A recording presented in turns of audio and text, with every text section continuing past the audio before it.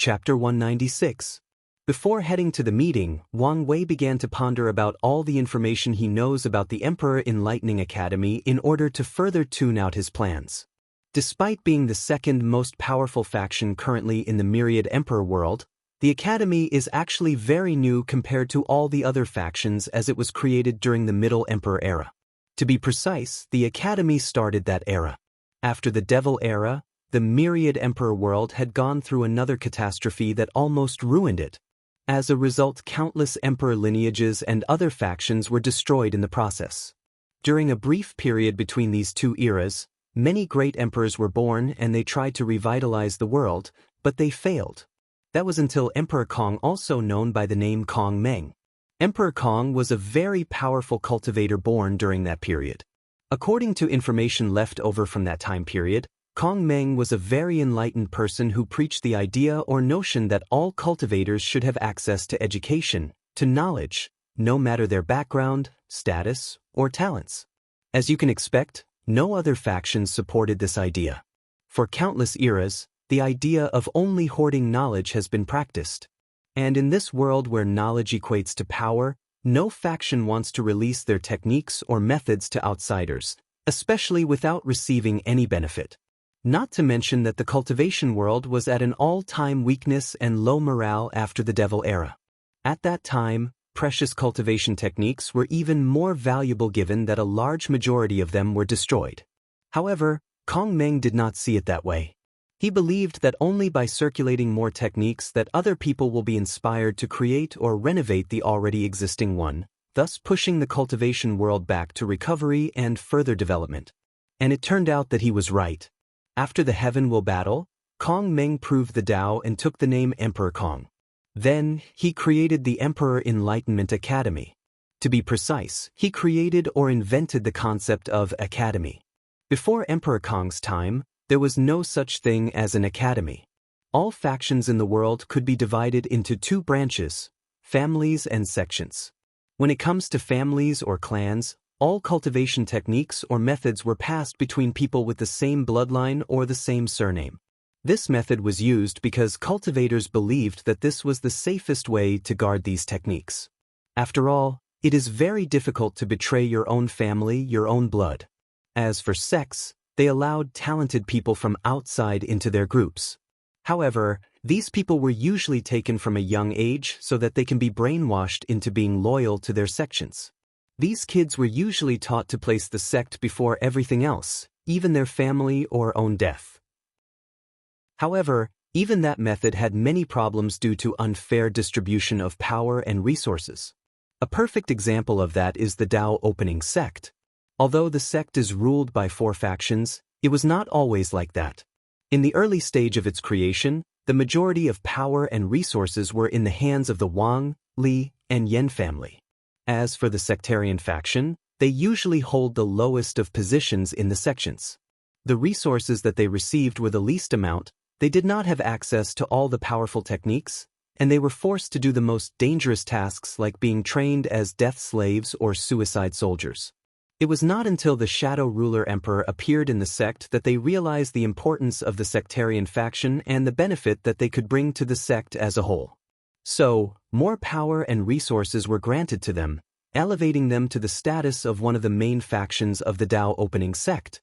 However, the Emperor Enlightenment Academy created another system of inheritance.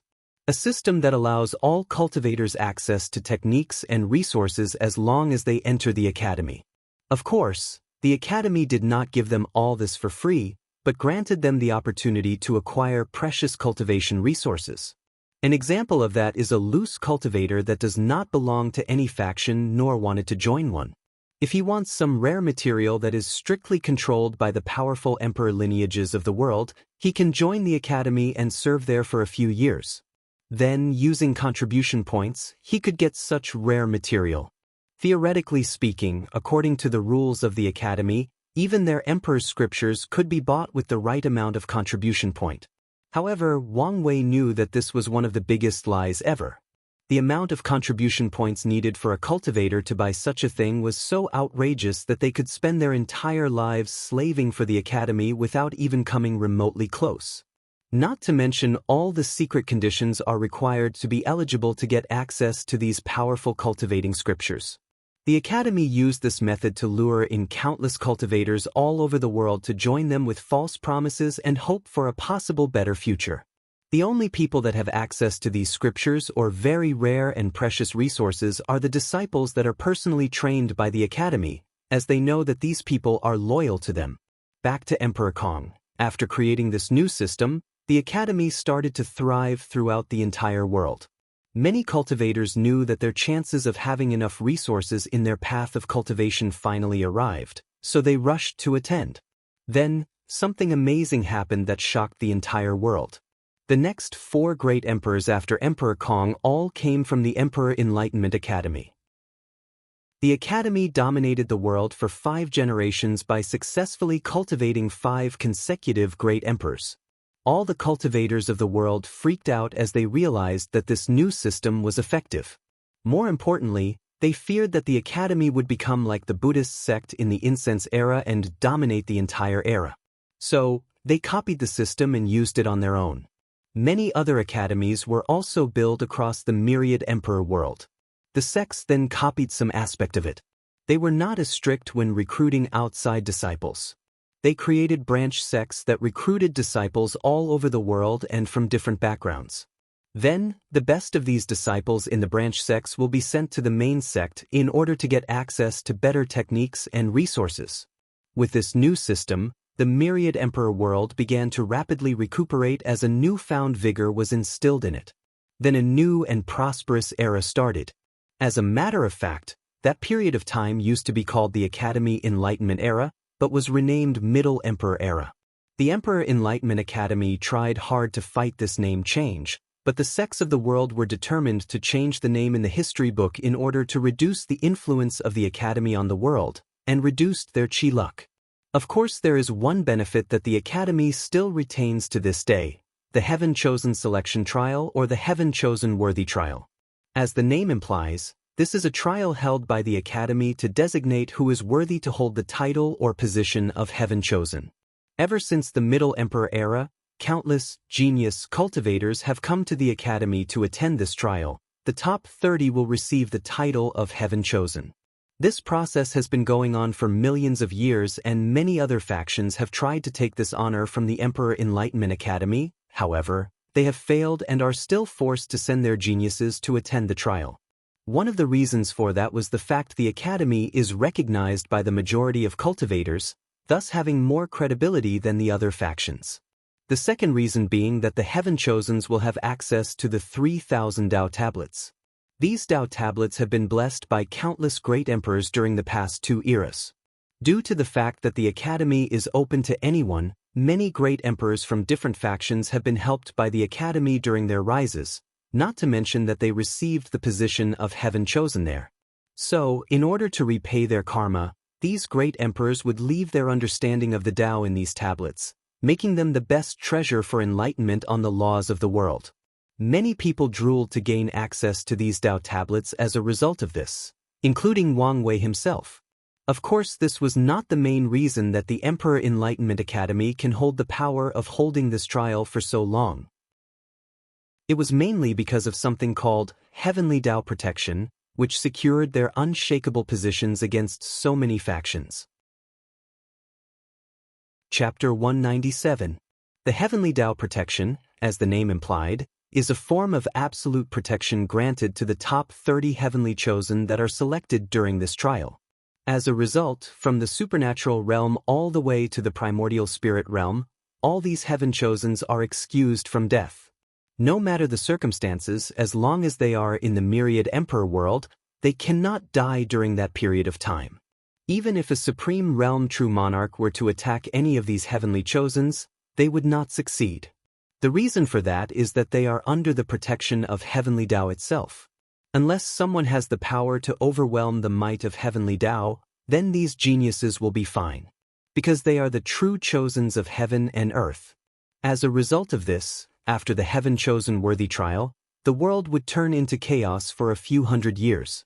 With this newfound protection, these heaven chosens often act crazy and wild. They will attack other powerful sects, fully knowing that they could not be killed. Especially those devil cultivators, they would go crazy after the trial. They will kill, burn, rape, and loot all around the world. Of course, after the protection period is over, the majority of these people will run to hide, knowing that many people will want revenge against them. The only way to stop these people is also to have a true heaven chosens. This kind of behavior resulted in many factions throughout the world competing for the few spots in the trial, thus also further boosting the popularity and reputation of the Emperor Enlightenment Academy. After pondering all of these things for a while, Wang Wei then spent the morning visiting the main city of the academy and got acquainted with everything around. Later that afternoon, he met with his group before heading to the meeting place. "Have you figured things out?" asked Wang Wei towards Wang Ju. "Yes, young master. I have received cultivation techniques from the sect regarding anti-divination. Due to the short time period, it is not possible to learn, but the sect have also sent me origin treasures with the same ability. There are some for me, young Master Li Jun and Miss Yen Liling. Even Tai Gang and the 5-number generals will also receive one." Wang Wei nodded after hearing this. He had long noticed that his future shadow, although excellent at her job, can suffer from low self-esteem at times, especially when it comes to her failures. Wang Wei often had to reassure her during these moments, hence why he talked to her during the trial and offered her the Dao washing pill. However, he also realized that he could not always babysit when she faced difficulties or failures in her life. That's why he did not say anything to her when she oversaw the problem of divination. Nevertheless, it seemed that she handled the situation quite well this time. Having the ability to not let your mistakes dictate who you are and be able to learn from them is not a simple thing. Even Wang Wei sometimes makes mistakes and suffers from doubts as he knew that he was not perfect. But he always strived to learn any kind of lessons from his failures, thus ensuring that they were in fact not failures, but learning opportunities. After ensuring that Wang Ju was fine, he suddenly asked Li Jun, "What happened to the 5-number general? Shouldn't they have received their own names by now? They are fine and are under special training. As for their names, they chose to retain the system of calling each other by numbers. According to them, this is the perfect way to motivate each other to surpass the other, plus they think it is more cool that way." Wang Wei nodded as he could guess that this was the result of these people wanting to be unique. They probably hoped that one day the name 5-number general will actually echo throughout the entire world, thus creating their own lasting legend or myth throughout the world. While the two of them were chatting, they had already arrived at the location of the meeting. It was a very luxurious inn decorated with countless precious jade and jewels. Wang Wei looked at the sign that read, "True Dragon Inn," and under it was the logo of the Association of Chamber of Commerce. He wondered what kind of price that this association paid for the academy to allow them to set in this close to their main location. With a quick scan of his divine sense, Wang Wei's mouth started to twitch. He realized that he was the first person to arrive, despite the fact that the true starting time of this meeting was less than a few minutes away. According to normal time, once these horny heaven chosens learned that a beautiful woman invited them to meet, they would arrive a few hours in advance to show that they are gentlemen, and in hope to meet the beauty as soon as possible. However, there was no one here, except for she sure that Wang Wei noticed in one of the rooms. Unfortunately, he could not see her face as there were powerful formations that prevented his divine sense. Wang Wei could guess the reason for these people's tardiness. It was because he was late to arrive at the academy and many people had to wait for him. They seemed to want him to experience the feeling of waiting for other people. Wang Wei knew that his guess was correct as he felt all the different visions that were observing him, then reporting to someone else through talismans. Wang Wei then smiled as he thought to himself, "You guys want to play? Then let's play." After thinking about this, Wang Wei walked to the front of the entrance door, that he wrote on the top with his origin essence, "Are you worthy to enter?" Then he mobilized the power of his 13th layer body refining realm, his infinite divine sea, all his 720 divine veins, his 13-colored good fortune flame and combined them into one, his true will ability. He placed the powerful will on the entrance, which would test anyone who tried to enter through this door. Afterward, he and his group entered the inn. Wang Wei and his group were received by a bunch of beautiful maids that led them to the place of the meeting. He then arrived in a large red room full of lavish decorations. There were many cushions with small tables in front of them, however, all the seats formed a circular pattern. Wang Wei was slightly surprised as he could tell that the person who designed the seating arrangement did this in order to prevent a discussion or fight for the number one seat or the one in the center. This person did not want all these heaven chosens with massive ego to fight each other over seating positions. However, there was still some sort of hierarchy as the seats were in rows. The first seat is probably for the people who are in the lists published by the Heaven Mystery Pavilion. The second row is probably for the heaven chosens who had potential but are either relatively low-key or had low background, like being from a holy land or supreme land, or even worse, being a loose cultivator. After seeing this, Wang Wei smiled as he and his group took a random seat in the first row. While waiting, the maids served them tea, fruits, and wine, along with a few snacks. While eating, Wang Wei and his group used their divine sense to monitor the entrance of the inn. Soon, a person came to the door. Xianxia was very excited. A few days ago, he received an invitation from the most beautiful woman of the world to attend a meeting. He was excited not only because of who sent the invitation, but also what it represents. He knew that only some of the best heaven chosens that entered the eye of the association would receive this invite. More importantly, his elders warned him that if the association's princess has a liking for him, it is his chance to rise to the top. So, Xianxia was prepared to arrive early on the day of the meeting in order to give a good first impression. Unfortunately for him, on the night before, he received a secret letter stating that no one was to attend the meeting until Sacred Son Wang Wei arrived. Although Xianxia was angry, he had no choice to agree with this after seeing all the names that were signed in this letter. However, he was still preparing to be the second person to arrive. So, he had one of his servants wait around the inn to send him a message notifying him as soon as Wang Wei arrived. So, that is exactly what Xianxia did. He rushed to the inn as soon as he received the message, as he was actually waiting not far from the inn. However, as soon as he arrived in front of the inn's door, Xianxia read the message on top and he became furious. All he could think about was who was so arrogant that questioned his talent and strength, and also prevented him from seeing his future wife. Chapter 198. After seeing the words on the hand, Xianxia rushed straight into the door, however he was stopped. As soon he reached the door, Xianxia felt a powerful will enveloped him, preventing him from moving forward. He mobilized all his strength, thus taking a few steps forwards by resisting this will. However, his smile did not last long as the will penetrated his divine sea and started attacking his cultivation level. First, cracks started appearing on his divine altar, an act which terrified Xianxia. As the heir of a supreme land, he did not have access to emperor scriptures that allowed him to create a Dao foundation. Luckily for him, he had a fortunate encounter that granted the opportunity to have 360 divine veins. However, his divine altar was still full of cracks. Now, more were added to the original tattered altar. Xianxia was horrified by the prospect of his altar being destroyed, thus becoming a cripple. However, what scared the most was the fact that he was proven unworthy to enter the inn. He had so many dreams, goals, and expectations before he came here.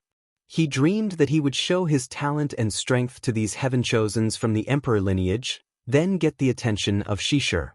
Afterwards, with the help and resources of the Association of Chamber of Commerce, he would cultivate all the way to the supreme realm, fight in the heaven will battle and suppress all of his peers. Then, he would prove the Dao, elevate his sect for a supreme land into an emperor lineage, just like Emperor Ninyang for 2 generations ago. Unfortunately for him, an entrance door had just crushed his dreams. Xianxia watched as the door that was only a few steps away from him seemed so far away, as if a microcosm of an entire world was between him and this door. Those few steps represented the fact that he was not worthy to stand on the world stage with the name of Heaven Chosen, that he did not reach the caliber of the ones that have truly reached the top. After thinking about this, Xianxia refused to give up. He gritted his teeth and tried to take another step while bearing a tremendous amount of pain and suffering. However, Compared to the despair of realizing that he cannot live up to the standards or level that he once believed he was or had reached, compared to the realization that he is not as important or gifted as believed, this pain was nothing. Unfortunately for Xianxia, his iron will and determination did not change the outcome. While trying to take another step, Wang Li's powerful true will that manifested in the form of a gray shadow started to move upward from the divine altar to the ancient lamp. The horror that Xianxia felt suddenly intensified. He realized that once this gray shadow reached his ancient lamp and destroyed it, that he would over for real. He might still have a chance to amend his destroyed divine altar, but he would be truly finished if his ancient lamp was also destroyed. So, Xianxia started to ponder his next step of action. He pondered the possibility of giving up and retreating. Memories of the past then flashed from his mind. He saw the faces of all his junior and senior brothers and sisters of the sect. He saw the smile and joyful vigor they had on their faces when they knew that he had the opportunity to compete for this generation's heaven will. All the compliments and encouragement he received, all the time that some disciples would share their fortunate encounter with him in order to ensure that he had enough resources to compete with these heirs of emperor lineages.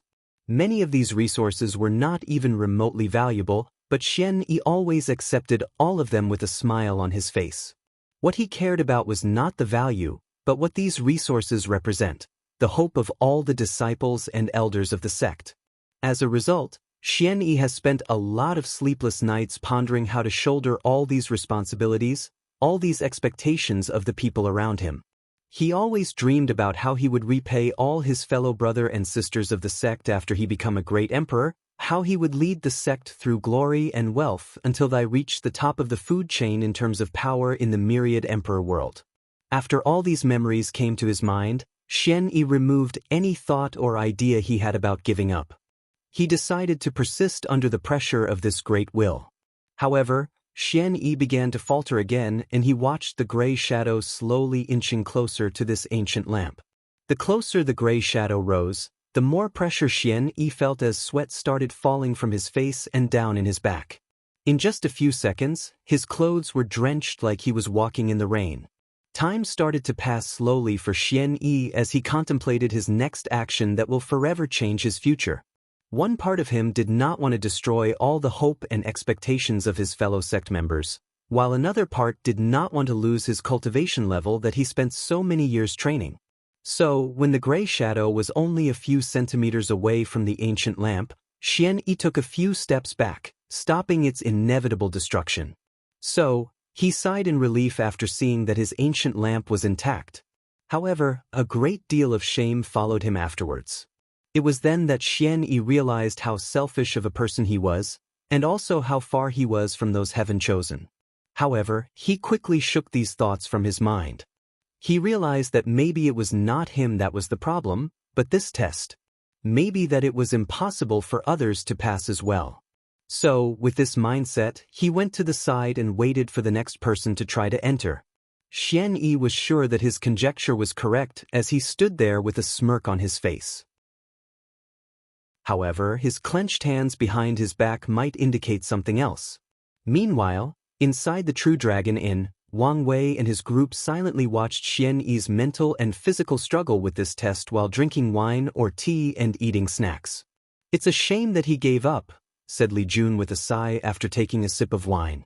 "Not everyone has the will to lose everything in order to prove to themselves and the world that they are extraordinary," replied Yan Liling, who was drinking tea. "You too missed the whole point of this test," said Wang Wei. "I designed this little trial to test the foundation and will of the people entering. If this Xianxia had a solid enough foundation, he should have been able to enter.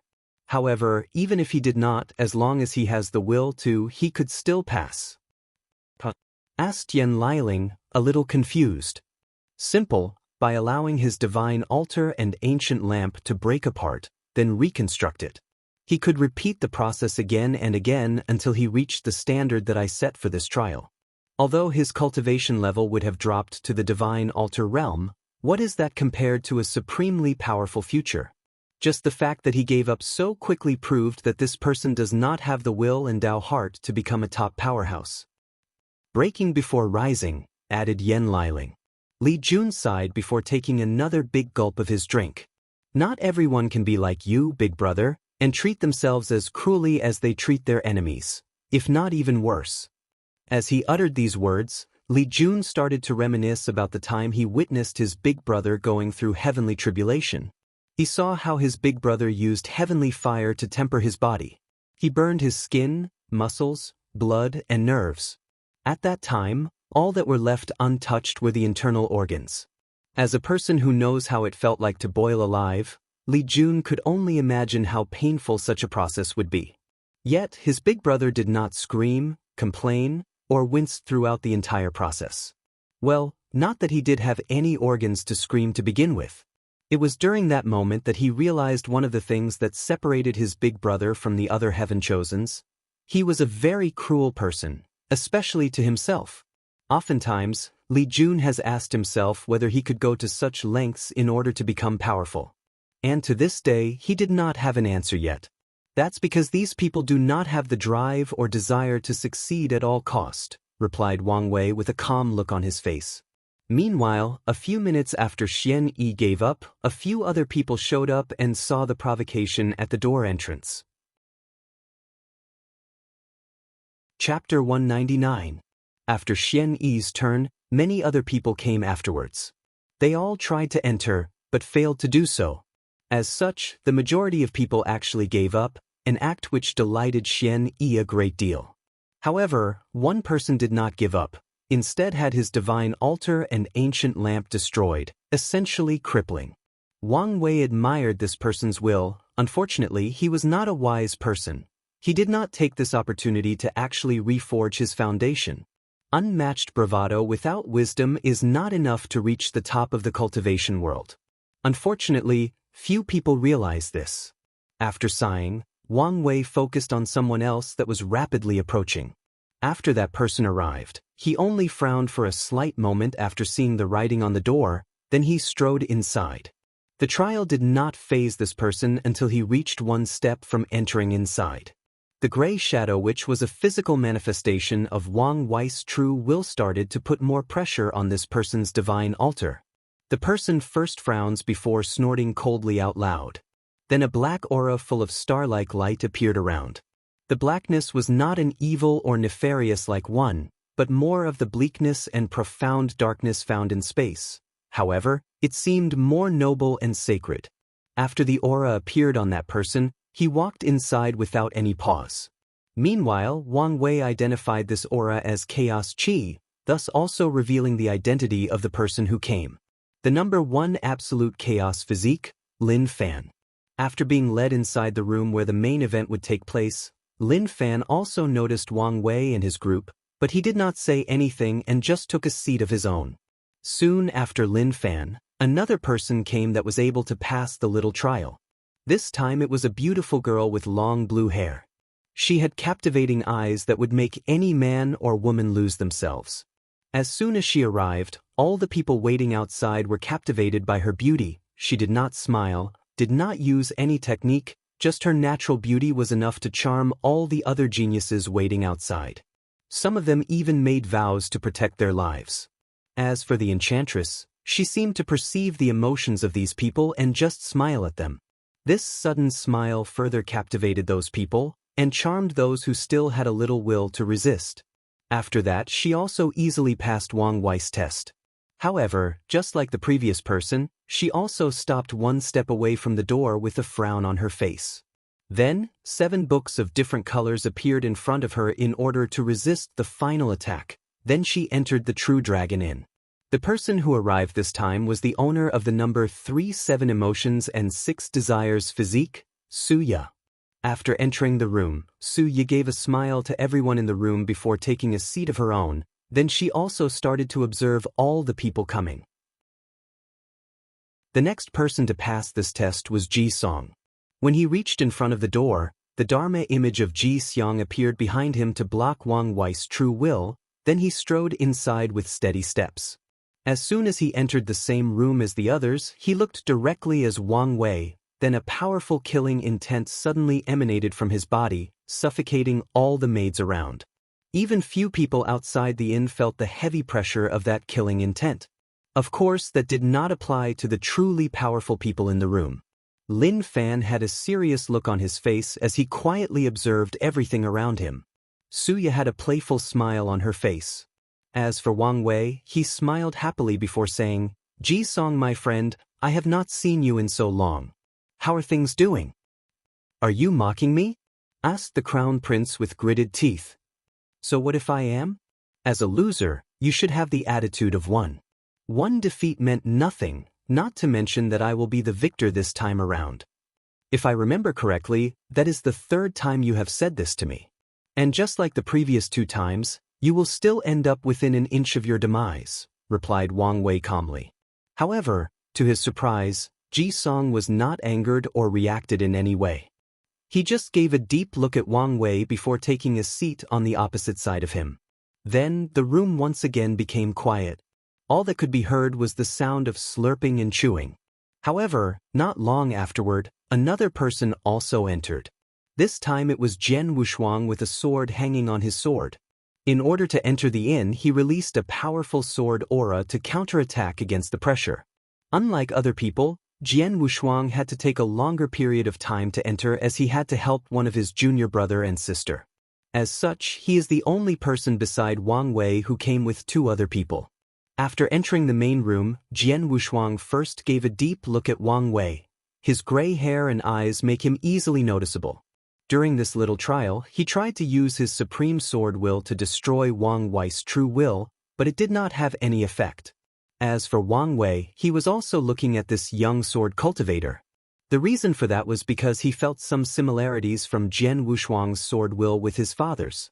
Every cultivator has their own unique sword will, so only if he learned his father's sword will would there be similarities. But Wang Wei was even more confused on how he managed to do so. However, he placed this question on the back of his head and decided to ask his father later. After briefly looking at Wang Wei, Jian Wushuang moved his eyes to the other people before taking a seat. However, his 2 fellow disciples seemed very unfriendly to Wang Wei for some unknown reason. Then, the room returned to its normal quiet and peaceful nature. Meanwhile, outside, many people tried to enter the inn, and a few managed to do so. However, by the time these people succeeded, they were in terrible shape. Their clothes were unorganized and drenched with sweat, their hair messy, their complexion paled, and their breathing very difficult. These people seemed to be aware of their low status and chose to sit in the second rows. Another person that also easily passed the trial and entered the room was another one of Wang Wei and Ji Song's acquaintances, Sun Jialong from the Great Wu Imperial Dynasty. When the Gray Shadow tried to attack him, the human sword destiny inside his divine sea just shone a golden light to block it. Then Sun Jialong entered the inn and took a front row seat. However, Wang Wei began to pay attention to him. And that was because as soon as he entered the room, he instantly knew that this Sun Jialong was actually a son of destiny.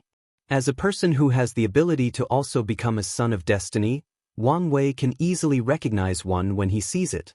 Furthermore, he could also see that he might encounter some trouble with Sun Jialong if he one day decided to become the son of destiny of the myriad emperor world. However, this may not be a bad thing as I can use this to my advantage, secretly thought Wang Wei. Another information that he received was the fact that the human sword destiny was in fact in the hands of Sun Jialong. Although the past few decades there have been speculation that he had one, but no proof was discovered. Not to mention the fact that the Great Wu Imperial Dynasty has been constantly denying this fact. However, today, Wang Wei sensed the vast qi luck residing inside Sun Jialong's body, thus confirming that he had the sword. Suddenly, Wang Wei turned his head in the direction of the entrance. He saw a young man with white hair and a cold face approaching the front door. This young man had a handsome face, however, his cold and indifferent temperament made people want to avoid him. This young man had very special eyes. His eyes displayed the vicissitudes of life. It was like he had lived so long and seen so many things that he became numb to everything and everyone around him. However, if you look deep in those eyes, you will find both a profound sadness and will that could sunder anything between heaven and earth. After this person reached the last step of the door, he stopped for a few seconds with a pondering look on his face.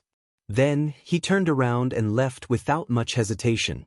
Meanwhile, inside the inn, Wang Wei had a deep look on his face as he asked with a grave tone on his face, "Who is that?"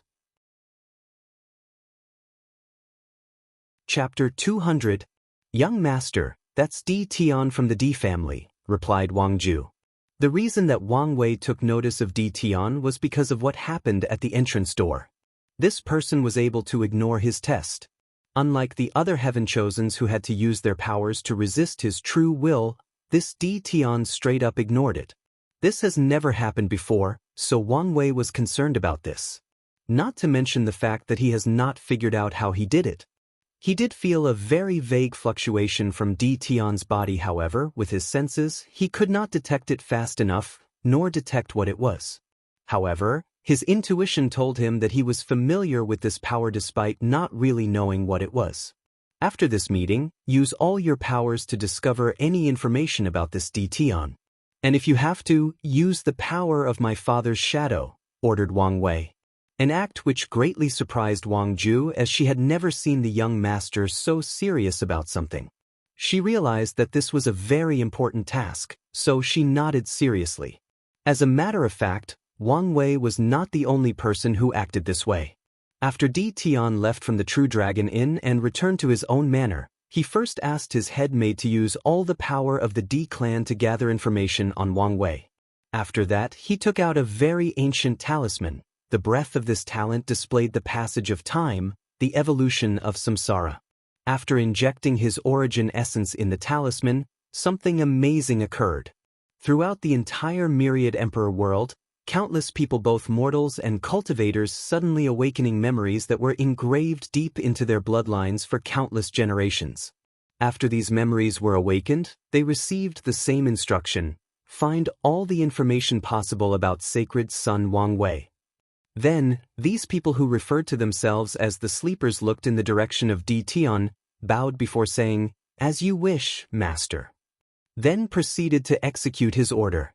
The terrible thing about these sleepers was the fact that they were everywhere, in all the sects and factions of the world, even in the emperor lineages. That also meant that some of them were also in the Dao opening sect. The sudden awakening of these memories essentially swapped their personality and beliefs. What's more, this kind of thing is undetectable as these people still have the same soul. So, even if these emperor lineages were to check whether another primordial spirit had taken over their bodies, they would not find anything.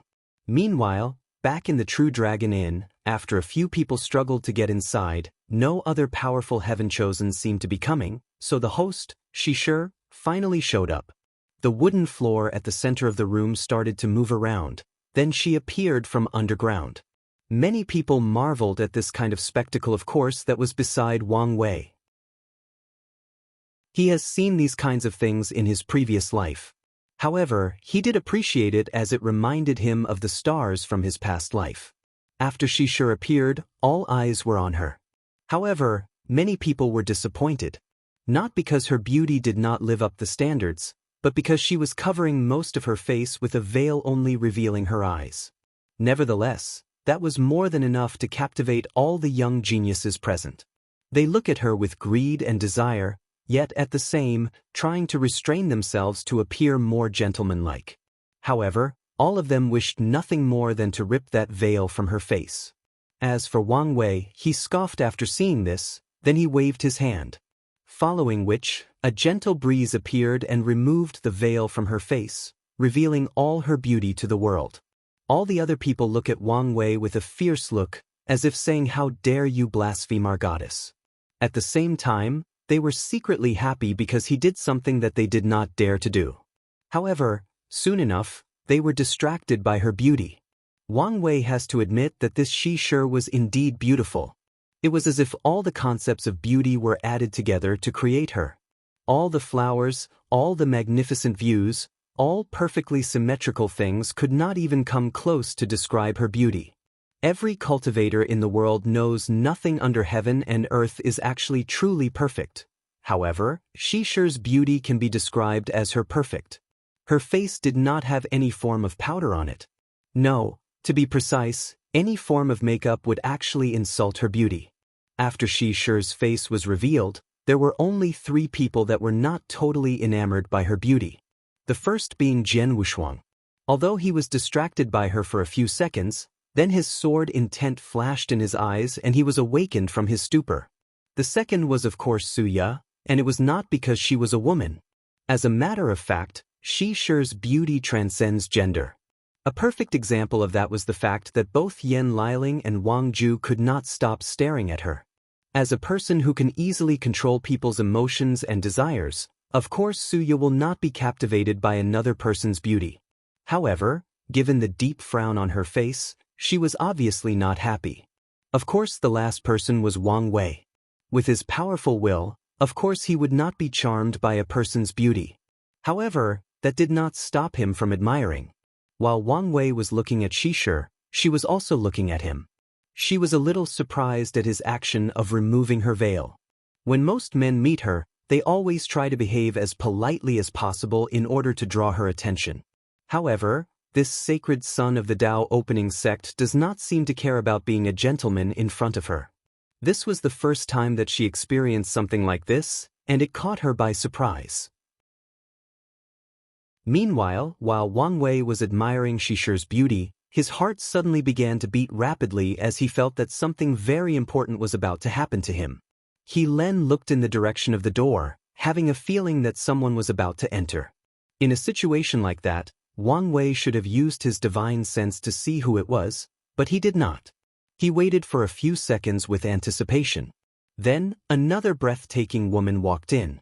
She had skin as white as jade, had black long hair, phoenix eyes and 3 small dots drawn on her forehead in red. She was not wearing the traditional hanfu, but a modified version of a black cheongsam with golden red design all over.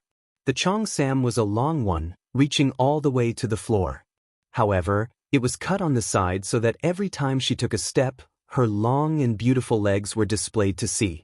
She had ankle bracelets in both her feet, but she was not wearing any shoes. However, every time she took a step forward, tiny runes appeared under her feet to prevent the ground from being blessed to be touched by her. The arriving woman was beautiful, but that was not the most prominent quality of hers. The most prominent quality was her temperament. She had a temperament that said that I am the only worthy person in the entire world. Among all beings, both past and present, among countless time and space, throughout eternity, throughout the birth and death and chaos, only I am worthy. One might ask her, worthy of what? She would answer, everything. Worthy of wealth and power, worthy to praise, worthy to be noble, worthy to be among the strong and powerful, worthy to find happiness in the sea of sorrow that is the world. As soon as she walked in, she instantly took the limelight from Xishi by sheer will of her temperament. Although she may not be as beautiful as Xishi, she could not remotely compete with this girl's aura. Unfortunately, the visions of the people in the room did not last long on her. And it was because they kept asking themselves whether they were worthy to look at her, to be in her presence. The majority of them answered negatively, so they removed their gazes. As for the higher echelons of heaven-chosens, they did not have an answer and did not want to find out, so they also removed their eyes, only giving a few side glances. The only exception of course being Wang Wei. He was instantly fascinated by her. Does her? He secretly thought to himself. He had seen her before during the lust part of the pagoda trial. She was the woman who appeared in the illusion world and betrayed him after falling in love with her. Now, the question remains, how did she appear in that trial? Chapter 201. Something strange or magical happened to Wang Wei during his lust trial in the pagoda. There were 2 completely different women that appeared in his trial, which was supposedly impossible. Afterward, he asked the people who created the pagoda and they told him that this was not supposed to happen. An inquiry was made to find the cause of this anomaly, but nothing was ever discovered. The best explanation was either that the pagoda malfunctioned or someone tampered with it. However, neither of these explanations actually made sense. As a quasi-emperor origin artifact, it is impossible for the pagoda to malfunction on his own. As for being tempered with, how powerful would somebody have to be able to do such a thing without alerting all the powerful people in the sect? After breaking through the supernatural realm, Wang Wei was privy to a few secrets of the sect, As such, he knew how truly powerful it actually was.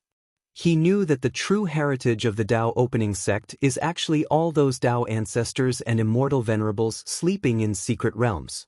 Those people would only intervene once the sect reached the level of being destroyed or when another great emperor appeared in the sect again. So, to be able to interfere with this pagoda under the gaze of these people, such a person would have to be extremely powerful. More importantly, why do such a thing? So, ever since the pagoda trial, Wang Wei has always remembered the face of that woman he met. Although her temperament was completely different from back then, her beauty was still the same. Who is that? He asked Wang Ju through divine sense.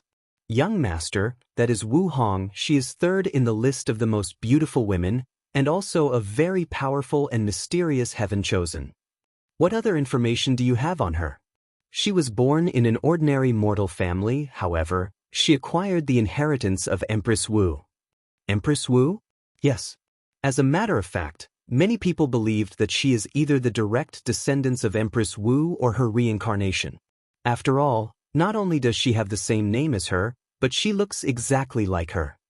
Wang Wei nodded as he began to ponder. Empress Wu lived during the Devil Era and she is considered one of the most powerful great emperors to have ever walked the Myriad Emperor. If there was a list of the top 10 most powerful emperors of this world, she would easily enter the top 3 if not the first place. A perfect example of that was the Forbidden Lands. Before the Devil Era, there used to be 10 Forbidden Lands. Yet, she single-handedly destroyed 4 of them. Now, only 6 of them are left. And many people believed if it was not due to her untimely disappearances, she would have destroyed more of them. What else do you know about her? Asked Wang Wei again. Well, she is quite mysterious. Due to her low background, extreme beauty and talent, many powerful factions wanted to use force to make her join them. However, none of the people they sent after her returned. What do you mean that they never returned? I mean that literally, young master. Whether it was Void-Shattered Realm, Saint or Supreme True Monarchs, all of them disappeared after going after her. It is assumed that these people are dead. As a result of this, many people realized that she was not a simple character. Does she have a Dao protector? That's the problem, young master. No person has ever been detected secretly protecting her. Wherever she travels, she always seems alone. While Wang Wei was having this fast conversation with Wang Ju, his eyes never left her. Then, Wu Hong seemed to feel his gaze, so she looked at Wang Wei, then smiled at him. As soon as his eyes met hers, Wang Wei suddenly found that his vision changed. To be exact, his fate puppeteer physique activated and he saw a red string connecting him with her. Then he was surprised. This was because of how strong and powerful this fate line actually was. Wang Wei had many fate lines connected to him, however, the strongest has always been his parents. He guessed that because they gave birth to him, he had a strong fate with his family. But today, he finally discovered a fate line more powerful than his own family, so he became even more intrigued about her. As for Wu Hong, she only gave Wang Wei a brief look before taking a seat of her own. However, not long after she sat down, Wang Wei approached her and took the seat next to her. Hello, I am Wang Wei. I know who you are, she replied calmly with a slight smile on her face. Sacred son, you are famous all over the world. I'm sure I am, however, I usually introduce myself when I meet new people. Is that so? I have the feeling you are not the kind of person that cares for social norms. That may be true, but I found it very useful to often maintain a surface level of civilized behavior. After all, I would not want people to criticize my parents for not raising me right. Somehow, I doubt that this is the real reason. Oh, replied Wang Wei with an intrigued look on his face. So, what do you think is the real reason? You probably use that handsome face of yours and the reassuring smile to make other people lower their guard against you. Then, it becomes easier to get close to them, make friends, or discover their secrets that might be useful to you.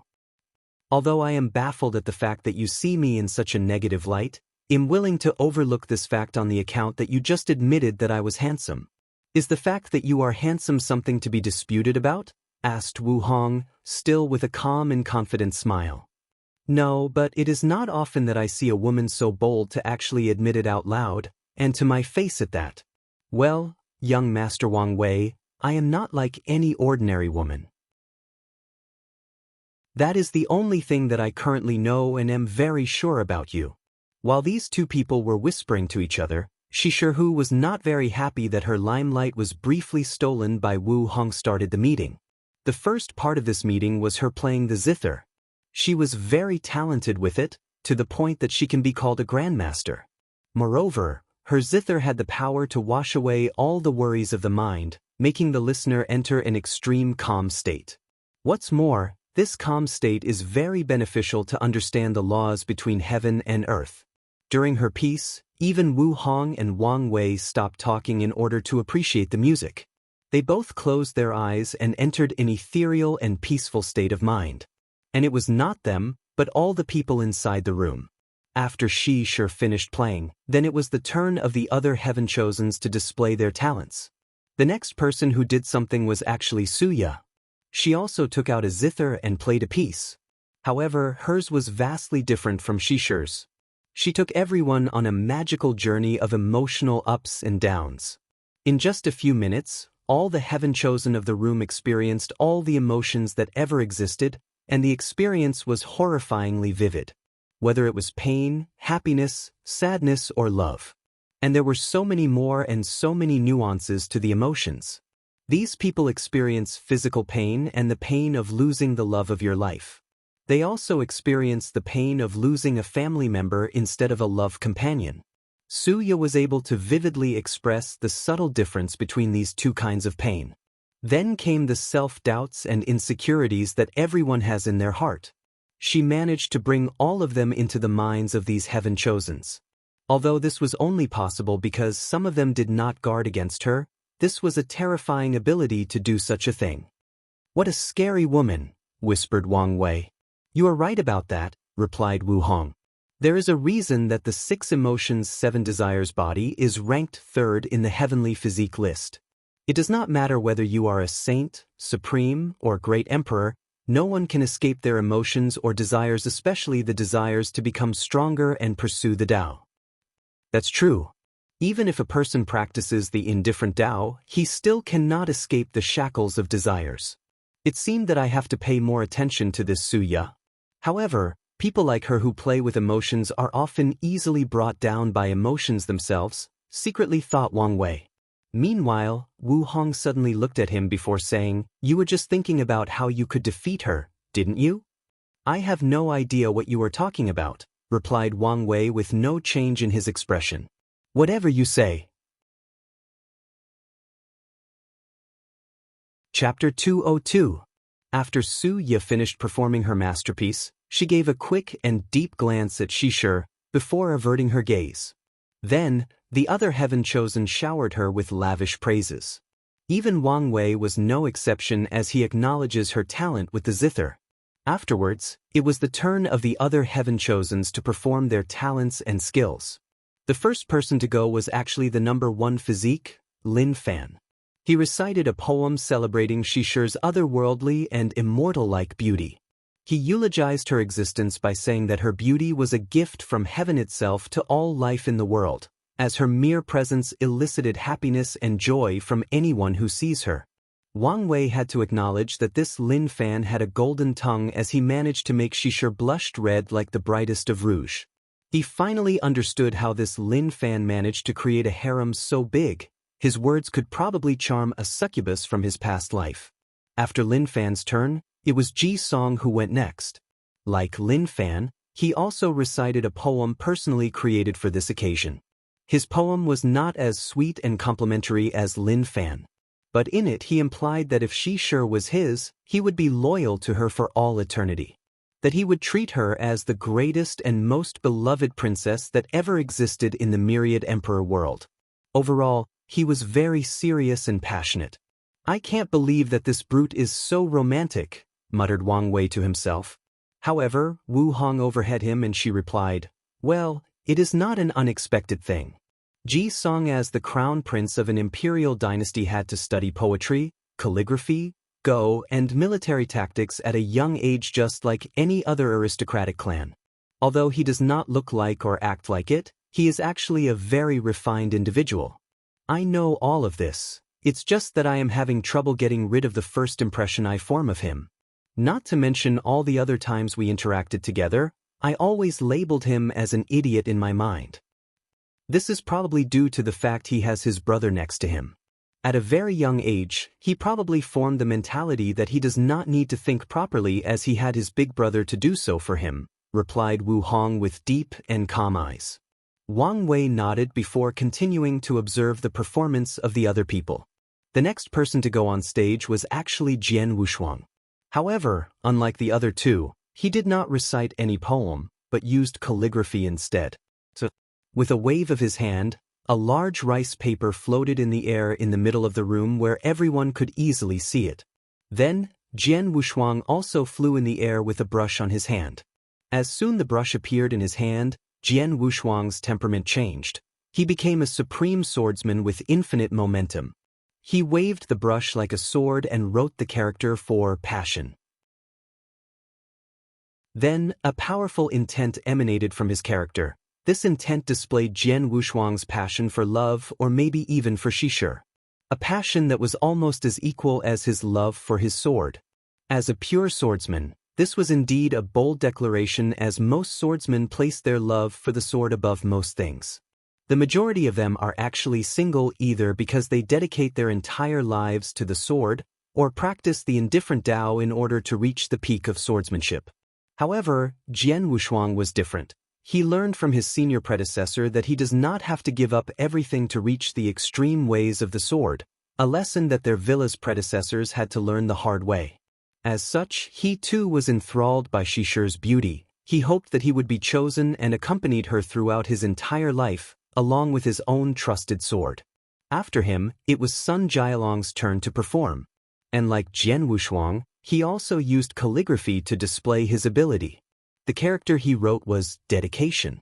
Sun Jialong also revealed a sword-like intent when writing his character, however, his was not that of a pure swordsman, but of the sword of the ruler. His sword intent indicated that he was a supreme monarch that used his sword to destroy his enemy's kingdom, to bring peace and stability to his people. The sword reveals the might and reverence of a kind. As for the character he wrote, it showed how he would make Shishir his empress and dedicate his life protecting and loving her. Not to mention that he would not be the only one dedicating himself to her, but all the people of his dynasty. As such, she would not only receive his love, but the love of an entire nation. Meanwhile, although Shishir looked calm on the surface with her beautiful face, she was secretly happy inside. Although she did not like to admit it, she enjoyed all the attention she received. It made feel important, special, or unique. Although she is considered the most beautiful woman in the world, she sure knew that this title was given to someone in each generation. As such, she did not feel the same joy and happiness by this title compared to having some of the most talented people in the world fawning over her. She knew that everyone in this room had the ability to become the top powerhouse of the myriad emperor world. And one of them might even become a great emperor. Of course, that is under the assumption that none of them actually dies midway through her rise. Shishir then looked at Wu Hong as this was her turn to perform. However, she just shook her head, excusing herself of this task. Although many people were disappointed not to see her perform, she just ignored them. "I have a feeling that your performance would have been truly extraordinary," suddenly said Wang Wei. So Wu Hong looked at him, gave him a mesmerizing smile before answering, "You have no idea how right you are. Now, you just increase my desire to see it." "Well, young Master Wang Wei, if you play your cards right, you might have a chance to see a personal one-to-one show," replied Wu Hong, whispering slowly in Wang Wei's ears by the end of the sentence. To which Wang Wei involuntarily gulped his own saliva. "I will look forward to such an occasion." After that, he removed his gaze from her with great difficulty, ignoring the slight smirk at the corner of her mouth. Then he saw many people looking at him with a speechless look on their faces. It is true that these people were quite speechless. While everyone was waiting for them to start performing, they were actually flirting with one another. And in public at that. Nevertheless, Wang Wei had thick skin, so he ignored these people's gaze. "So it's my turn," he said nonchalantly, then proceeding to think for a moment what to do for his performance. Then he thought about a poem by the famous poet Li Bai from his past life. He coughed out loud before reciting it. "All water is forgettable when you've seen the vast blue sea, no clouds so wondrous as those at Wuxia. I pass by some flowers without looking back, partly to study Tao, partly to think of you."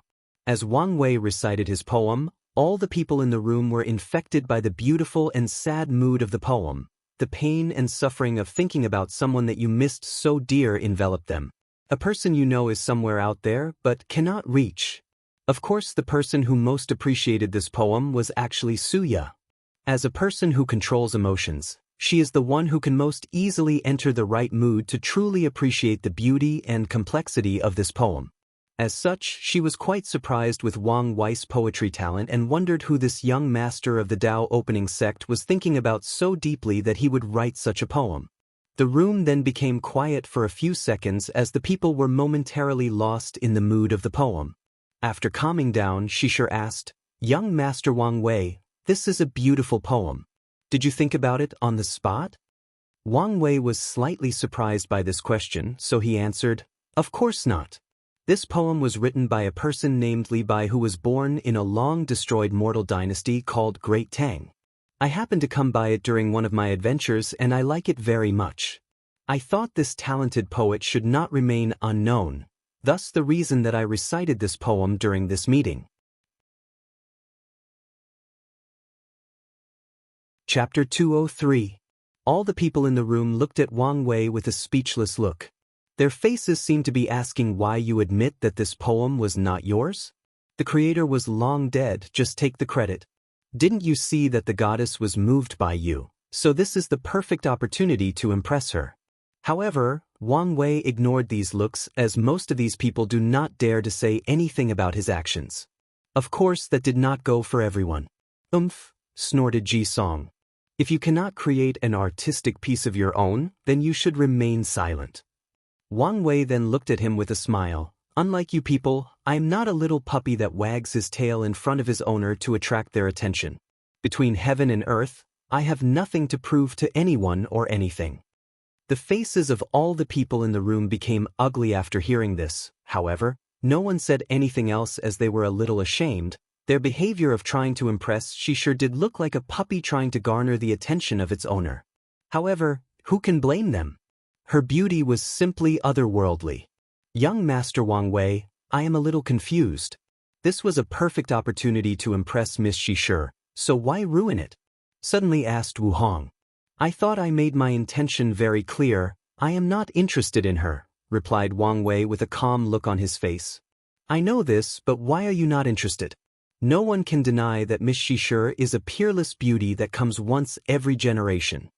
Wang Wei turned his head to the side and looked deep in Wu Hong's eyes for a few seconds before turning away. "That's because she is nothing but a vase." "A vase? A woman like her would offer nothing to a partnership. She is nothing but a beautiful decoration that added embellishment to me, but nothing of real substance. Let me ask you, what did you feel when you heard her playing the zither?" After pondering for a few seconds, Wu Hong then answered, "She is truly talented and her zither art has reached the realm where it can help soothe people's mind. Anything else?"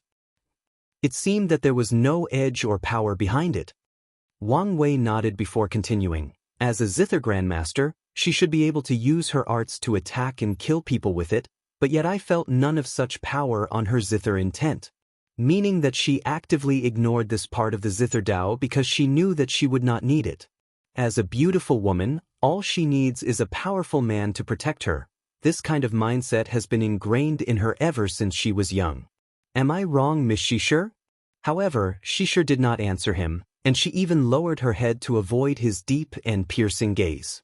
Is there anything wrong with a woman using her beauty to find someone to protect herself? In this largely patriarchal society, it is the best way for many helpless women, suddenly said Suya, who sat a few tables away from Wang Wei. After looking over in her direction, Wang Wei replied, "I will not argue with you how cultivation allows women to eliminate the gap with men, But why do you care, young lady Suya? Are you one of these women? Of course not, replied Suya with a smile, an act which actually turned her hair from blue to red. I'm just curious, that's all. As a matter of fact, you are indeed correct.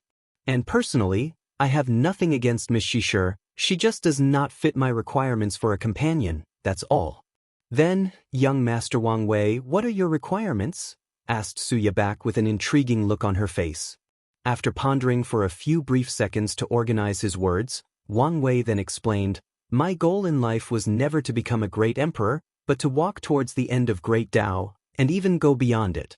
Becoming a great emperor is just one of the many steps that I have to take to achieve such a goal. And in that process, I know that the journey ahead will be long and fraught with unimaginable difficulties.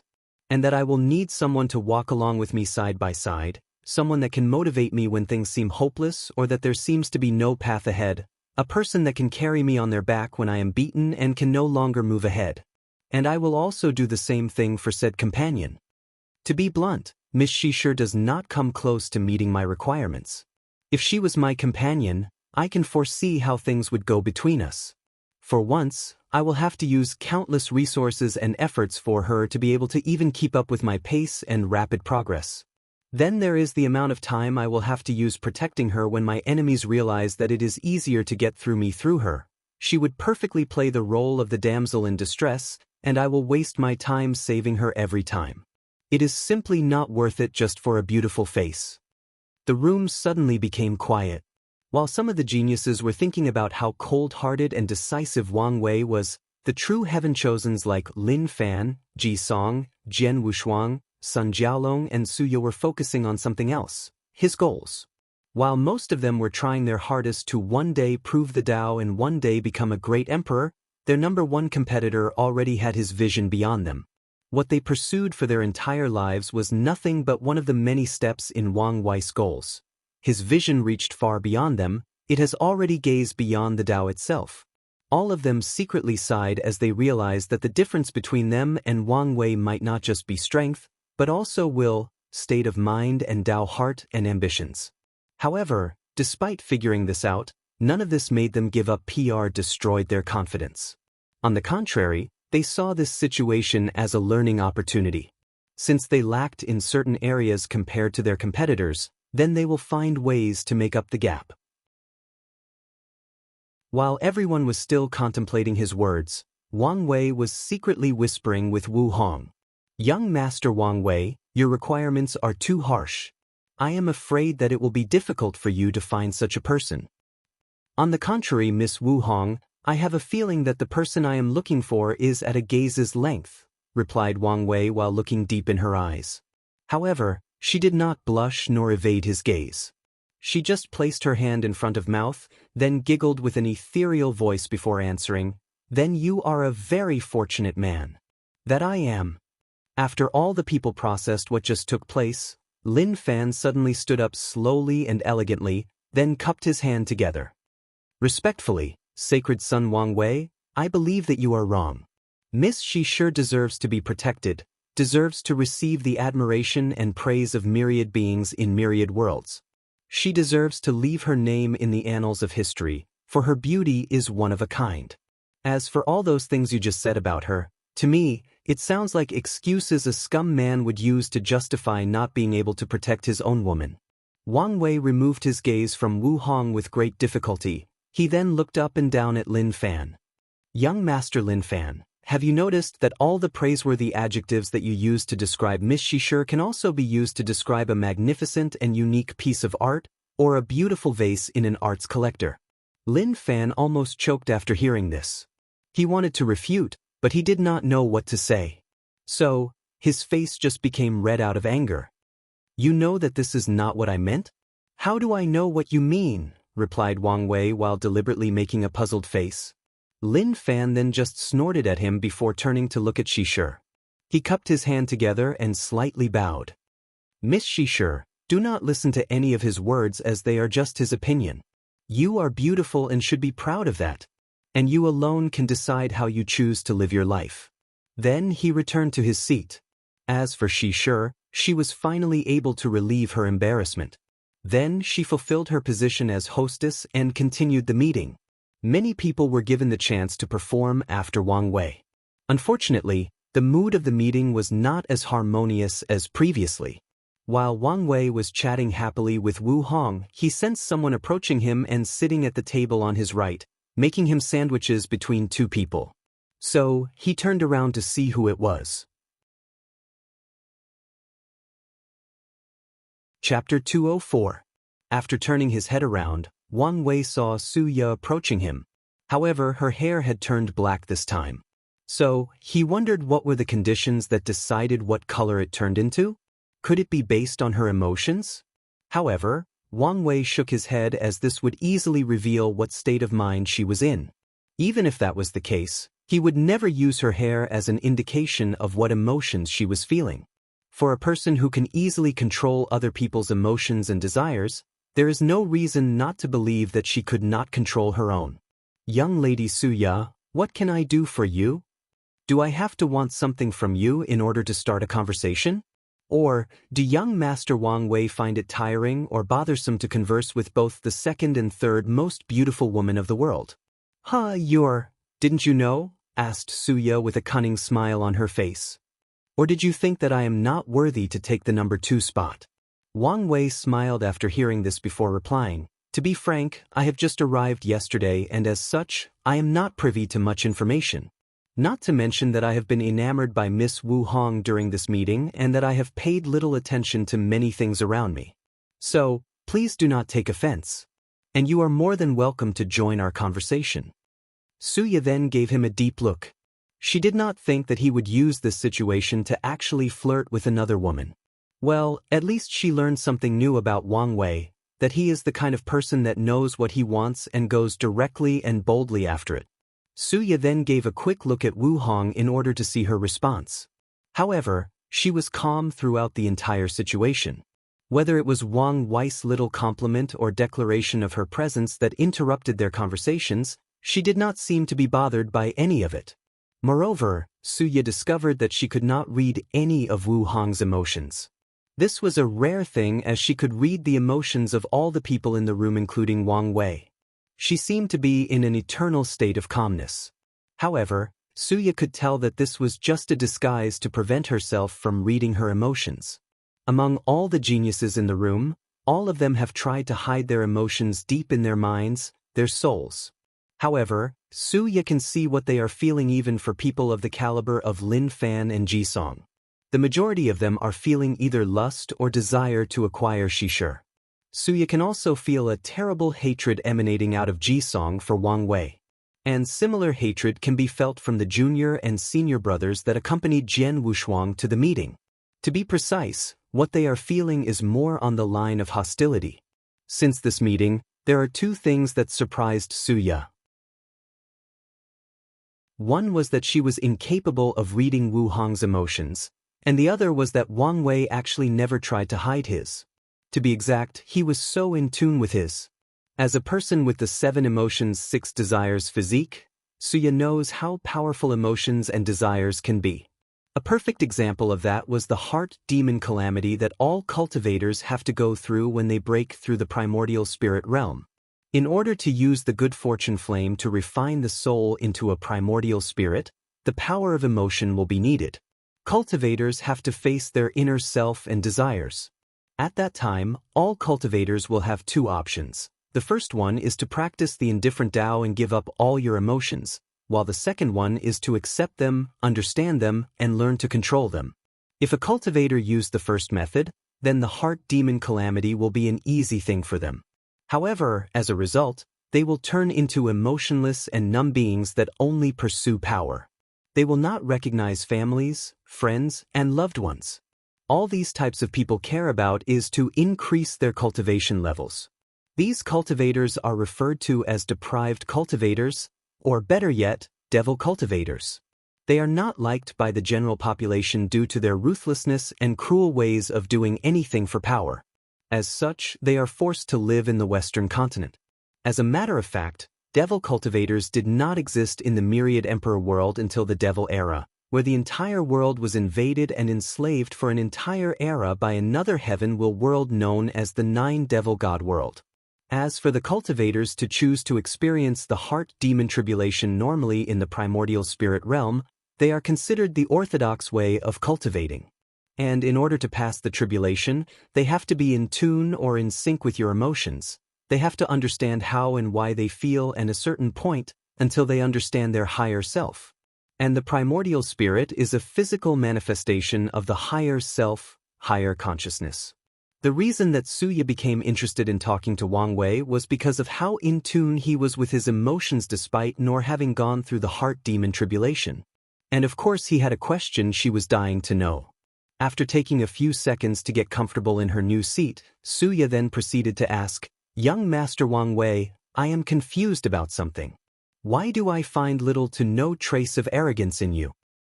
"How, what do you mean?" replied Wang Wei back with a confused look on his face. He did not understand where this question came from. "Well, I can sense the pride and arrogance of all these heaven-chosens from emperor lineages, especially towards the other people from supreme lands or holy lands. They look down on them and think they are not worthy to even be in the same room as them. Although some of them try to hide this pride and arrogance deeply, it cannot evade my senses. Even geniuses like Lin Fan and Jian Wushuang who came from the lower realm have this pride and arrogance in them. But you are different. I can sense that you do not look down on them. You even have appreciation for a few of them, especially the ones that perform admirably in the little test you left in the entrance. So, I am curious why that is?" The room instantly became quiet. Even the poor guy that was still performing stopped his actions. All the people in this room are in the supernatural realm, so it is quite easy for them to hear Su Ya's words with their keen senses. As such, many people have different reactions. All the people from lower backgrounds secretly clenched their hands and teeth. Although they already knew how these heaven-chosens from emperor lineages felt about them, it still hurt when spoken out loud right to their faces. People like Ji Song and Sun Jiaolong did care about Su Ya's words. They knew of their arrogance and have no plans to change it. Of course, that is true for Ji Song. As for Sun Jiaolong, as a ruler, he will never show his contempt for other people as they are possible followers. Meanwhile, both Lin Fan and Jian Wushuang, they both were secretly ashamed. Lin Fan was not ashamed of the fact that his arrogance and pride were revealed, but due his status from the lower realm. Ever since he came to the myriad emperor world with his family, he has been struggling to accept his background. He was ashamed of it. Despite the fact that he became the true disciple of the Emperor Enlightening Academy, meaning that he is the future headmaster of the academy, his background has been bothering him. Things got worse when he realized his background was not just a psychological problem, but resulted in him lagging behind many of the heaven-chosens from emperor lineages. There was much knowledge he was not privy to before, which resulted in his vision being lowered than theirs. Not to mention that the competitive environment in the lower realm was child's play compared to the one in the myriad emperor world. His Dao protector even admitted to him that the academy regretted letting grow up in the lower realm as they did not foresee that the competition in this glorious age would be so intense. This is one of the reasons that despite having the #1 physique, Lin Fan has the lowest ranking of all the current heaven-chosens in the room. As for Jian Wushuang, the reason that he was ashamed was because Su Ya's words reminded him that he has forgotten his origin, and that showed that his mindset is not as powerful as he imagined. As for Wang Wei, after pondering for a few seconds, he answered, "Well."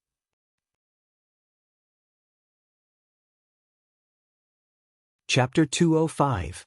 Well, young lady Suya, you are not completely right. As a powerful cultivator, of course I have some level of pride and arrogance, replied Wang Wei calmly with a smile on his face. As for the reason that I do not have any contempt for the geniuses of lower background is because I learned the hard way that there is no being that is truly born noble. Everyone has a chance to reach the top no matter your origin or background. That's bullshit, suddenly said Ji Song with a cold snort. You are telling me a great emperor is not a noble being? What about their offsprings, both direct and indirect? What about people born with powerful bloodlines? Are they not born noble? Is that so, Crown Prince? Then, tell me, beside a great emperor, Where do all the noble beings you mentioned get such a qualification? Replied Wang Wei calmly. From a great emperor, of course. That's right. Now, another question, what were great emperors before they managed to prove the Tao? Ji Song looked at him without saying anything. Since you refuse to answer, then I will. They were ordinary people. The first emperor to have ever existed in the myriad emperor world was the heaven-opening emperor back in the primordial era. Although the majority of information in that time period is lost, we do know that countless innate life forms like dragons and phoenixes along with primordial gods lived in that era. Now, do you think that us, weak humans, were noble compared to them? No, in all likelihood, we were probably treated as either slaves or food. However, the heaven-opening emperor slowly rose to the top and became a great emperor. He slowly became a noble being. My ancestor, Emperor Qiyuan, was the first great emperor of the ancient emperor era. However, before that, he was just like all the other cultivators at that time that were lost and searching for the road ahead. There was nothing noble about his birth. No, he developed noble characteristics after he decided to spread the origin path system to all the lost cultivators of that time. He became noble after he proved the Tao and became one of the most powerful beings in existence. Not to mention that in history, all of us here have learned of many great emperors that once were slaves. Some were shunned by society because of being born with defects, or because people did not agree with their views and lifestyles when they were weak. Were those great emperors born noble? One of my favorite emperors was Great Emperor Yellow Teeth. He was born a slave in a small thousand world in the lower realm. One background could not be any lower than this. However, he still managed to slowly crawl the cultivating pyramid until he managed to prove the Tao and proclaimed himself a great emperor. His story has proven that nobility is not an innate quality, but one that is slowly cultivated or acquired. The room then became quiet after Wang Wei's grand and inspiring monologue. Some people agreed with his words, while some found his words demeanor given the fact that he was born with the highest of status among all the people inside this room. So, you are saying that there is no difference between us and them? Replied Ji Song while pointing out the geniuses that were from supreme lands and holy lands. Of course not, that would be preposterous. However, the main difference between us and them is not our birth, but our will and spirits. Heaven-chosens like us, ever since we were young, we knew what it will take in order to become powerful. We knew all the pain, suffering, and sacrifices necessary in order to become a true powerhouse. We knew the burden we have to carry and how many people and lives are dependent on us, in our success. We knew that giving up no matter the circumstances was not an option for us. On top of that, we knew that once we reach close to the end of the line, there is a high chance that we might not survive. However, we still have to go forward. As for them, paused Wang Wei while looking at the geniuses from lower backgrounds. They can use the excuse that we are better than them because of our births, our backgrounds, or because we have better cultivation techniques and resources than them. In their minds, they have more than 100 reasons as to why they are not good enough to compete on our level. But they never blamed themselves. They never looked inwards, pondering what they could do to close the gap between us just like many other great emperors have done. To them, it is easier to blame others for their failures than to have a moment of self-reflection. The majority of them do not have the will and spirit to do whatever it takes to truly reach the top. The room became quiet again after Wang Wei finished speaking as many people started to ponder his words. The Heaven-chosens completely agreed with him. Despite all the allure and glamour that surrounded them, only they knew the amount of stress and tensions they have to live with every day. Whether it is the pressure to prove their parents or sex proud by leading them to greater heights, or the pressure knowing that they might not survive the heaven will battle in the future, or even worse, eliminate before even reaching there. Overall, their lives are not as easy as it seemed on the surface. Many of them started to reminisce about the things that they had to do in order to get where they were.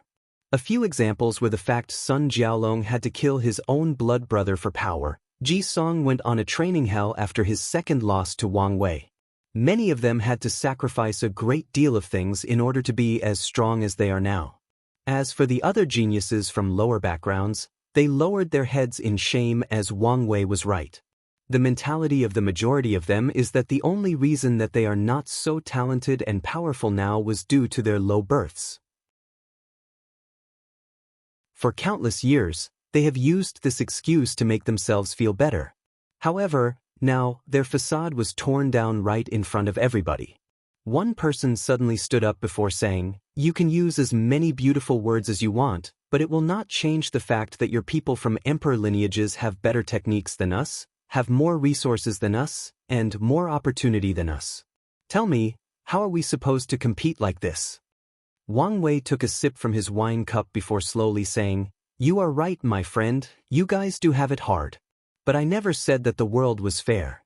However, let me ask you a question. What was the origin of the last great emperor of this era?"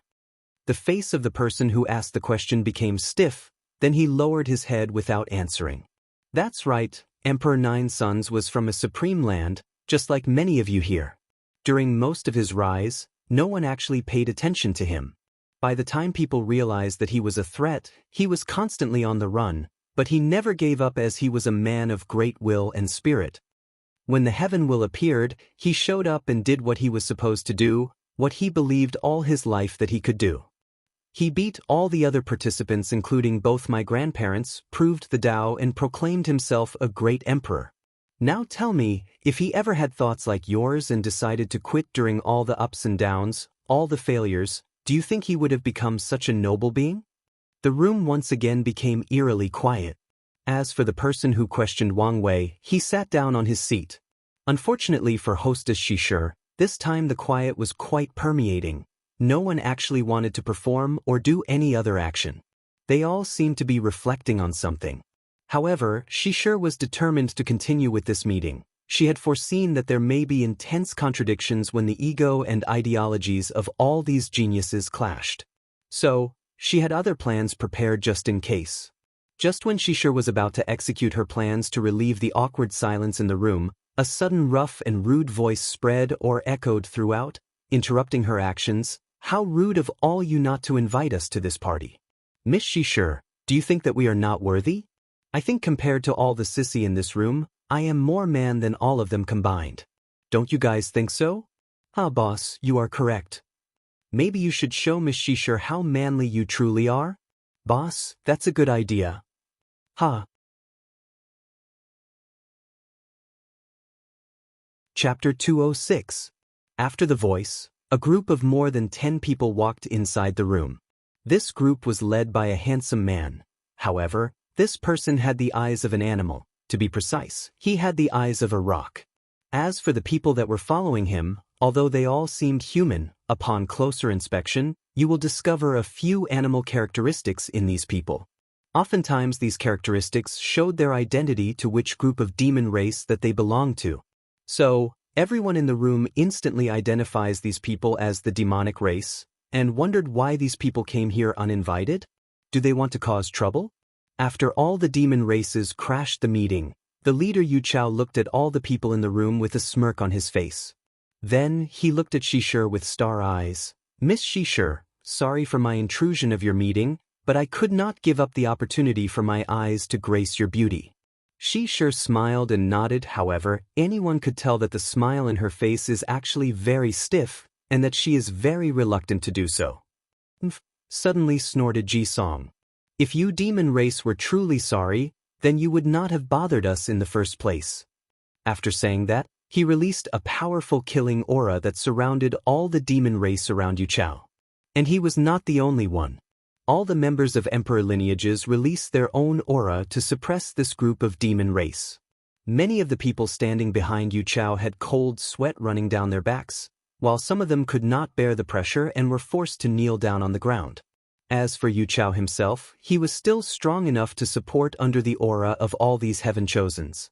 Then, on the corner of his eyes, he saw someone that was not releasing his aura. So, Yu Chao thought that he might have encountered a soft persimmon. With a little difficulty, he said, "There is no need for everyone to fight with each other. After all, we are all here for the same reason. See the beautiful Miss Shishir." After hearing this, the other heaven chosens then stopped releasing their auras, allowing this group of demon race to breathe properly. Although Yu Chao was secretly relieved, He was also ashamed of himself.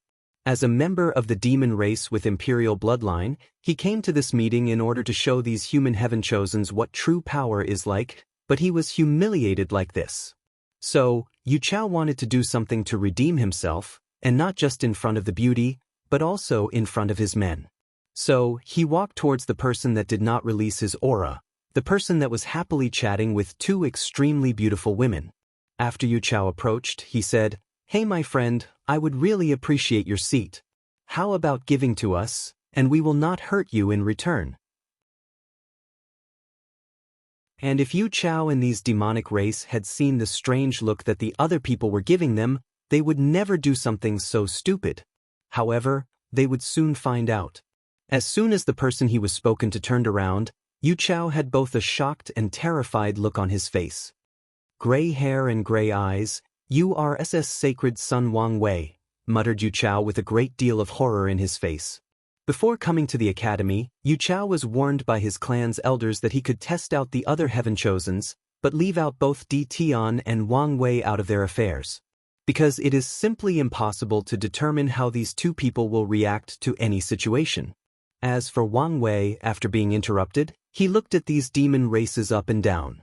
"You know, it never ceases to surprise me, the arrogance that your demon race has. It is clear to everyone in this world that the only reason that your race still exists until today is because we, humans, allowed you to. If it was not our benevolence, you people wouldn't even be allowed to live in the worst continent of the north, you would all be exterminated. However, every generation, a trifling few of you always try to test us humans in the other continent knowing full well that the result will be the same every time." After saying that, a powerful will suddenly came out of Wang Wei's body and enveloped all the demon races. Following which, 6 of them suddenly fell on the ground, with blood coming out of their mouths. Upon closer investigation through divine sense, the people in the room discovered that the bloodline core, which is the source of cultivation of these demon races, were completely shattered. As for the remaining 4 including Yu Chao, they could not move from their spot. It was as if they were fixed on the ground. Is this an application of his young emperor's pseudo-domain? It seemed that he was way more powerful than previously anticipated. "I have to take precautions about such abilities when I have to fight him," secretly thought Suya while watching everything with a brilliant smile on her face. As for Wang Wei, after preventing these people from moving, he took out a talisman from his space ring. "Supreme Elder, I need your help with something." "Whatever you need, young master," replied true monarch Yen Qin. "I am suddenly in the mood for a high-level demon race meet." "Oh, what level and what race in particular?" "Well, make it a saint and a golden rock will be fine," replied Wang Wei as he looked straight into Yu Chao's face, who had turned purple after hearing this short conversation. "Young master, give me a few minutes." "No problem." "You wouldn't dare," suddenly screamed Yu Chao. "Watch me," replied Wang Wei calmly. A few minutes later, true monarch Yen Qin appeared out of nowhere inside the room. "Young master, the corpse of a Saint Realm demon race is too big to fit inside this room. Then, please extend the dimension space of this room, if you do not mind, Supreme Elder." "No problem." With a wave of his hand, this single room of the true dragon became larger than a football stadium. Yen Qin waved his hand a second time, then a very large golden rock body manifested itself inside the room. "Supreme Elder, I will need a weapon to be able to skin it." "Make that 3, said Wang Wei after looking at the 2 ladies behind him. As the body of Saint is protected by the power of law, it would be extremely difficult for Wang Wei to be able to cut it properly. As such, Yen Qin nodded and took out 3 knives. He blessed each of them with the power of his own Dao. Then, with a wave of hand, a fire made of the power of law also manifested itself inside the room. Wang Wei took all 3 knives from Yen Qin's hand, then he called both Wu Hong and Suya to come help with dealing with the preparations. Wu Hong was more than happy to help. However, Suya complained that someone as beautiful as her should not be forced to do menial labor. Soon afterward, all the members of Wang Wei's group Li Jun, Yen Liling, and Wang Ju came forward and asked Yen Qin for a knife of their own and help with the process. Meanwhile, all the other heaven chosens had a shocked look on their faces. This is the first time that they have seen someone so audacious that he used a powerful saint cultivator to elaborate a point, to treat a saint realm true person as livestock. While some people were still marveling in their surprises, some people realized that this was a perfect opportunity, an opportunity to teach the demon race a lesson and put them back in their place. Especially given the fact that not many people liked the fact that they used humans in chains as part of their entrance during the academy entrance ceremony. The first person to act was actually Ji Song. He did not want his archenemy to steal the limelight right in front of him. So, he contacted his Dao protector and had him also catch him in a powerful Saint Realm demon race for him to barbecue and eat. Following which, all the other Heaven Chosens did the same thing. They all contacted their Dao protectors in order to acquire different levels of demon race to cook. As such, this artistic meeting turned into a feast, a demon race feast. Of course, not all people could enjoy such a feast. For example, all the geniuses from Supreme Lands and Holy Lands, they did not dare to do such a thing in fear that the demon race would retaliate against their sects or factions. Of course, Yu Chao and the demon race that were still standing had a very ugly look on their faces. Watching their own kind being slowly turned into food is the ultimate form of torture for them. Not to mention the fact that they are helpless and could not do anything about it.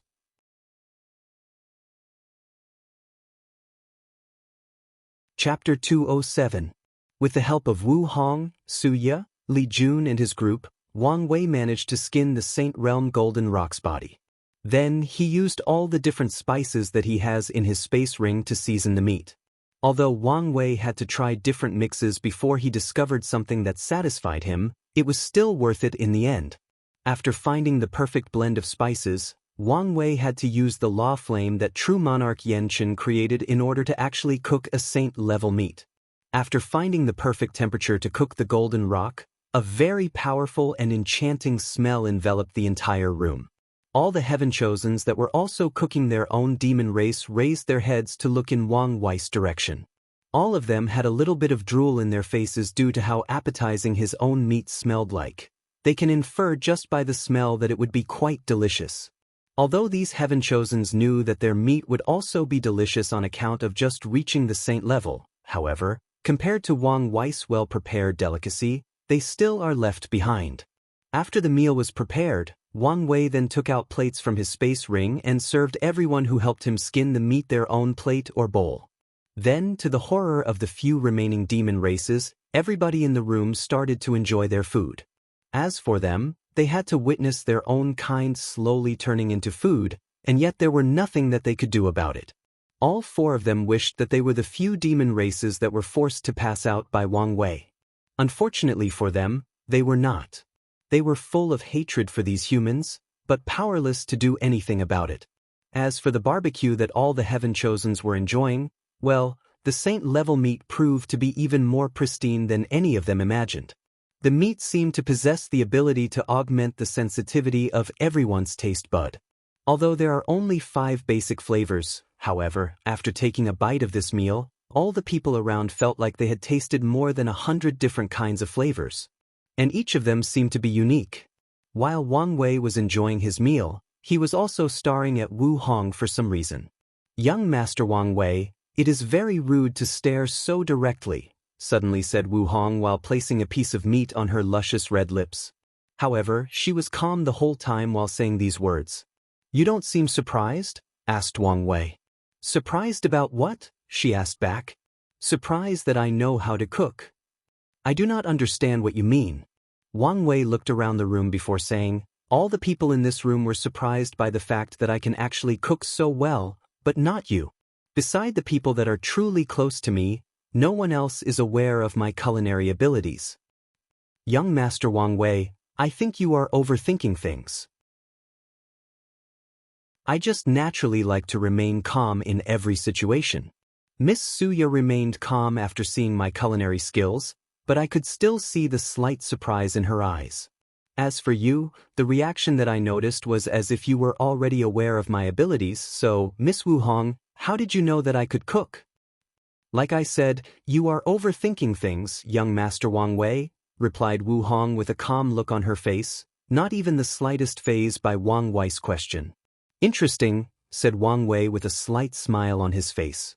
I have only known you for a few hours, and I can already tell that you are an enigma wrapped in a puzzle. And yet, I find myself unable to resist trying to uncover all your secrets. Well, isn't there a saying that once a woman becomes interested in a man's secret, then it is the beginning of her falling in love with him? Young Master Wang Wei, you should be aware that you are traveling down a dangerous road, responded Wu Hong with a beautiful laugh full of vigor and mystery. Miss Wu Hong, you could always stop me from doing such a dangerous thing? You know, save my poor soul and heart from being lost forever. Why would I do that? Replied Wu Hong while whispering these words straight into Wang Wei's ear. Then, whatever happens to me in the future, you will be responsible. You have to take responsibility for me, whispered Wang Wei back to her. Meanwhile, all the people around had different looks on their faces as they watched those two people flirt with one another. Li Jun, Yan Liling, and Wang Ju were actually quite surprised as they had never seen Wang Wei behave in such a way. The sacred son that they were used to seeing always had a calm, indifferent, relaxed or stoic face even in the face of a beautiful woman.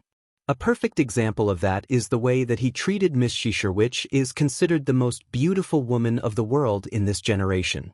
However, now he was always smiling, he was charming and witty. In general, he seemed enamored with this Wu Hong. Not to mention he seemed to enjoy himself talking to her. Although all of them were happy for him, however, they were also a little worried that he would become too enamored and lose his focus and drive. As for Su Wei, despite not showing it, she was not happy about the situation as well. For once, she did not like how Wang Wei completely ignored her and right to her face at that. Logically speaking, as the number 2 most beautiful woman in the world, shouldn't she be more attractive than Wu Hong?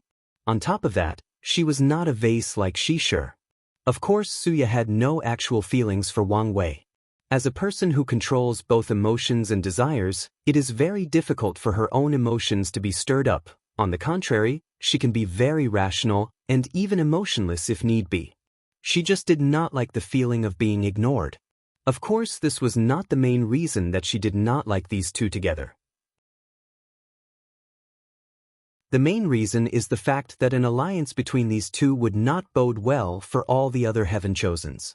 Wang Wei was already powerful enough. But now, if you add the also powerful and mysterious Wu Hong, the power that the Dao opening sect would hold would increase dramatically. It would be like adding a pair of wings to an already very fierce tiger. Of course, Suya hoped that there would be a disagreement between these two over the Heaven Will, thus leading to them becoming enemies instead of companions. However, things do not seem to be heading in that direction. As a matter of fact, Suya was not the only one thinking about such a thing. Many of the other Heaven Chosens do not like the idea of Wang Wei and Wu Hong getting together. Any form of combination between these two people will forever change the game. Many people who did not like the idea of forming alliances will also consider doing so. Of course, that is if any of these Heaven Chosens can get over their own ego and properly elect a leader in any form of alliance that they would create in the future. As for Wang Wei, although he could guess what these people were thinking, he did not really care. He was not attracted to Wu Hong solely based on the benefits that she could bring her. As a matter of fact, he did not even know the reason that he was attracted to her. He simply was. He found that she somehow completed him, like she truly knows what kind of person he was. Right now in the relationship, they are just simply talking or flirting with each other. Wang Wei can foresee that there will be quite a few obstacles between them, especially when it comes to all the mystery that surrounds Wu Hong. Normally speaking, Wang Wei is a semi-controlled freak and would never let himself fall for someone who has so many secrets. However, when it comes to her, he seemed to no care. Ever since he met her, his intuition has been warning him that he should do everything possible to get this girl, otherwise he would regret it for the rest of his life. This was the first time since reincarnation that his intuition became so intense, and Wang Wei can only count a few times in his past life that this has happened. So, he planned to listen to it as always. As for all the secrets that Wu Hong is keeping, Wang Wei believed that as they spent more and more time together, he would eventually discover them by himself, or she would reveal them to him. And if she does not do that, this means that he was wrong about her and that the relationship is one-sided. At that time, Wang Wei will not hesitate to end things with her. What he is looking for is a partnership, not one person swooning over the other. After the Saint Meat feast, the heaven-chosen meeting came to an end. However, the repercussions of this meeting were far from over. Discord below in author's thought.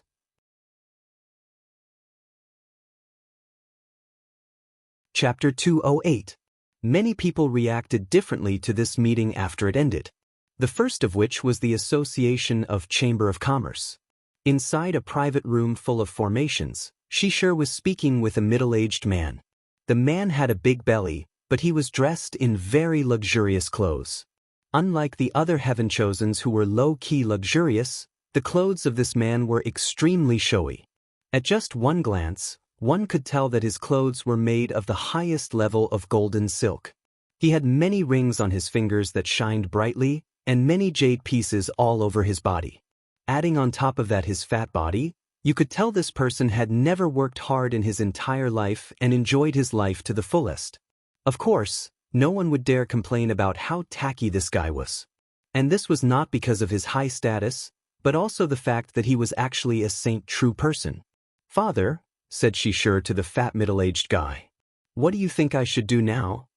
"Daughter, we should look at things from a more rational point of view." "What do you mean?" Xianxia's father took a sip from a wine jar before he elaborated. "Well, personally, I think the best choice should be the number 1 absolute chaos physique, Lin Fan." "Why?" "According to our information, he is currently the weakest among all the top heaven-chosens." "Daughter, you are looking at things too superficially. Let's take a look at each one individually. Crown Prince Jisong has already suffered 2 catastrophic defeats from Sacred Son Wang Wei. Although he seemed to have recovered and even further strengthened his power, he has yet to prove himself again to the world. Then, there is the innate sword bone, Jian Wushuang. He is very talented and has even won a battle against Su Ye during their Qi luck trial. However, I don't really trust these people who practice the sword Dao. Their wills are usually extremely strong, and they sometimes love their swords more than their own companion. Not to mention this Jian Wushuang has to deal with the burden or shame that the sword-casting Vila suffered at the end of sect Master Wang Tian in the last generation. Xiaxia's father, Shiguan, then took another sip of his drink, placed a piece of fruit in his mouth. Then there is this Sun Jialong. I will not mention the snakes of the Great Wu Imperial Dynasty, but this guy killed his own blood brother in order to acquire power. Daughter, do you think that such a person will truly protect and even sacrifice great things for you? I reckon that he would easily sell you to someone else if it benefits him. Although you would benefit greatly if it turns out it is true that Sun Jialong is the owner of the Human Destiny Sword, however, there has been no way to confirm this news. And many people are starting to believe that the Great Wu Imperial Dynasty has released this news as a form of a scheme. The room then became quiet for a brief moment before Xianxia said, "What don't you say anything about Wang Wei?" Shiguan looked at his daughter deeply. "Daughter, you should be perfectly aware that Sacred Son Wang Wei has no interest in you. Although he would be the perfect candidate, it's unfortunate." Xianxia paused for a while, then she bit her lower lips. "Father, what if I first seduce Li Jun, then slowly find ways to get to Wang Wei? I mean, according to the information we have gathered on him, he seemed to be as lascivious as Lin Fan." However, Shiguan shook his head after this plan. "Don't look at Li Jun looking like an imbecile that uses the thing in his pants to think instead of his head. As a person closest to Wang Wei, he is a very intelligent person and is also a person of great will. According to our information, his records were only second in the Pagoda trials. Although we do not know exactly what these trials were, just the fact that they were able to cultivate Wang Wei into a young emperor showed their effectiveness. Do you think that a person that has the second best record on these trials will be a person of weak will that can be easily manipulated?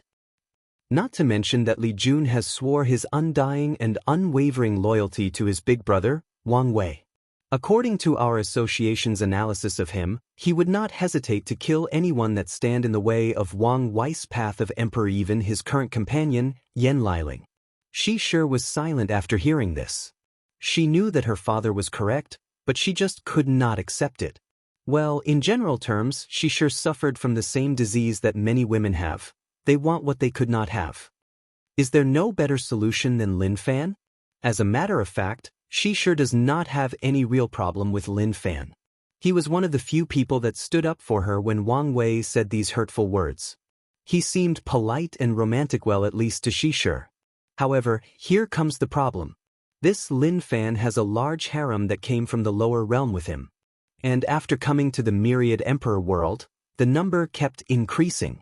Although this kind of practice is common in this world, she sure does not really like. She would prefer that the person that she chooses is only dedicated to her and she will not have to share her man with a bunch of other women. The other options are either Feng Heng from the Tai Profound Gate or Di Tian from the Di family. However, neither of them showed up, meaning that neither of them are actually interested in you. And personally, I do not trust the character of either of those two. I always felt that something was wrong with the two of them. Shiguan noticed the frown on his daughter's face, so he walked to her and pat her shoulder. Lin Fan is the perfect choice. With your beauty and skill, it will be very easy for you to become the favorite of his harem and have him listen to you. However, remember what I have taught you, never try to actually control him. Heaven chosens like Lin Fan, although they are easily influenced due to their lascivious nature, but that is only in the early stage of cultivation. As they grow more powerful and experience more things, his will and mental state will be greatly elevated. As such, he will then notice your manipulative nature and begin to be disgusted with you. All you have to do is make sure that you are the most beloved member of his harem, and Lin Fan will decide on his own volition to do absolutely anything for you. After pondering for a few seconds, she sure nodded her head. I'll listen to you then, father. Although she was not truly happy with the final choice, she could actually really understand the reasons behind it. The Associate of Chamber of Commerce, which led by her father in this generation, wanted to form a marriage alliance with a powerful emperor lineage during this generation's glorious age. Their first choice was in fact the Dao opening sect. However, that plan fell through due to Wang Wei's lack of interest in Shishir. So, the second best option is of course the Emperor Enlightening Academy, which is considered the second most powerful faction of the myriad emperor world. After sighing for a few seconds, she sure removed the negative thoughts from her head. Since she made her choice, she will live with it and do the things that she is supposed to do. After seeing his daughter regain her bearing, Shiguan nodded in satisfaction before handing her a piece of paper. What is this? Asked Shishir in confusion. This is the expected improvement that Lin Fan will go through after the Heaven Chosen's worthy trial. Shishir read the entire parchment and she was quite surprised. According to what is written here, although Lin Fan is currently considered one of the weakest geniuses among the heavenly physique list, he also has the most room for improvement. And the Academy has created a detailed plan for his improvement, and Lin Fan has lived up to the strict standards that the Academy has placed on him. Worthy of the absolute chaos physique, muttered Shishir under her breath after reading the information on this paper. Father, how did you get such information? This should be the highest level of secrets of the Academy? Well, let's just say that the Academy is more than welcome in our alliance. After all, they would not want the Dao opening sect to become even more powerful than they already are. Shishir nodded while at the same time reinforcing her belief that his choice was correct. One day, Lin Fan will prove to Wang Wei that his choice today was completely wrong. Meanwhile, somewhere in the northern Black Tortoise continent, many higher-ups of the demon race received news of what happened at the True Dragon Inn. As such, a meeting similar to Shishir and Shiguan was taking place in a secret location of the demon race.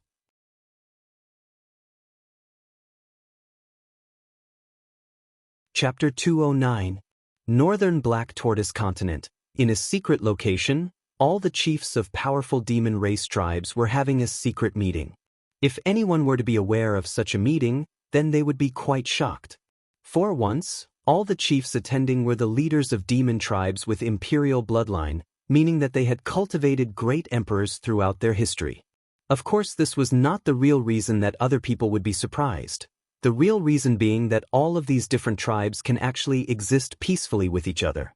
The image that the demon race tribes projected to the outside world was the fact that they were constantly infighting between one another. As such, the idea that all demon tribes have deep and irreconcilable differences have been ingrained in the mind of all the other races of the myriad emperor world. However, it seemed that things were not as simple as seen on the surface. The infighting was nothing but a facade that the demon race used in order to reduce their level of threat to the human race. Back to the meeting. The reason that this meeting took place was because the upper echelons of the demon race received news of what happened in the True Dragon Inn. After receiving the news, none of these chiefs of different tribes acted out of anger or impetuousness. Unlike the young demon race cultivators, the upper echelons knew perfectly well the situation that the demon race was facing. "Well, things went even worse than we expected," said the chief of the Golden Rock tribe. "I did not expect that humans would react so intensely after such a little probe," replied the chief of the Battle Ape Saint tribe. "In just one day, we lost more than 5 saints," added the chief of the Power Ant tribe. "The most sad thing is the fact that we cannot openly retaliate, otherwise the consequences would be even more dire," said the chief of the Peacock tribe, who was among the few women in this room. "There is no need to complain to one another," suddenly said the chief of the Black Tiger tribe.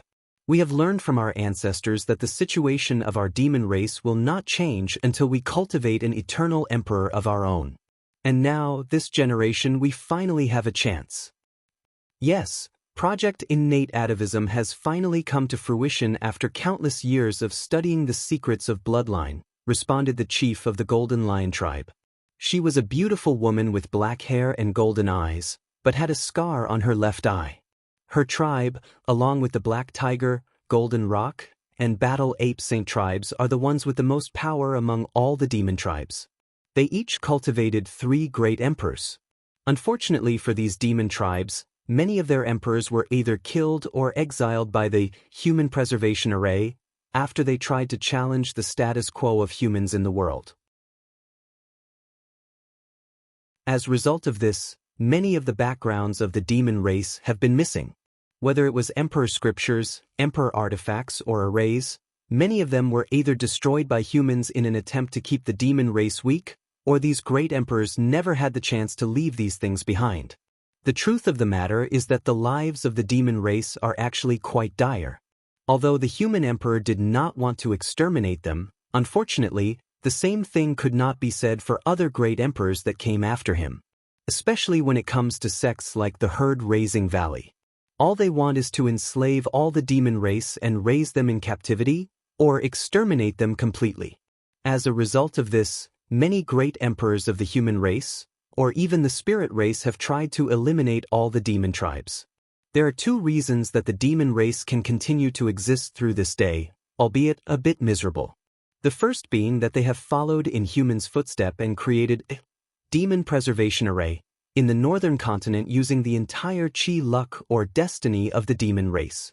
Every great emperors cultivated by the demon race would further strengthen this array just like humans did for their own preservation array. Another reason is that many great emperors of the demon race will attack the human preservation aura, after proving the Tao in an attempt to weaken the power of humans over the entire myriad emperor world. Unfortunately, they would either be killed by that array, or were exiled and prevented from ever returning back to the myriad emperor world. What made things even worse for the demon race was the fact that due to the fact that humans hold 90% of chi luck of the entire myriad emperor world, Heavenly Tao has acknowledged them as the master of the world and is on their side when it comes to any dispute between other races. Now, all we have to do is to ensure that he is not discovered by the humans until the time that the heaven will battle arrives, added the Golden Lion chiefess after taking a brief pause to reminisce about the current situation of their races. The only reason that humans can truly dominate the world is because they have cultivated eternal emperors like Emperor Chiyuan, the Sword Empress, the Absolute Beginning Emperor, and Empress Wu, said one of the chief. As long as he becomes an eternal emperor, then there is hope for our demon race.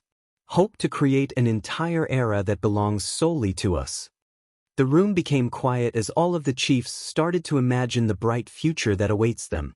They imagined that they would not have to live in this barren and frozen continent with a low level of spiritual energy. They imagined that their kinds would no longer be treated as transportation or livestock. They imagined that they could walk in any of the different continents with their eyes raised and deep pride on their faces. They imagined that they would not have to live in fear that one day, the human race has finally decided that they will unite together to exterminate their entire race. There is no need to daydream, suddenly said the chief of the Black Tiger tribe. As long as our plans come to fruition, all of our dreams will become goals, goals that can be accomplished. Do we need to worry about the humans suspecting something based on how the people sent to the academy acted? Suddenly asked one particular chief. Not really. We have always ensured that our heaven-chosens acted rude, cruelly, and with disdain towards others humans, just to give outsiders the perception that the entire demon race cannot tell their actual situation in the world and is slowly weakening with each passing generation, added the chief of the Nether Crow tribe. That way, the human race can lower their guard against us, as long as they think that we are slowly losing our grasp of reality. The room then became quiet for a while after those words were spoken. Then someone asked, "Golden Lion Chiefess, why did you call this meeting? It could not have been just to discuss the behaviors of our younglings at the academy?" "Of course not," replied the Golden Lion Chiefess. "I've called this meeting in order to present all of you with a proposal." "What proposal?" "I think we should invite the Golden Crow tribe to participate in Project Innate Atavism." The room instantly became quiet again as all the other chiefs looked at her in shock. Many people thought that she might be joking at first, but changed their minds after seeing the serious look on her face. Why would you want to interact with these traitors? Let alone let them participate in such important plan that could change the fundamental situation of our race? Suddenly screamed one of the chiefs. Many people agreed with the person who screamed.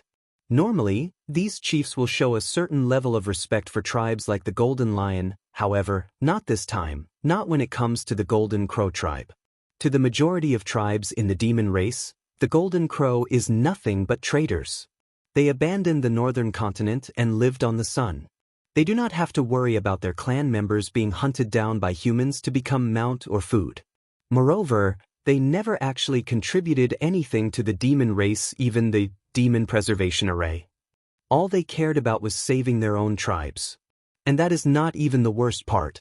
What the other demon tribes hate the most about the Golden Crow tribes is the fact that they have abandoned the bloodline cultivating system for the origin path system cultivated by humans. And this was not a recent thing, but both great emperors of their tribes proved the Tao through the origin path system. The Golden Lion Chiefess looked at the reaction of all her race and she was not surprised. She sighed before saying, "Because we do not have much of a choice."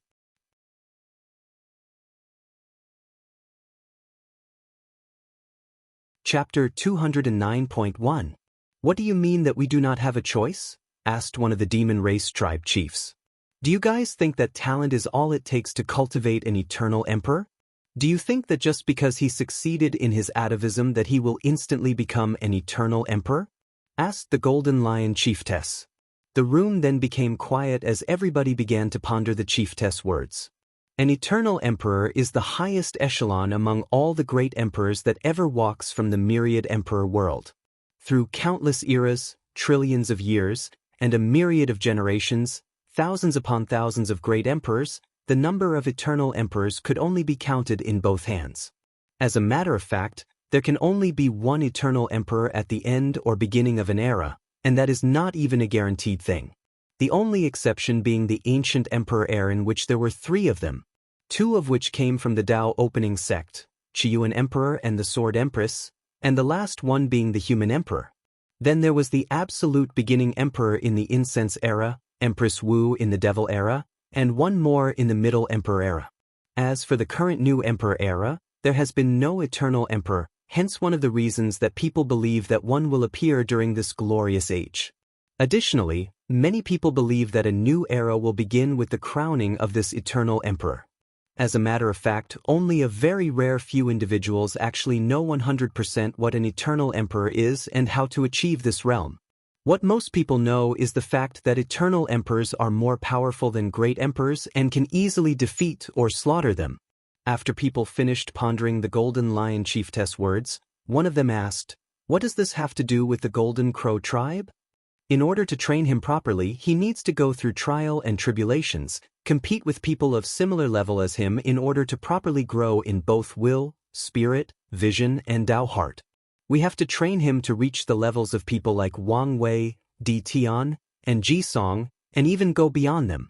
And during this entire process, he cannot be discovered by the human race. Everybody in the room nodded in agreement. Then the chief of the Power Ant tribe said, "We already knew all of this. Isn't this the reason we decided to send him out of our world's community and into another heaven-will world? Once he gets there, he can compete with heaven-chosens of his level while hiding his identity. When the time for the heaven-will battle of the myriad emperor world arrived, we can recall him back." All the chiefs nodded as this was the original plan that they had made in order to train their own heaven-chosens. With this method, they can hit two birds with one stone by training their heaven-chosens and hiding him at the same time. "Well," said the Golden Lion Chiefess while looking at the Golden Rock Chief and the Black Tiger Chief. "After going back and reviewing this plan, we realized that it is not feasible. At least not on our own." "Why not?" asked one person. "Do you guys think it is easy to travel from one world community to another? Even a supreme realm true monarchs might spend their entire lifespan traveling from one world community to another. Only a great emperor and a few origin artifacts have that ability, and they are in the hands of the truly powerful emperor lineages. Not to mention the price to activate these artifacts, and the fact that we have to do such a thing in complete stealth," replied the chief of the Black Tiger tribe. "So what are you guys saying?" asked one person. "Our demon race does not have an artifact that can travel to other world communities." "Well, to be precise, it was either stolen or destroyed by the human race and the spirit race," answered the chief of the Golden Rock tribe. "So, you guys are saying that the Golden Crow tribe has one of these artifacts?" "To be precise, they have a broken one. However, as long as enough price is paid, it should function without any problem," replied the Golden Lion Chiefess. All the chiefs started thinking about this problem. Even if they needed the help of the Golden Crow tribe, it does not change the fact that they do not like them. "Wait," suddenly asked the Peacock tribe chiefess. "Didn't the Golden Crow tribe wake up their emperor offsprings? Forget about helping us. How do we make sure that they would not betray us?" "Because we will threaten them with an Emperor Dao war if they refuse to help us, let alone betray us," answered the Golden Lion Chiefess calmly. Then, all the other members who were not privy to this information before the meeting gasped out loud. An Emperor Dao war involves two emperor lineages fighting each other to the point that one is completely destroyed. Then they would have to wake up all their immortal venerables and Dao ancestors in order to fight, using all their emperor artifacts and formations. In short, they would have to wager their tribe's foundation against the Golden Crow tribe. Now, one would think that with all these different tribes banding together, it should be an easy war. However, all the chiefs in the room knew that this was not the case. The majority of royal demon tribes have been greatly weakened throughout the years, thus rendering their foundations very weak. Meanwhile, the Golden Crow have managed to stay out of the majority of disputes in the myriad emperor world. Their only competitors bend the Samadhi True Fire sect. However, they have had a peace treaty for many years that was until the Yang family showed up that they started fighting again. So, an Emperor Dao war would not be an easy one to decide between these two groups. "Will the human race allow such a war to take place?" suddenly asked one chief. For these people, the idea of starting an Emperor Dao war did not faze them. The Demon Royal Court, which was the name of this alliance of all the powerful tribes of the demon race, have paid too much just to give up right at the moment when they see hope. So, if they have to start such a large-scale war in order to accomplish their goals, so be it. The humans will not care as long as it does not affect them. On the contrary, they will gladly watch any kind of infighting between us, said the Golden Rock Chief coldly. Not necessarily. The devil cultivators in the west would be more than happy to intervene, not to mention the herd-raising valley, added the Battle Saint Ape Chief. Guys, I think all of you are missing the point. We are not really going to war with the Golden Crow tribe, just threatening them with it, right? asked the Peacock Chiefess while looking at the Golden Lion Chiefess, the Golden Rock Chief and the Black Tiger Chief. You are partially right, answered the Black Tiger Chief.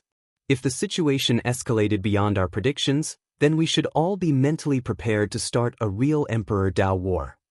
The room then became somber as all the people started thinking about the possible ramifications of their actions. Then someone said, let's decide this like we always did, by votes. Each tribe's chief has 1 voting rights, while the 4 head chiefs have 2 voting rights. Following which, a voting process took place. The 4 head chiefs referring to the Golden Lion tribe, the Golden Rock tribe, the Black Tiger tribe and the Battle Saint Ape tribe voted in favor of asking the Golden Crow tribe for help. As a matter of fact, the majority of these tribes also voted in favor with a few exceptions that have either a very deep hatred for the Golden tribe or for selfish reasons, did not want to participate in an Emperor Dao war. Since the majority decided, then a decision was made regarding this matter. However, one person had something to add to this situation. Wouldn't it be better to ask the Golden Crow tribe to have a marriage alliance with us through the Emperor offspring? Well, his bloodline is not inferior to hers when it comes to nobility, so it would be a perfect match. And if they had descendants, I cannot imagine how powerful and noble such a bloodline would be, responded one of the chiefs.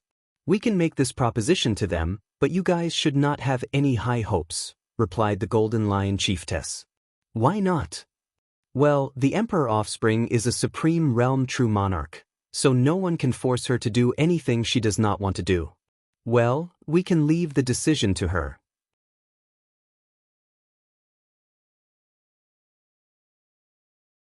Chapter 209.2 Dao Opening Sect, Tianwei Peak. Sect Master Wan Tian also received the information about the events that took place during the meeting at the True Dragon Inn.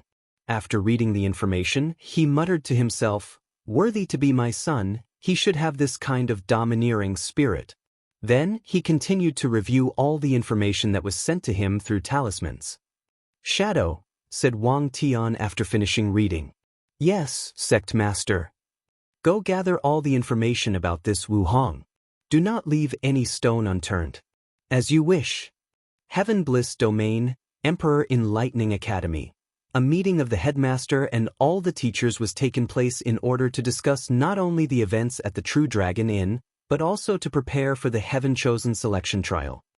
The Association of Chamber of Commerce has just sent news that they have chosen Lin Fan for Shi Shi's Dao companion, said Headmaster Bai Han in order to start the meeting.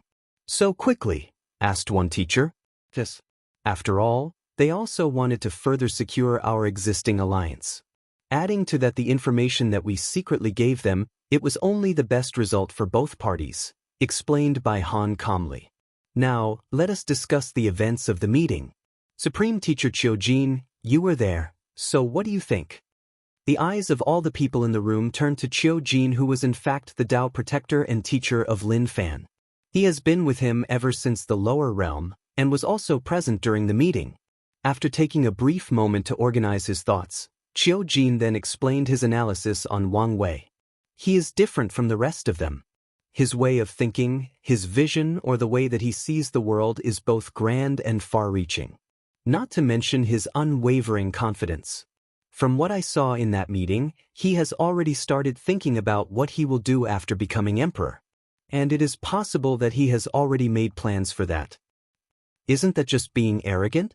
Asked one teacher with a frown on her face. Qiu Jin looked at the person who asked the question before answering calmly. The line between the two is always blurred and based on the success of a person.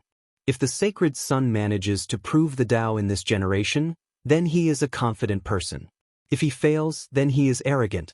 Either way, it does not change the fact that this kind of thinking does give him an advantage over other heaven-chosens, especially when comparing to Feiner, who suffers from low self-esteem due to his background from the lower realm. Everybody nodded in agreement with him, then Headmaster Bai Han asked, "What about his strength? Did your talent detect anything?" One of the reasons that Qiu Jin was chosen as Lin Fan's teacher was because of his innate talent. His talent allows him to scan the strength of a person, then derive possible directions for development.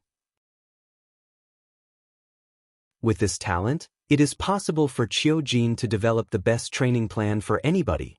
He could turn an ordinary person into a genius through strict training plans. He could allow any person with a heavenly physique to develop their special body to their full potential and beyond. Of course, this talent is not 100% foolproof. A perfect example of that is the fact that the Academy had to redraw their training plans for Lin Fan when they realized that their current one was not nearly enough to have an advantage in this glorious age. Unfortunately, there was this weird power that prevented me from discovering anything from him, replied Qiujin. What weird power? It was similar to the one he used to test the people that entered the inn. According to theory, he should have acquired it after breaking the 13th barrier of the body refining realm. Did we ever find any information about such a thing in our records? Asked one teacher. However, all the other people just shook their heads. Meanwhile, Headmaster Bai Han had a frown on his face as he started to think. He remembered a conversation that he had with his father long ago about such a topic. According to his father, this kind of thing was somewhat of a semi-taboo and secret of the world. Bai Han remembered that his father had a look of regret on his face, which was a very rare thing given his status and strength. Well, did you discover any news at all? Asked Headmaster Bai Han after reining in his thoughts. Well, I did, replied Qiujin. For once, his fleshly body is scary. I do not know how far he pushed it, but it is very terrifying. For his fleshly body to reach such a level, he must have suffered through countless pain and suffering. All of you can imagine what kind of will is needed to become a body refiner, let alone reach such height. A person that can be this cruel to himself. Although Qiujin did not say anything, the other teachers understood his implied meaning. Another thing that I did discover, or verified, was the fact that his soul is indeed very unique. Although I could not use my divine sense to scan it Du Yen Chen's presence, I still felt some kind of dread solely based on what I sense normally. His soul hides many secrets. The room instantly became quiet. If even a supreme realm true monarch says that sacred son Wang Wei's soul brings him dread, then what level is the secret behind his soul? Great Emperor? Beyond it? Is it really to that extent? Asked one teacher with a little tremble in his voice. Yes, nodded Qiujin. Luckily for us, from what I have observed, he seemed to not know how to use that power. Well, he might not even be aware of what exactly it is. Many people sighed in relief after hearing this. As long as Wang Wei does not know how to use such a power, then they still have a chance. Anything else? Asked Bai Han. Yes, Headmaster. We need to find a way to deal with his young emperor's pseudo-domain. Bai Han nodded after hearing.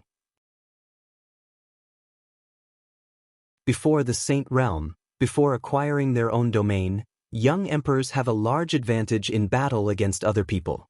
Not to mention that young emperors can merge their pseudo-domains and their real domains after entering the Saint Realm. That is actually an easy solution. All we have to do is to create an origin artifact that has the aura of a great emperor embedded in it. That way, the aura can offset some of the powers of the pseudo-domain, replied Bai Han after hearing this question. This kind of method has long been studied throughout the years. Although there have been few young emperors, the number is still quite significant if you take into account the long history of the myriad emperor world. This kind of method is not 100% effective, but it can level the playing field to some extent during a battle. Now that we are done talking about Sacred Son Wang Wei, let's discuss the Heaven-Chosen selection trial. Did everybody show up? Oh, sir.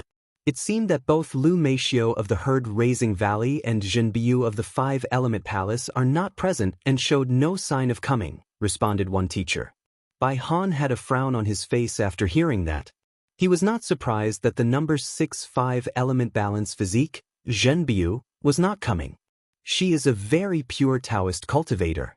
From the information that the Academy gathered about her, she is the type of cultivator that solely focuses on enlightening the Tao. She does not participate in fights, dramas, or contradictions. She only cultivates. Many people believe that she will only show up during the time that heaven will shows up in order to fight for it. As for Lu Meishio, Bai Han could not find the reason for her absence. Is there any more information about Lu Meishio? He asked. None except for the fact that she seemed to be acting weird ever since she lost in her trial against Wang Wei. Many people believe that she may have suffered a mental setback after that. Headmaster Bai Han had a feeling that things were not as simple as seen on the surface. However, he did not dwell on this matter too much as Lu Meishio was not important enough to truly affect the world stage. Although the myriad beast body is very special, the conditions it needs to reach a certain level is too harsh. Forget about the two of them. Is everything else prepared? Asked Bai Han. Yes, headmaster. In that case, the trial will begin a week later. All the teachers nodded and left to do the final preparations. They do not wish for anything wrong to happen. After all, not only is the academy's reputation on the line, even their chi luck can be affected if something were to go wrong.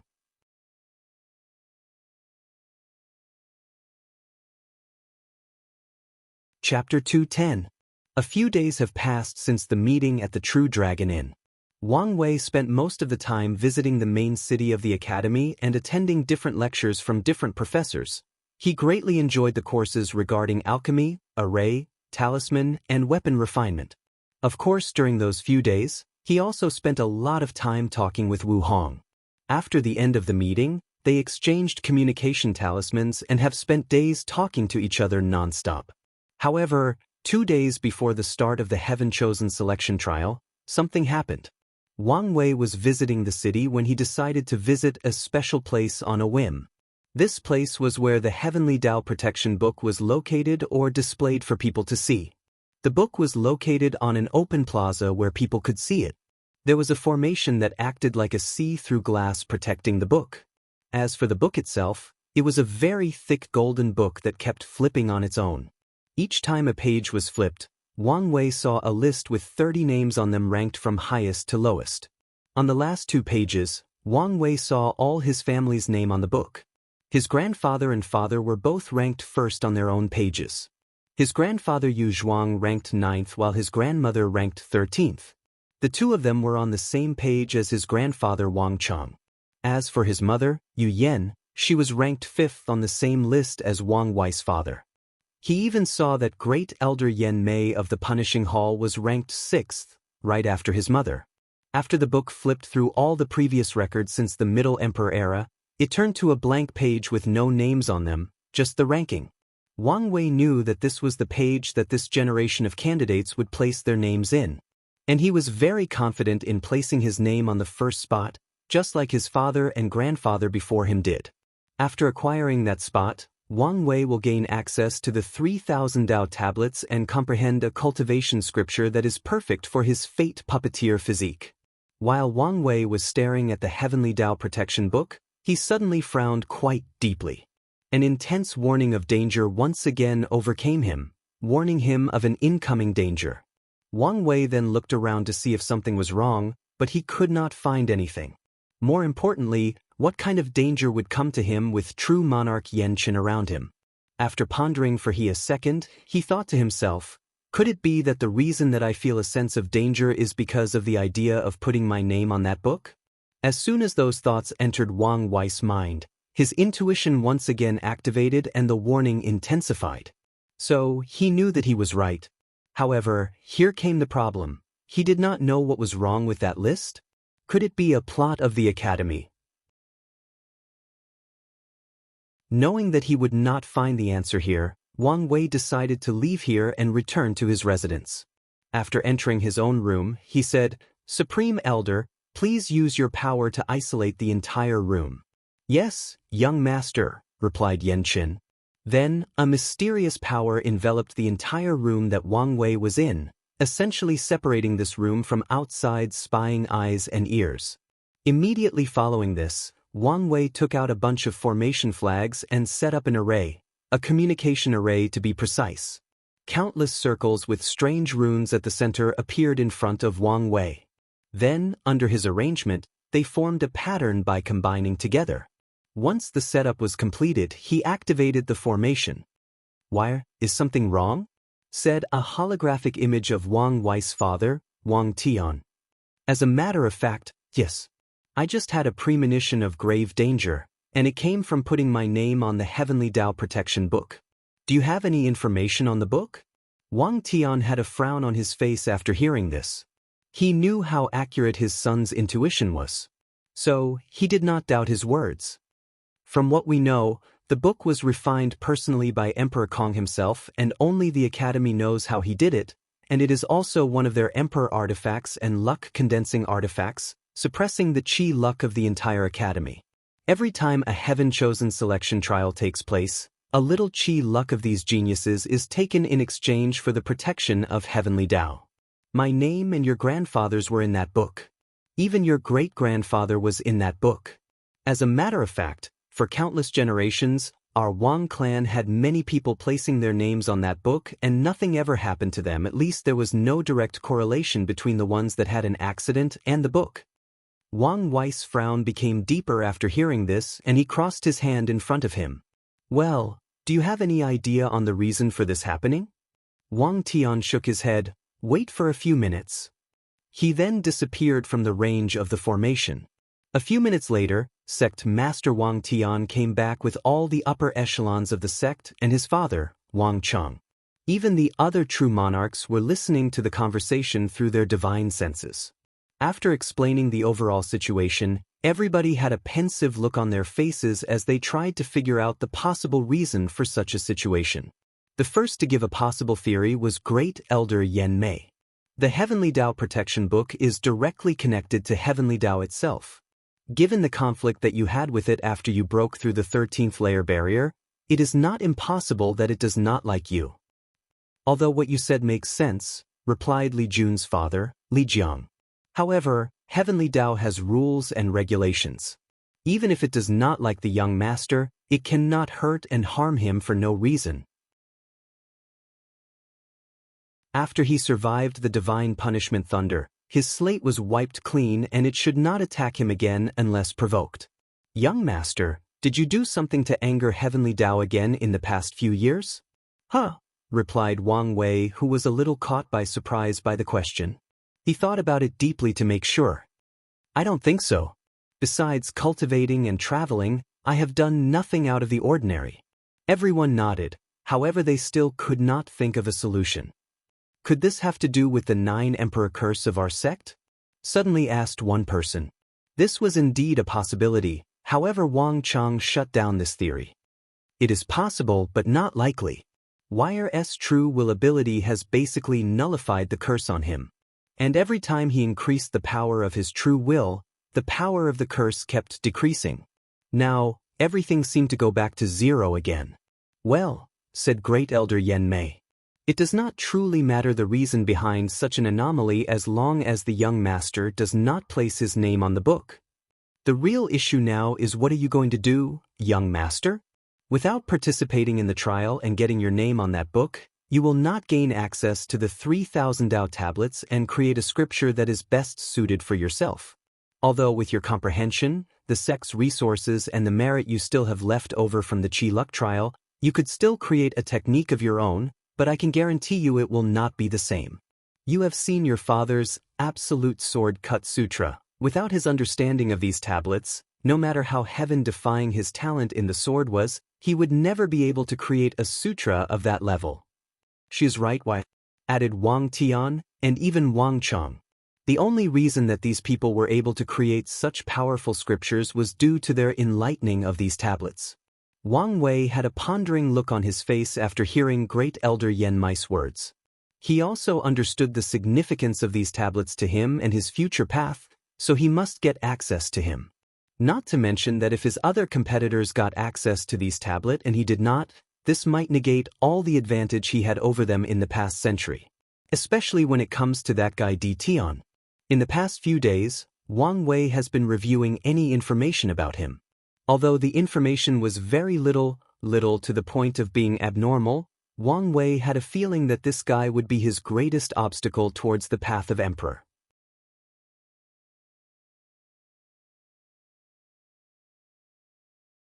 Chapter 211.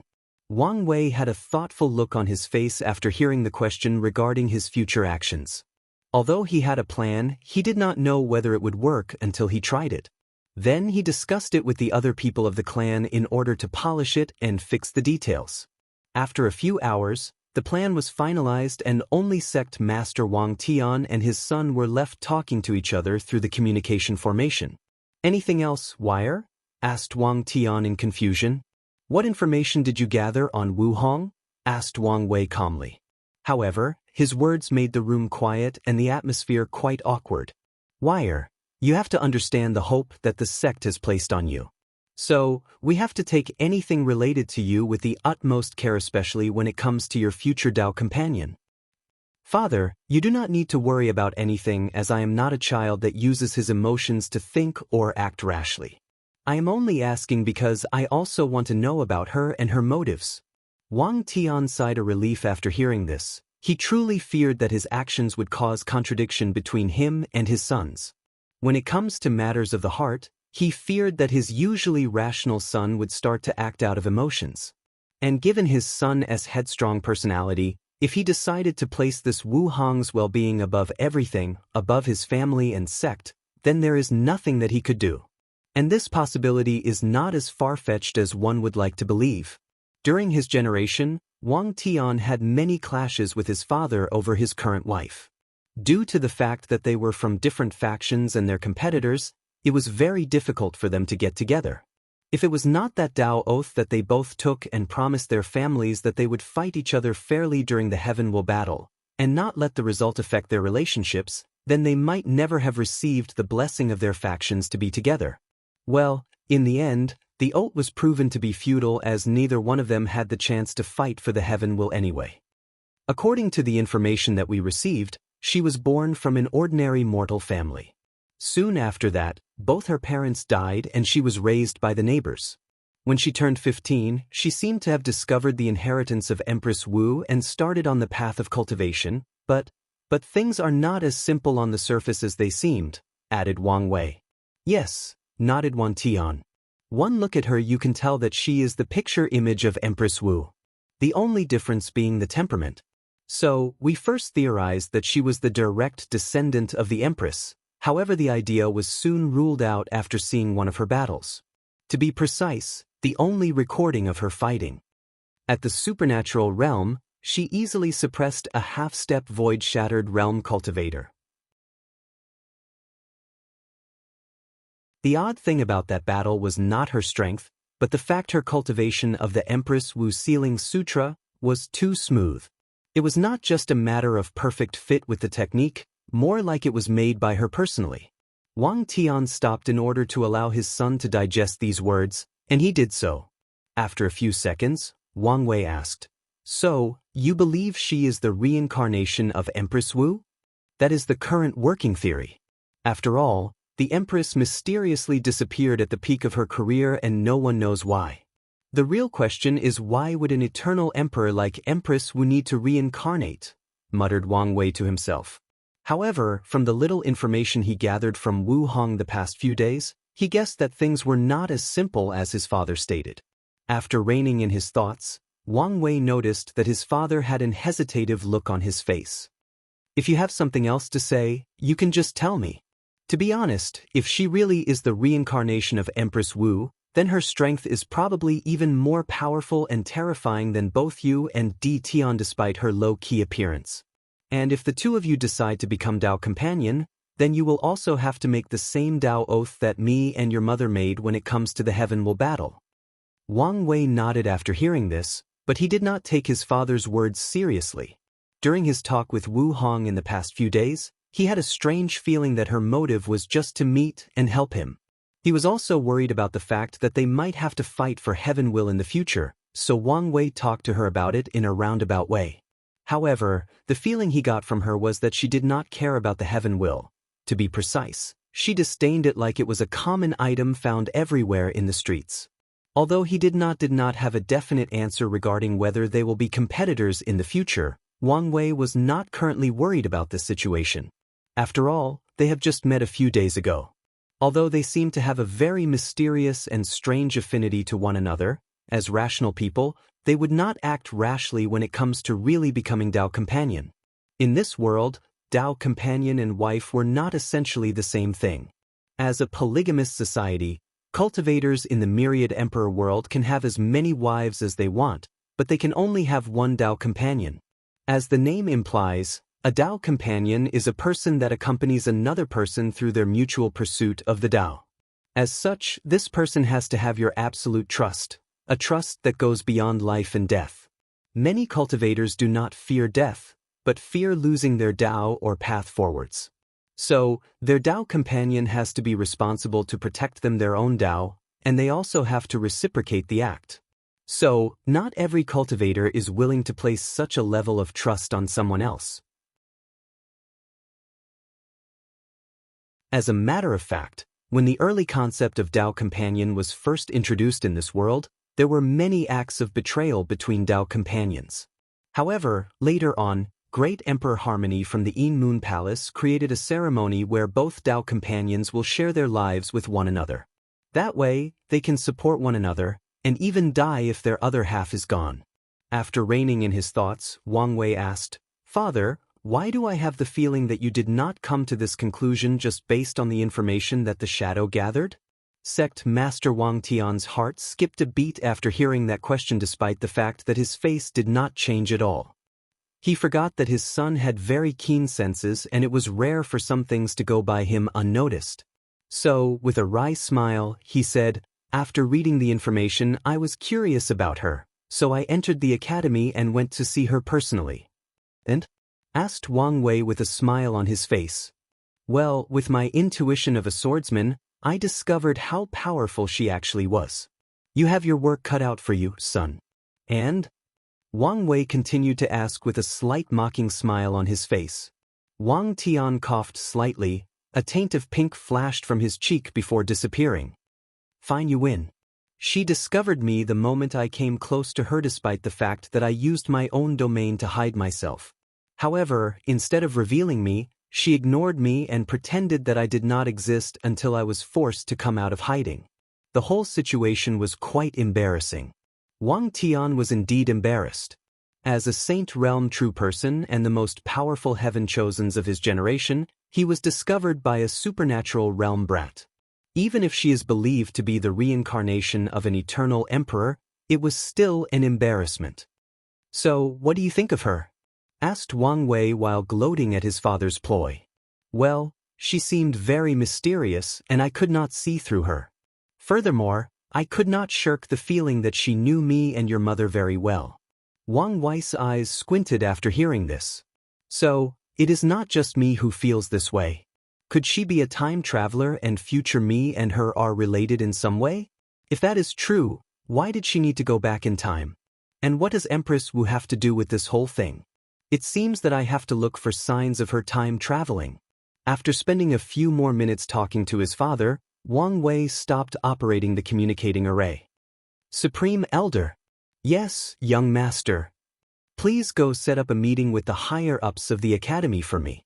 "No problem."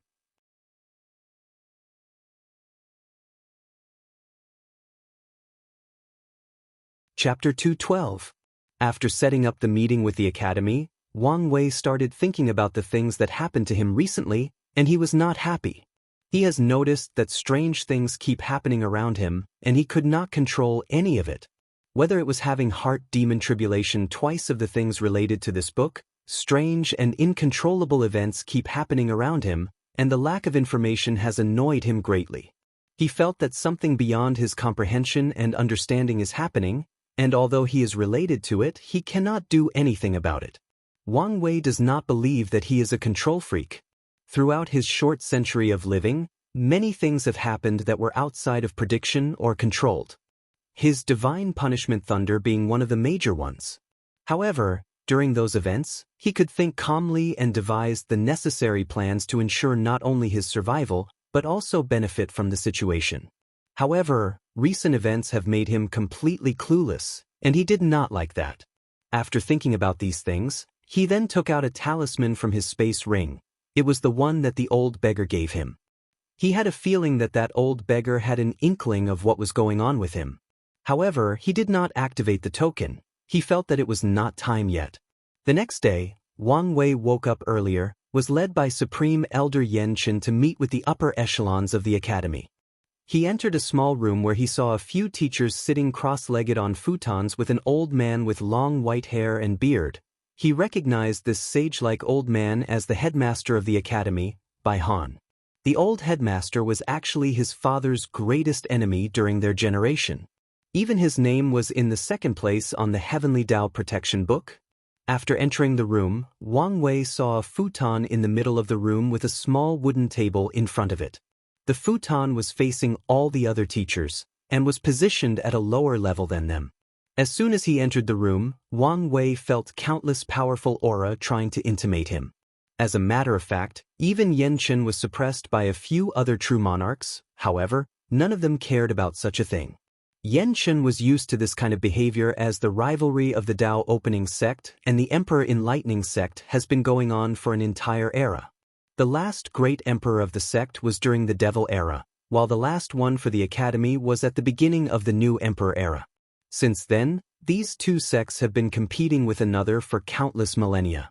As for Wang Wei, he did care about these people's aura. As a person who has faced the wrath of Heavenly Tao directly and won, he did not care about a few saints' aura.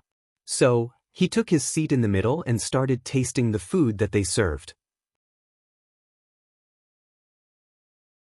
As for Xianxia, he merged into the void and left the negotiation to the young sect master. "Sacred son Wang Wei, what brings you to meet us today?" asked Bai Han with a gentle smile on his face. He has the look of a doting grandpa talking to his descendants. Of course Wang Wei will not be affected by his demeanor. Forget the little stunt that these people just did to him. He did not believe that anyone who could sit at such a powerful position would be a harmless grandfather. "Well, headmaster, I have run into a little problem, and I would like your help to solve it." "Is that so? Did you not like the reception of our academy? If there was something that we could do to remedy the situation, please say." "No, your reception was more than satisfactory. I do not think that my sect could do any better. The trouble I am having is the fact that I do not wish to place my name on the Heavenly Tao book, and I was wondering if it is possible to see the Tao tablets without doing so." Many people frowned after hearing this. A meeting took place last night after the academy heard the request of the Tao Opening sect. Many people tried to come up with a reason for such a sudden meeting, but they did not expect that the answer would be this. "Do you think that our academy would ruin our reputations in order to plot against you?" suddenly asked one teacher. "Of course not. I believe in the academy's reputation. After all, both my father, mother, and grandparents had their name on the book." "Then, are you afraid to compete with the other geniuses?" asked the same teacher with a sneer in his voice. "The answer is still no," replied Wang Wei calmly. "If the academy wishes, I am more than happy to fight in the trial, but I will not place my name on that book. All I ask for is to be able to see the Tao tablets without doing so." "Sacred son," said Bai Han, preventing the previous teacher from speaking any further. "Excuse us for asking, but we need to have some kind of explanation for your sudden action before we can consider your proposition." Old Fox, still trying to get some information from me while not giving me any promises, secretly thought Wang Wei while sipping his tea. "Well, as you know, after my encounter with Divine Punishment Thunder, me and Heavenly Tao do not have the best of relationships. So, I would prefer not to place my safety in its hands." The teachers nodded after hearing this. Although they guessed that the real situation was probably more complex than stated, they could still understand the reason behind it. That is given that this sacred son was telling the truth. As for Bai Han, he had a frown on his face as he secretly thought to himself, "Wait. This Wang Wei has a terrible relationship with Heavenly Tao, and he seemed to want to cultivate the Tao of fate. Could he be an outlaw? I remember my old man mentioning something about this, but it was so long ago and I was not really paying attention." However, if this Wang Wei is an outlaw, his level of threat has greatly reduced unless... "Sacred son," said Bai Han, who secretly activated a talisman without anyone noticing, even the true monarchs in the room. "Unfortunately, we cannot accept your conditions. According to the academy rules, all the top 30 heaven chosens must place their names on the Heavenly Tao book before seeing the Tao tablets." Wang Wei was not surprised after hearing this. After all, the boss involved the academy's Qi luck. However, he was not about to give up so easily. That's fine as well. How about a trade then? Replied Wang Wei, still with a calm look on his face. Please, elaborate, replied Bai Han, still with a gentle smile on his voice. I will use the resources of the Dao opening sect in exchange for a token to enter the secret realm where the tablets are. If I remember correctly, the academy has a few spots for the legacy disciples. According to the information Wang Wei has, the academy is divided into 4 categories: outer disciples, inner disciples, core disciples, legacy disciples, and true disciples. The legacy disciples are similar to the contemporary sacred son of the Dao opening sect, while the true disciple is the same as a sacred son, and Lin Fan currently holds that position. I'm afraid that the answer would still be negative. Are you sure about this, headmaster? As the sacred son of this generation, I have the utmost support of the sect. And you guys can literally ask for anything besides emperor artifacts. However, emperor-level herbs, or talismans are not off limits. And even the rare innate treasures that have survived from the Void era, my sect is willing to hand over for this opportunity. Although your academy is the second most powerful faction of the world, it does not change the fact that your history only goes as far as the Middle Emperor era, so I doubt you guys have any innate treasures. The room became quiet after the teachers heard Wang Wei's words. Many of them involuntarily swallowed their saliva, and greed could be seen emanating from these people's eyes. As for the headmaster, although his heart skipped a beat, he quickly calmed himself down. Then, with the same gentle smile, he answered, "Thank you for the offer, but the answer is still the same." Is that so?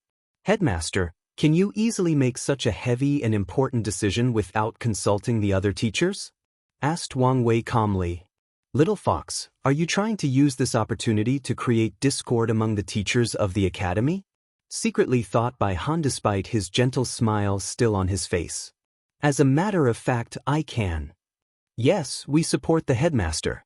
The headmaster has such right and power. Those teachers are not stupid and they quickly recovered from their greed. Instantly, they knew what Wang Wei was trying to do. That's unfortunate, said Wang Wei with a little sorrow on his face. However, no one could tell whether he was telling the truth or not. Since our negotiations have proven futile, then there is nothing more to talk about. Thank you for the tea. After saying that, he cupped his hand together and saluted everyone in the room, then he left calmly. After Wang Wei left the meeting room, he used his divine sense to talk to true monarch Yan Qin. How did our backup plans go? I'm sorry, young master, it was also a failure.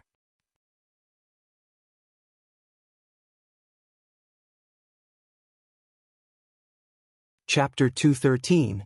Inside the meeting of the upper echelons of the academy. After waiting for Wang Wei to leave, they started their conversations about the events that just took place. Headmaster, why did you not accept this deal? From what we know about Wang Wei, he most likely was telling the truth, said one teacher. Yes, the Dao opening sect finally found a chance to break the 9 Emperor curse, so they would not easily let go of such an opportunity. Bai Han was calm during the entire process, but he secretly sighed inside. These people let greed clutter their visions. Let me ask all of you, said Bai slowly. If Wang Wei does not have the opportunity to enter the secret realm of the Dao tablets, who would benefit the most? The other teachers were first puzzled by the sudden question. They began to think calmly about the question. They still believe in the strategic vision of the headmaster. As a born sage, wisdom was his main ability or gift. One teacher's eyes suddenly lighted up and she said, "It's the other heaven chosens." Without being able to see the tablets, the other heaven chosens will finally have an advantage over him and be able to either make up the gap with him and even surpass him. That is correct, replied Bai Han. You guys need to see things from a long-term perspective. Even if we were to agree with his proposition, what do you think would happen if one day this Wang Wei manages to prove the Dao and become emperor? The room became quiet as most of the teachers had an ugly look on their faces. They were not stupid, since the headmaster already laid out everything in front of them. He could just ask us to return or take back all the resources he previously gave us. Or maybe even worse, replied one teacher. That is correct. By refusing his offer, we have effectively weakened his strength, while strengthening our chances of cultivating a great emperor. As for things like emperor materials or innate treasures, as long as Lin Fan can prove the Tao and become an eternal emperor, everything is possible for the academy. All the teachers then started to praise the headmaster for his strategic vision and abilities. As for Bai Han, he sighed as he thought to himself, Wang Wei has proven to be even more formidable than previously estimated. Given how calmly he walked out of this meeting, I do not think that he will give up so easily. Lin Fan is my last chance and I cannot afford to lose this opportunity. Sight. I should not be so stubborn and listen to my father. Meanwhile, Wang Wei rushed back to his own manor after exiting the meeting room. Supreme Elder, what do you mean that our plan failed? Asked Wang Wei with a frown on his face. Well, last night the sect used its power to bribe a few of the legacy disciples in order to acquire their token that grants them access to 3,000 Dao tablets. While all of them resisted betraying the academy and refused to hand their tokens for any price, we used the young master's plan to arrest their families and threaten them. So, you should have had the token in your hand last night, right? So what went wrong? Asked Wang Wei. The only reason that Wang Wei went to attend today's meeting was just to acquire a legal way to enter the secret realm. After all, what he did could be considered very sensitive, thus leading to war between the two most powerful factions of this world. Although Wang Wei knew that the sect would back him up without hesitation if he started a war, he did not want to result in such a measure yet, unless it was truly necessary. Well, during the meeting, I received secret information that the academy just revoked the status of legacy disciples of all the people who accepted our exchange. And all the other ones were also warned. I wanted to rush to check the situation, but I could not leave you alone, and the other true monarchs of the academy were watching my actions very closely. Tisk, that old fox Bai Han must have noticed something during the meeting. The ancients were right. There are many heroes in the world and none of them should be underestimated, replied Wang Wei with a sour mood. Young master, what should we do next? Do we start preparing for war? Not yet. However, it seems that I have to resort to my old business of fishing. Hopefully, things will go as planned and we do not have to resort to drastic means. After a brief chat with the Supreme Elder, Wang Wei called both Yan Liling and Li Jun for a meeting. Big brother, why did you call us right before the beginning of the trial? Asked Li Jun with a confused look on his face. He had a feeling that something important happened. Well, due to recent events, I will not take part in this trial. Big brother, is there something wrong? Wang Wei nodded before explaining the situation. Now that both of them had anti-divination origin artifacts on them, he could tell them some secrets as he trusted them. Now that I am not participating in the trial, I need you guys to get one of the 30 spots no matter what. Big brother, do you want us to get the spot for you? No problem, you can count on me, replied Li Jun with a smile. Big brother, you do not need to worry. According to the rules of the trial, 4 spots are dedicated to the champions of profession, whether it was alchemy, talisman, array, refinement. As long as a cultivator is the final winner in their competition category, he or she can automatically get a spot. With my talent in alchemy, I should be able to win easily, added Yan Liling. Wang Wei nodded in satisfaction before saying, although I have another plan in place, but if things do not turn out how I expected, then you guys are my last hope. He then looked at Yan Liling and held both his hands outward. 2 flames appeared in each of his hands. One was black, while the other was white.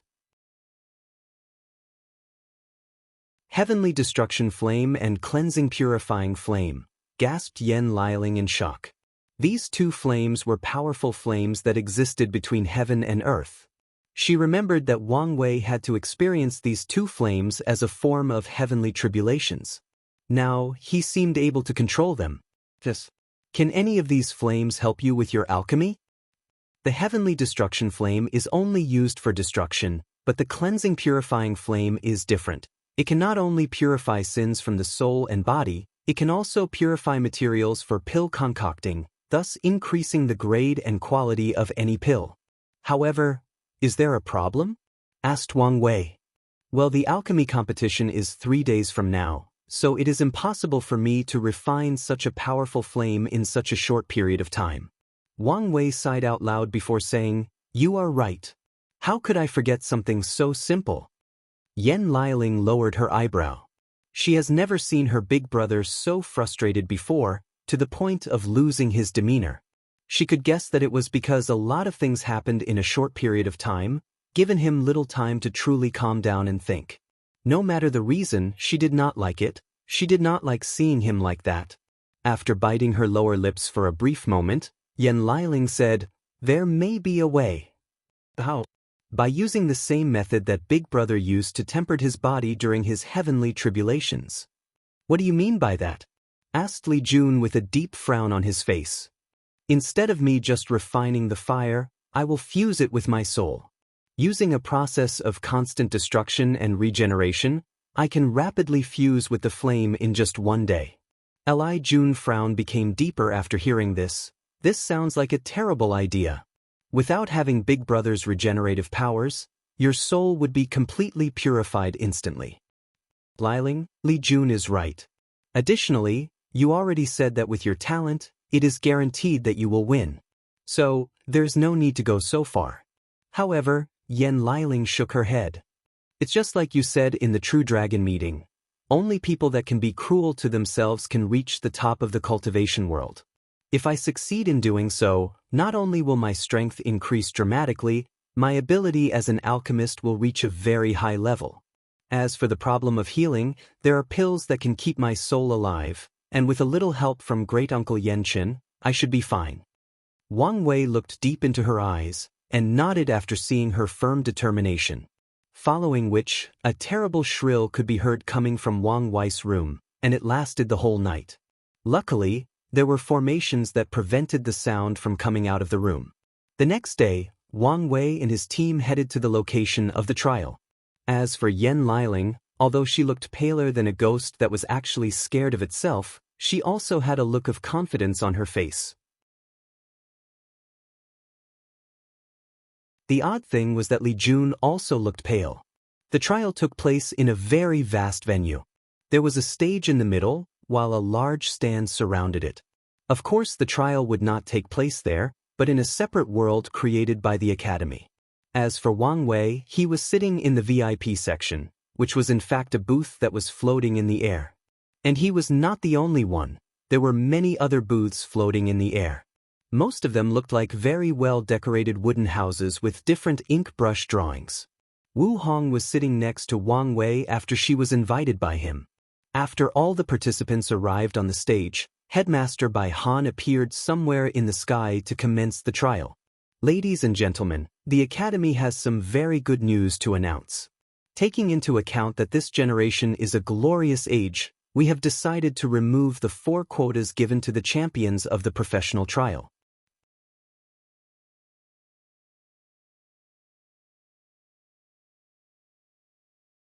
Chapter 214.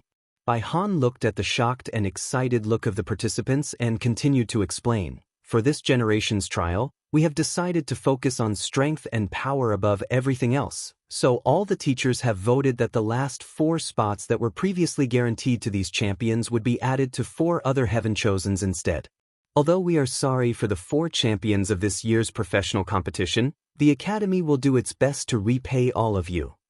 Many people became excited after hearing this, as this new rule increased the chance of them acquiring a spot. As for the alchemist and array master, they were all shocked and angered. They were always considered the most respected professions of this world. Everywhere they went, people always received them with the utmost respects. Rules were always modified to be in their favors, but now, the ones that were the most surprised by this new change in rules were the alchemists, as they hold the most power in this world. With the ability to create pills that can save people's lives, increased cultivation level, and even increased talents, they have received the utmost respect and adoration in society. However, now, the Emperor in Lightning Academy is telling them that their expertise was not needed in this generation, only strength and power is valued by them. So, they became angry out of shame, but they did not know what to do. It's not like they could challenge the Academy. Meanwhile, back in the floating booth that Wang Wei was in, he instantly pulverized the cup of tea that was in his hand after hearing what Bai Han said. Then he looked deeply at the headmaster. Even so far away, Bai Han felt a powerful gaze locking on his position. It was like a desolate beast was staring at its prey, and he could guess who that gaze belonged to, but he ignored it. Meanwhile, Wang Wei took a deep breath to calm himself down, as he took a talisman from his space ring as he received a communication invite. "Big brother, what should I do now?" The voice at the end of the talisman was actually Yen Liling. Wang Wei's mind quickly moved at a rapid speed as he thought of a possible plan. Then he said, "I need you to make a public scene, then fly away and return to your residence." "That's it?" "That's it." After cutting off the communication, Yen Liling took a while for a brief moment to gather her thoughts. Then she snorted out loud. However, this was not just a regular snort, but one where she used her origin essence with. So, all the millions of people in the arena and the ones that were watching from formations heard her. To be precise, the majority of cultivators in the world heard her. More importantly, Yen Liling's snort actually interrupted Bai Han's speech, bringing everyone's attention to the person who interrupted the headmaster of the Enlightening Emperor Academy from speaking. When everyone's gaze was on Yen Liling, she did not show any panic or change of expression, well, at least not on the surface. She secretly regulated her breath before saying, "Since the academy does not respect us professionals, then that means we are not welcome here, so I'll take my leave." Her voice was as loud if not louder than her previous snort. After expressing her opinions, Yen Liling flew away in front of countless cultivators watching her. She did not look back for even a moment. All the people were first baffled by her actions, but soon all the professionals' eyes lit up, and they followed her. One by one, they flew away and left the venue. All the cultivators attending the event watched as all the alchemists, talisman makers, array masters and refiners flew away one by one. Of course, not all of them left. The ones who stayed were the ones from a low background and needed the resources of this event to further their study. Meanwhile, Bai Hai tried very hard to control his facial expression as he knew that he was in public. However, the bulging vein on his forehead that was constantly throbbing proved that he was not as calm as he looked. He realized that he might have made a mistake to target the Dao opening sect by changing the rules, and he had a feeling that things were not going to end so easily. And he was right. After Yen Liling and all the other professionals left, Wang Wei looked at Bai Han that was floating in the air with a sneer on his mouth. Then he took out another talisman and contacted someone. "Father, I need you to use all the power of the shadow and spread a rumor throughout the entire myriad emperor world that the Enlightening Academy does not respect and value professionals, that they secretly look down on them. After that, try to use this event to unite the Alchemy Association, the Talisman Association and all the other professional association in the southern continent to boycott the academy and cut off their resources. Also, you can also try to contact the herd-raising valley. They have always complained about the fact that beast taming was not a more respectable profession. Tell them that this might be their chance to raise their positions in front of the world." "No problem," replied Wang Tian with an obvious joyous mood in his voice. After cutting off the communication, Wang Wei looked at the people of the academy that had an ugly look on their faces, then he sneered before muttering to himself, "The only reason your academy can hold the heaven-chosen selection trial every generation is because of that damn book, the tablets, and your reputation. Although I cannot do anything to the previous two, I can still ruin your reputation." After muttering these words, he took a deep and long breath, then removed the gloomy look on his face before putting a bright and sunny smile. He looked at the quiet Wu Hong next to him. "I apologize for my previous behavior. As you can see, I let my emotions get the base of me. There is no need to act so formal around me, that's not like you. However, aren't you afraid that your actions will start a war?"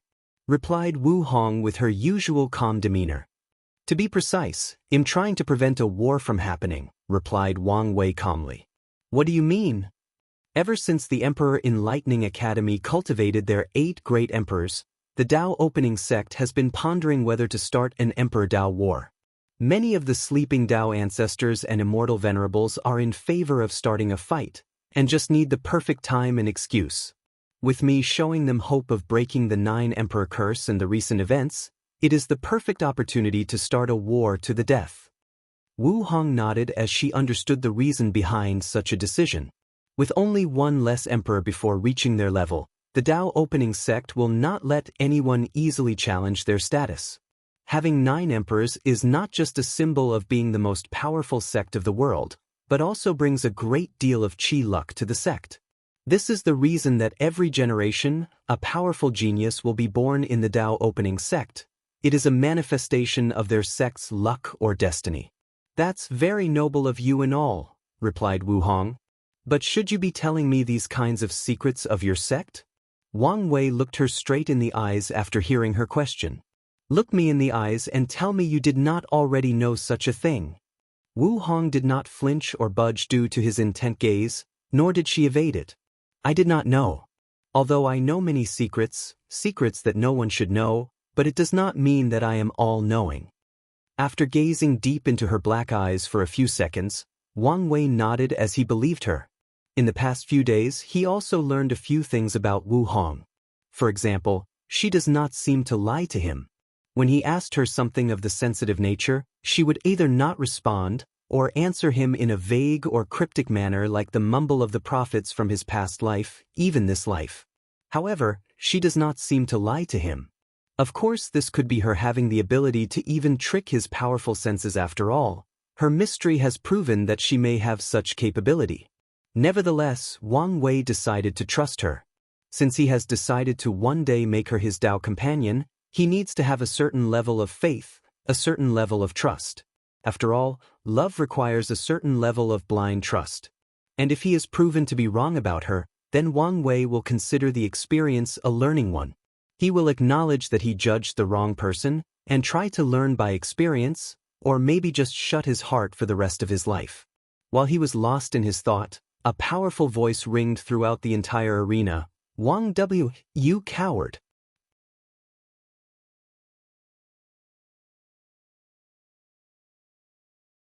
Chapter 215. Wang Wei removed his gaze from Wu Hong and looked at the person who called him out in front of trillions of people.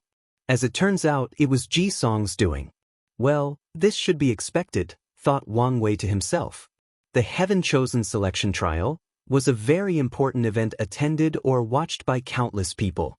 For example, there were approximately 15 billion people participating in the trial, and a few of them actually came from the lower realm. More importantly, most of the cultivators in the world are currently watching this event. That alone is a few trillions people. This is one of the reasons that many people actually wanted to participate in the trial: the opportunity for fame and glory, the opportunity to be worshipped by billions of people, the opportunity to display might and prowess to the world, to increase reputation. In the cultivating world, reputation is not just about being famous or having a certain credibility. Reputation can transform into influence. Influence will then transform into aura. Aura that can be used either in battle or to intimidate the opponent. Aura that can increase chances of breaking through a cultivation bottleneck. More importantly, reputation can increase a person's chi luck or destiny. Upon feeling Wan Wei's gaze on him, Ji Song, who was now 3 meters tall and standing in the arena, said, I have waited for more than 5 decades to have a rematch with you, and now, you are not participating in the tournament? Are you scared to fight me again? His voice was loud and echoed throughout the large stadium that easily housed a few billion people, not to mention the viewers. Wang Wei looked at him for a brief moment before saying out loud just like him, Who are you again? Ji Song's face instantly became ugly before roaring, What do you mean by this? Oh, sorry about that, I didn't mean to be rude, but I have a disease where I can never remember someone that has been utterly decimated by me more than once, replied Wang Wei with a very nonchalant look on his face. Meanwhile, many of the audience members gasped after hearing this, then they began to pay more attention. This is the reason that they decided to attend this kind of tournament, to watch these heaven-chosens tear each other apart both physically and mentally. Enough with your mockery, replied Ji Song. Are you going to participate in this tournament and fight me? I am more interested in why you are so interested in fighting me. Isn't it normal for people at our level to want to fight powerful opponents? Let alone me, and you already have a vendetta? Most scenarios would be true, replied Wang Wei calmly. But why do I feel like these are not your real motives? Your insistence on fighting is almost like you're trying to prove something to yourself. Of course I am. I am trying to prove that a few failures does not represent anything on the path of Emperor. As a true heaven chosen, I can always rise up again. After a brief moment of silence, Wang Wei suddenly said, I am becoming your heart demon, aren't I? Although Ji Song's face remained the same, his heart secretly skipped a beat as Wang Wei was right. After his second defeat during the Qi luck trial, it took a while to recuperate both physically and mentally. And even then he did not fully recover. He soon realized that Wang Wei was slowly becoming his heat demon, and if he did not defeat him or find another way to get rid of it, he would never be able to break through the primordial spirit realm. Are you going to fight with me or not? Said Ji Song, completely ignoring the question. Why should I? Replied Wang Wei. Why should I help my enemy get over his own problem? Ji Song furrowed his brow as he thought for a brief moment, then a smirk appeared in his mouth. With your militant blood, you are not the kind of person that easily refuses a challenge for such a petty reason. Based on your previous actions and words, I can analyze that you are back to your old business. Bait your enemy into doing the things you want, then hook them. I do not have time to waste with you, so state what you want this time in exchange for my challenge. Wang Wei squinted his eyes after hearing Ji Song's words, then he smiled slightly. He realized that it is true when they say that only your enemy knows you better than yourself. What I want is your spot to enter the secret realm of the Dao tablet in exchange for a battle after the tournament. This time, however, Wang Wei used his divine sense to communicate with Ji Song, preventing anyone from hearing their discussions. Ji Song had a frown on his face as he was quite surprised by this deal. He thought that Wang Wei would demand something entirely different, like his cultivation techniques or something similar. He was prepared to negotiate strongly in order to prevent himself from being taken advantage of. After pandering for a while, he replied through divine sense, No problem, but if I win this battle, I want your blood essence. Wang Wei gave a look, as he could guess what he was thinking. Ji Song probably wanted to use this opportunity to avenge what he did to him back in the Spirit Road trial, then also use his blood essence to increase his strength. Deal, replied Wang Wei out loud. He was more than confident of his strength. Ji Song nodded, then closed his eyes to concentrate on the next tournament. Wang Wei was not his only enemy. Although the members of the audience did not know the exact conditions for their deals, they were just excited at the prospect of these two titans fighting. As for the people of the Emperor Enlightening Academy, some of them probably guessed the deal that Ji Song made, and they turned ugly. They have done so much to prevent him from gaining access to the Dao tablets, and now he might still have a chance. Things will not end so easily, secretly thought Headmaster Bai Han. Then he wanted to continue the opening ceremony. However, another person came to interrupt again. This time it was the young sword sage of the sword-casting villa, Jian Wushuang. Sacred son Wang Wei, since you will not participate in this tournament, I will also like to take this opportunity to invite you to a challenge. Oh, from what I remember, me and you do not have any kind of grudge or vendetta, replied Wang Wei, a little surprised. You and I may not, but our sect does. You should be aware of what happened in the last generation between your father and my casting sword villa? Wang Wei then understood the reason behind Jian Wushuang's sudden challenge. In the last generation, his father was called by all cultivators as the most powerful swordsman and earned the title of Absolute Cut Sword God. Many people, especially sword cultivators, would not allow anyone to have such a title. The title of Sword God is the second highest title that a cultivator of Sword Dao can receive, second only to Sword Emperor. On top of that, not all great emperors who used a sword can claim the title of Sword Emperor. They have to prove the Dao with the sword in order to get that title. Additionally, the Sword God title was not given to just anyone. Some sword emperors did not have that title during their rise. As long as an emperor proved the Dao with the sword, he could earn the title of Sword Emperor. But the sword god has to be the best and most powerful sword cultivator of countless generations of sword cultivators that came before. They have to reach the peak of swordsmanship and go beyond it, and they have to prove that their sword Dao is the best of all the sword cultivators in the world. So, people did not like when the title of sword god was placed on Wang Tian. In order to prove these people wrong, Wang Tian left the sect to travel the world and challenge all the sword cultivators. He was unstoppable. No matter who challenged him, he would use his supreme Dao of absolute cut and defeat them. In the end, the sword-casting Vilhu is considered the holy place of sword cultivators in the myriad Emperor Word stepped in to stop Wang Tian. But they also failed even more miserably. Wang Tian traveled to the eastern Azure Dragon continent and fought with all the people of the villa and defeated them all on the way of the sword. That included Jian Wushuang's master. Jian Yihu is the current leader of the sword-casting villa. What most people do not know was that after your father defeated my master in the way of the sword, he even challenged some of the sleeping ancestors and won.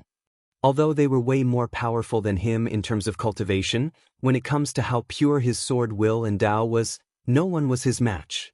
So, today I am issuing a challenge in order to restore their honor.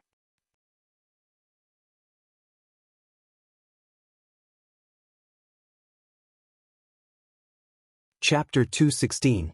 Wang Wei was a little surprised that Jian Wushuang would expose such secrets out loud in front of so many people.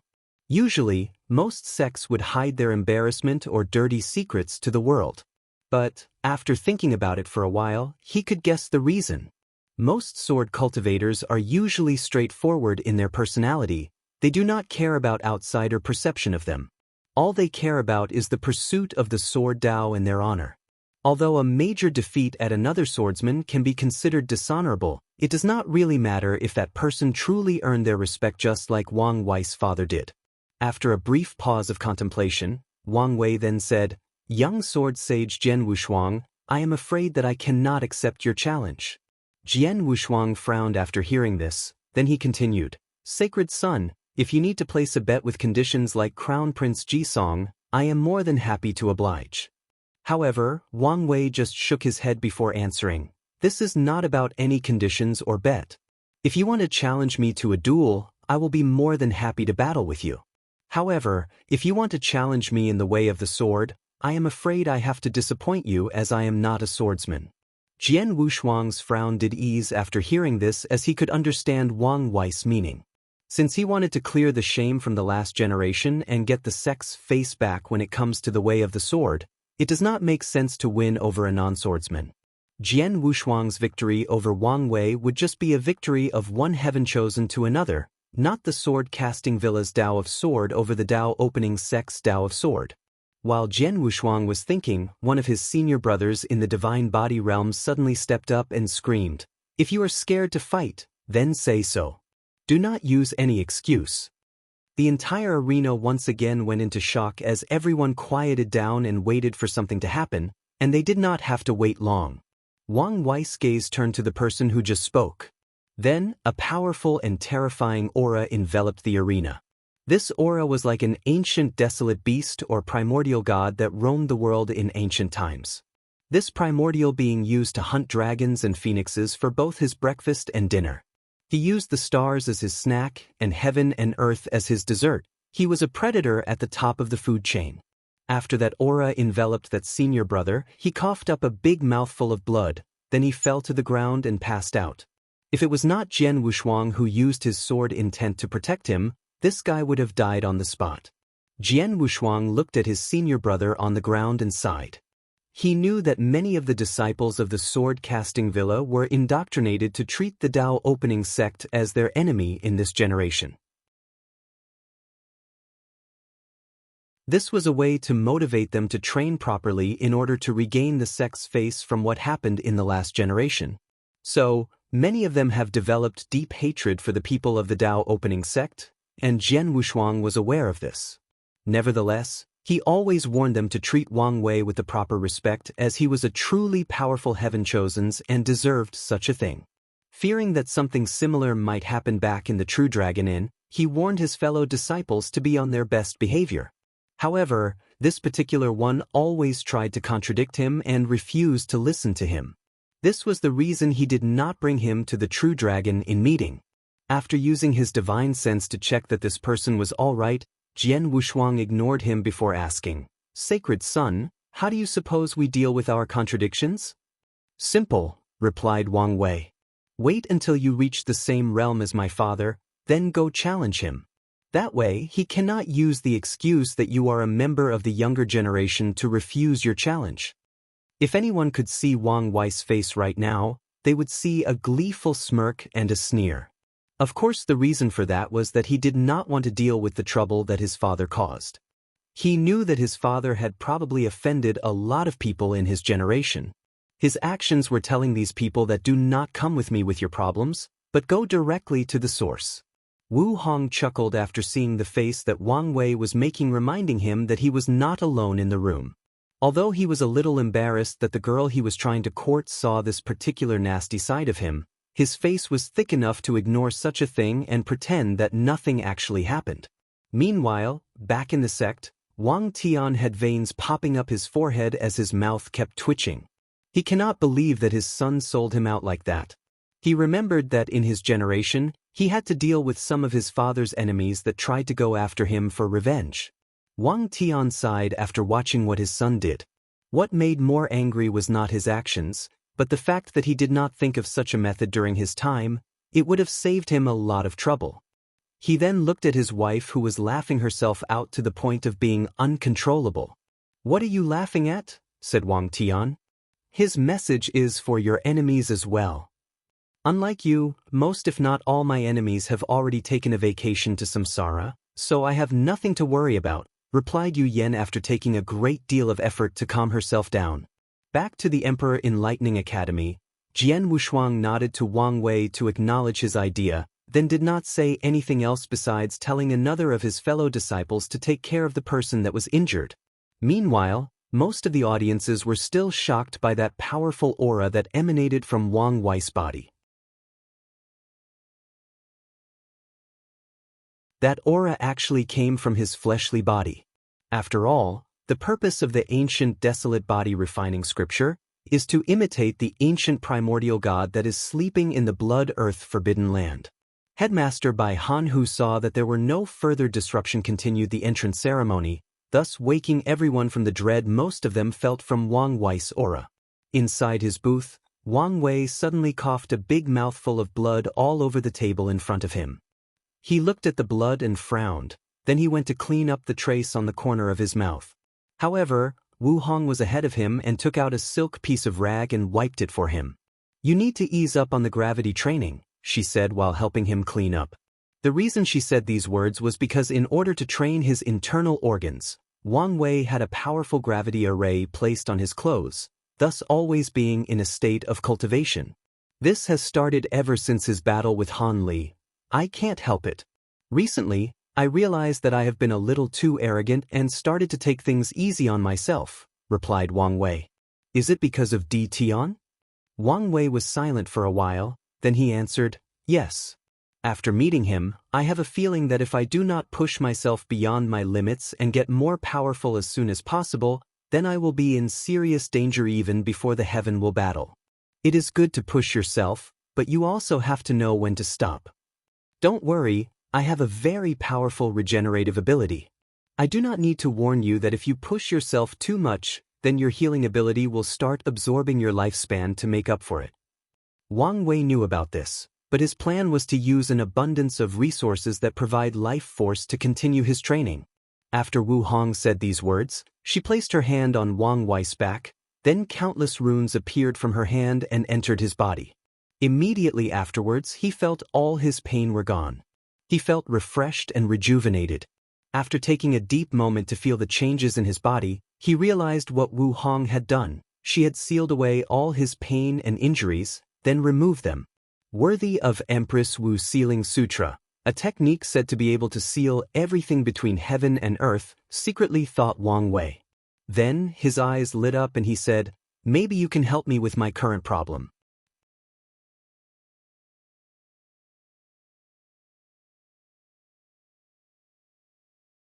Chapter 217, Nan. Help? How can I help you? Asked Wu Hong. I have been trying to find a way to create a way to refine divine punishment thunder, but it has proven to be quite difficult. And maybe your ability can help me, replied Wang Wei. Divine punishment thunder? That thing is at the level of Dao law and you want to refine it? Asked Wu Hong in doubt. Dao law? What is that? Asked Wang Wei with a look of confusion on his face. Ask your father, replied Wu Hong. So many secrets, muttered Wang Wei to himself. Anyway, I think instead of creating a method to refine it which would take me a lot of time, it is better if you could seal the thunder inside my body, then allow some power of it to slowly release in order to temper my body. Wu Hong pondered for a brief moment, then replied back, I can do that, but you'll have to make sure that this power is not released to your organs until you finish tempering them. Wang Wei nodded as he also agreed with her. His organs were still in the process of being tempered and were very fragile, so they would not be able to withstand such a tremendous amount of power such as divine punishment thunder. After making this plan, both Wang Wei and Wu Hong secretly left, deciding to not further waste their time with the trial/tournament. Meanwhile, inside the D family booth that was also floating in the air around the stadium, Di Tian was holding a crescent-shaped broken jade pendant in his hand. He looked at it with love, remembrance, and sadness. Then, a firm determination could be seen in his eyes. While being distracted by the jade, someone knocked on the door. With a wave of his thought, the pendant disappeared from his hand, then he said with a harsh and cold voice, Come in. Soon, a beautiful lady entered the room. She had long black hair, had a blue hanfuan and no makeup on.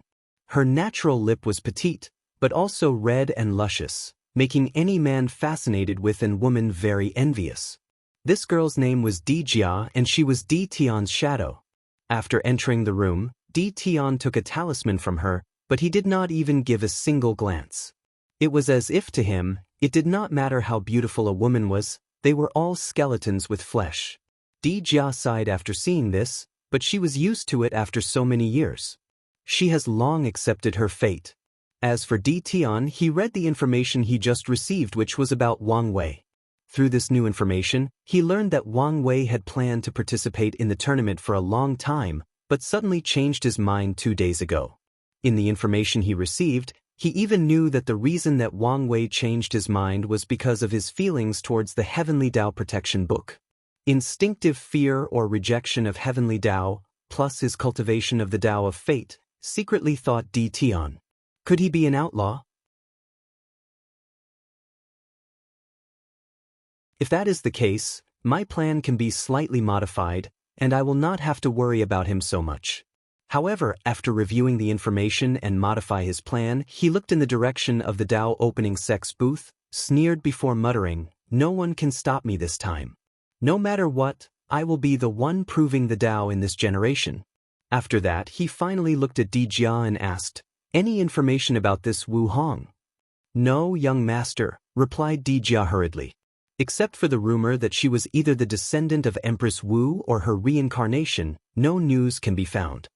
Di Tian frowned as he started to think. Even the sleepers could not find any information about her. I did not feel any power of reincarnation from her, so unless her power is so great that she can even hide from me, this theory is unlikely. This woman might become an uncontrollable variable, and I do not like that. My first instinct is to get rid of her, but I have a feeling that things might be more complicated than seen on the surface, so let's observe for a while. After waking up from his thoughts, Di Tian waved to dismiss Di Jia and focused on watching the tournament. Although he did not place any of these people in his eyes except for Wang Wei that he considered a minor nuisance, he will still watch them in order to better learn about their powers and abilities. He did not like variables outside his calculations. While all of these secret spying, schemes, and calculations were going on, the heaven-chosen selection trial had already started. To be precise, the preliminary round started. The preliminary rounds or elimination round is simply a slaughter fest. All the 10 billion participants will be teleported to a world belonging to the Emperor Enlightening Academy. In this world, there are a few cities scattered around, and the participants have to defend against Slaughter Devil Beast. These beasts are somewhat similar to demonic beasts, but more feasts. For once, they did not originate from the myriad emperor world, but from the 9 devil god world which once invaded this world and created the devil era. These beasts have no emotions, no fears, and no intelligence. All they know is endless slaughter. In the first round of the elimination round, the participants have to survive rounds after rounds of attack against hordes of these beasts. The number of them was essentially endless as the Academy just used that world to breed them. When the number of participants dropped from 10 billion to 500 million, then the second round began. In the second round, the participants are allowed to kill each other. The second will not stop until there are only 100,000 participants, then the third round. In the third round, all the Heaven Chosens who were on the list released by the Heaven Mystery Pavilion can begin to participate. Due to the fact that they were considered seeded players, they did not have to go through the first 2 rounds unless they wanted to. In this case, no one chose to do so, thus after entering the secret world, all the seeded players went to their residences and started cultivating. The trial will actually take a few years, so they did not want to waste time. Inside the booth of the Emperor Enlightening Academy, Bai Han was having a conversation with many teachers. "So, are there any new people to look out for during this tournament?" asked one teacher. "Yes, there are. First there is the number 7, Boundless Void Physique from the Worshipping Dao Academy." Some of the teachers were surprised. The one said, "It seemed that the guys in the Worshipping Dao Academy hid their cards really well. They probably wanted to use this opportunity to build the momentum for their Heaven Chosens, and also blindside us. Well, as an academy with 5 great emperors, they can be considered our greatest competitor when it comes to the other academies." The teachers nodded, then someone continued to explain. The number 8, 9 Yin Physique showed. She is from the lower realm and is also participating in the elimination realm. The number 8 physique was actually a weird one as there are 2 parts to this physique. If a man is born with it, it will turn into 9 yang physique, which is based on the principle of extreme yang. If a woman has it, then it will be the 9 yin physique, based on the principle of extreme yin. Then there is the very rare occasion when someone is born with a balance of yin and yang, thus also born with both the 9 yin and 9 yang physique. A mutation would occur where such a physique is said to be even more powerful than the yin-yang eyes, and reach the level of the top 3 physiques. The teacher who previously spoke continued to explain the participants of this trial. As a matter of fact, number 8, 9, and 10 physiques are all from the lower realm. The number 9 physique is called the Origin Spirit Physique. The owner of such a body has a very high affinity with spiritual energy between heaven and earth, thus having a very rapid speed of cultivation. Furthermore, they will not have any bottlenecks in cultivation until they reach the void-shattered realm. No to mention their near unlimited amount of origin essence in their divine sea. The 10th heavenly physique is called Star Monarch Physique, which grants them the ability to cultivate the power of the stars. The teachers did not underestimate any of these people because of their background. Given the fact that these people were actually born with such powerful physiques in the lower realm, then they are probably the child of destiny of their world. As long as they are given the chance or opportunity to rise, they will immediately take it. And that opportunity was exactly this trial. "So, none of you will mention the damn MO family descendant?" suddenly said a teacher with gritted teeth. The room then became silent, as all the teachers including Headmaster Bai Han had a somber look on his face.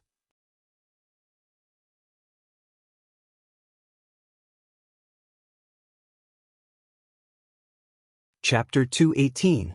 While all the teachers were quiet and somber, their eyes could not remove from one particular participant that actually took part in the elimination round. It was a beautiful woman with red hair and eyes. However, unlike Su Ya's red hair that was lighter than a rose, her redness was darker than blood. And it was not just her hair. She even wore a red hanfu and had a bloody aura surrounding her. In this aura, anyone could see the scream of all the people she had killed, and there were many of them, too many to count. Although she had a beautiful face, there was a permanent evil smirk on the corner of her mouth, which made her both very attractive and scare at the same time. This participant was called Mo Xingyun, and she was the descendant of the Mo family. After a brief silence in the academy's booth, one teacher then responded, "According to the rules, she has every right to participate in the tournament." The person who previously spoke against me, Xingyun, then said back, "It is obvious that she has awakened the heaven-devouring physiques. Aren't any of you worried that she will follow in her ancestors' footsteps?" The room once again became silent, and this time, many people actually had an ugly look on their faces as they remembered something unpleasant. One teacher then said after a brief hesitation, "This generation, there is a high chance that an eternal emperor will be born, and if she manages to be the final winner, then the Mo family will have 2 eternal emperors in their lineage, just like the Dao opening sect." "Shut up," screamed one teacher.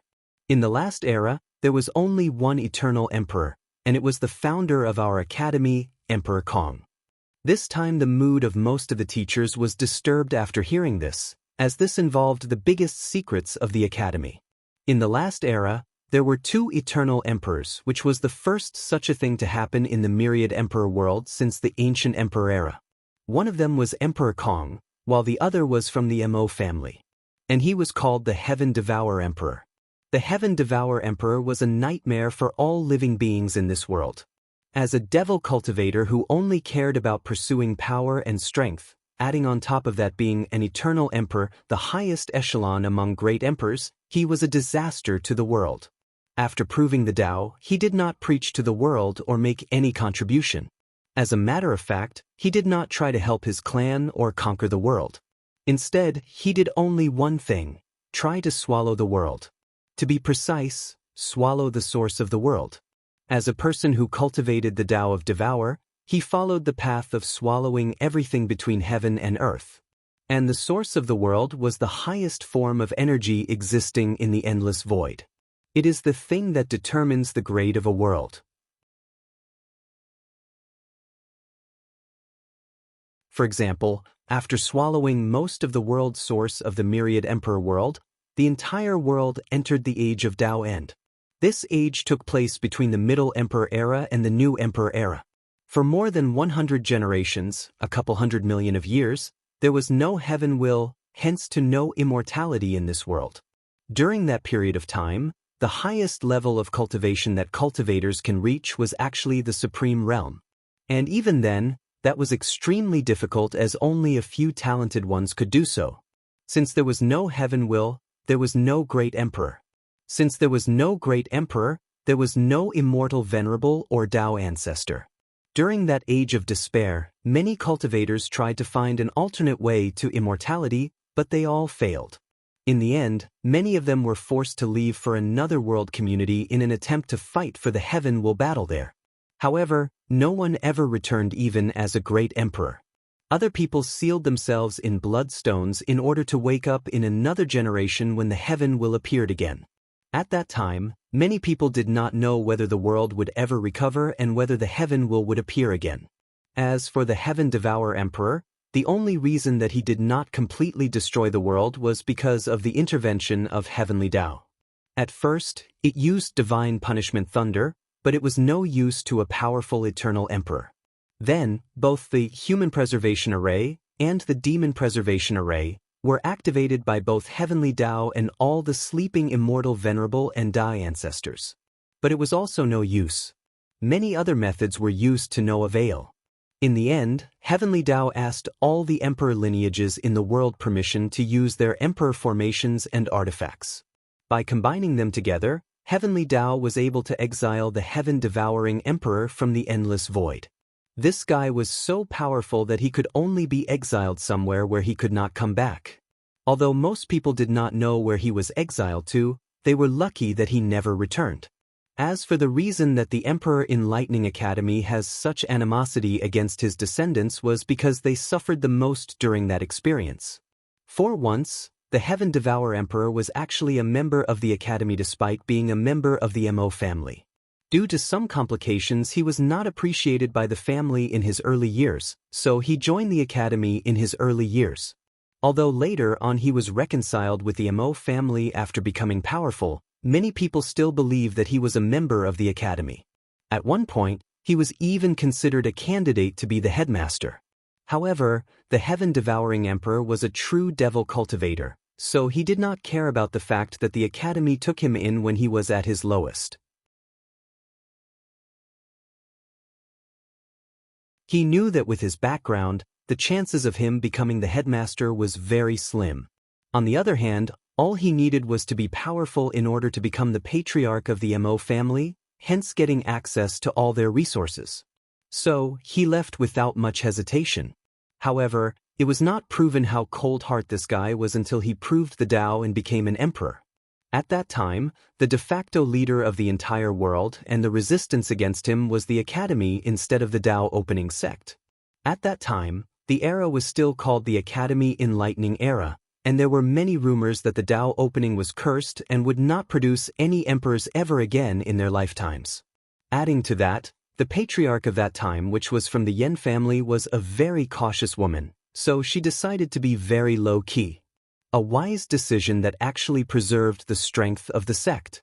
As for the academy, during their battle against the Heaven Devourer Emperor, they suffered such a great loss that their foundations were almost destroyed. As a matter of fact, the academy was almost destroyed at the hand of the emperor.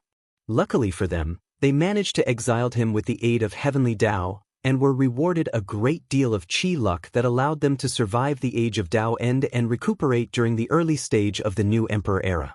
In the aftermath of what occurred, the academy and many places in the world, many people refused to acknowledge the Heaven Devourer Emperor's status as an eternal emperor even though their acknowledgement meant nothing. The position of eternal emperor is not something that a bunch of mortals can decide. In the eyes of great emperors, even a supreme realm true monarch is nothing but a mortal that can live for a few million years. They themselves did not have the right to decide whether a person was an eternal emperor, let alone these weak cultivators that will eventually die with the passage of time. Heck, even heavenly Dao cannot decide such a thing. After a teacher scolded the person that said the previous words, Headmaster Bai Han finally spoke. You guys know that this topic is a taboo in the academy, so do not mention it again. As for Mo Xingyun, even if she has the Heaven Devourer physique, without the proper scriptures, she is not much of a threat as her ancestor. Not to mention that this generation is full of heaven-defying genius. All the teachers nodded after sighing melancholy to themselves, then they did not say another words. As a matter of fact, the true secret of the academy was not what the Heaven Devourer Emperor did to them. No, the whole world already knew of this history. The true secret revolved around the fact that there were two eternal emperors in the last era. As a matter of fact, Emperor Kong was not a true eternal, but a false one. The reason that he is considered a false eternal emperor was because he was so close to reaching that level, that echelon, but he did not succeed, at least not on his own. Due to all his contributions he made to the myriad emperor world, he was given a little help or boost to reach the level of an eternal emperor by heavenly Dao through merits.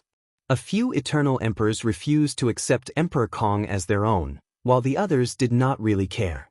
As for other great emperors, they did not dare to say anything in front of him as his strength was a real eternal emperor.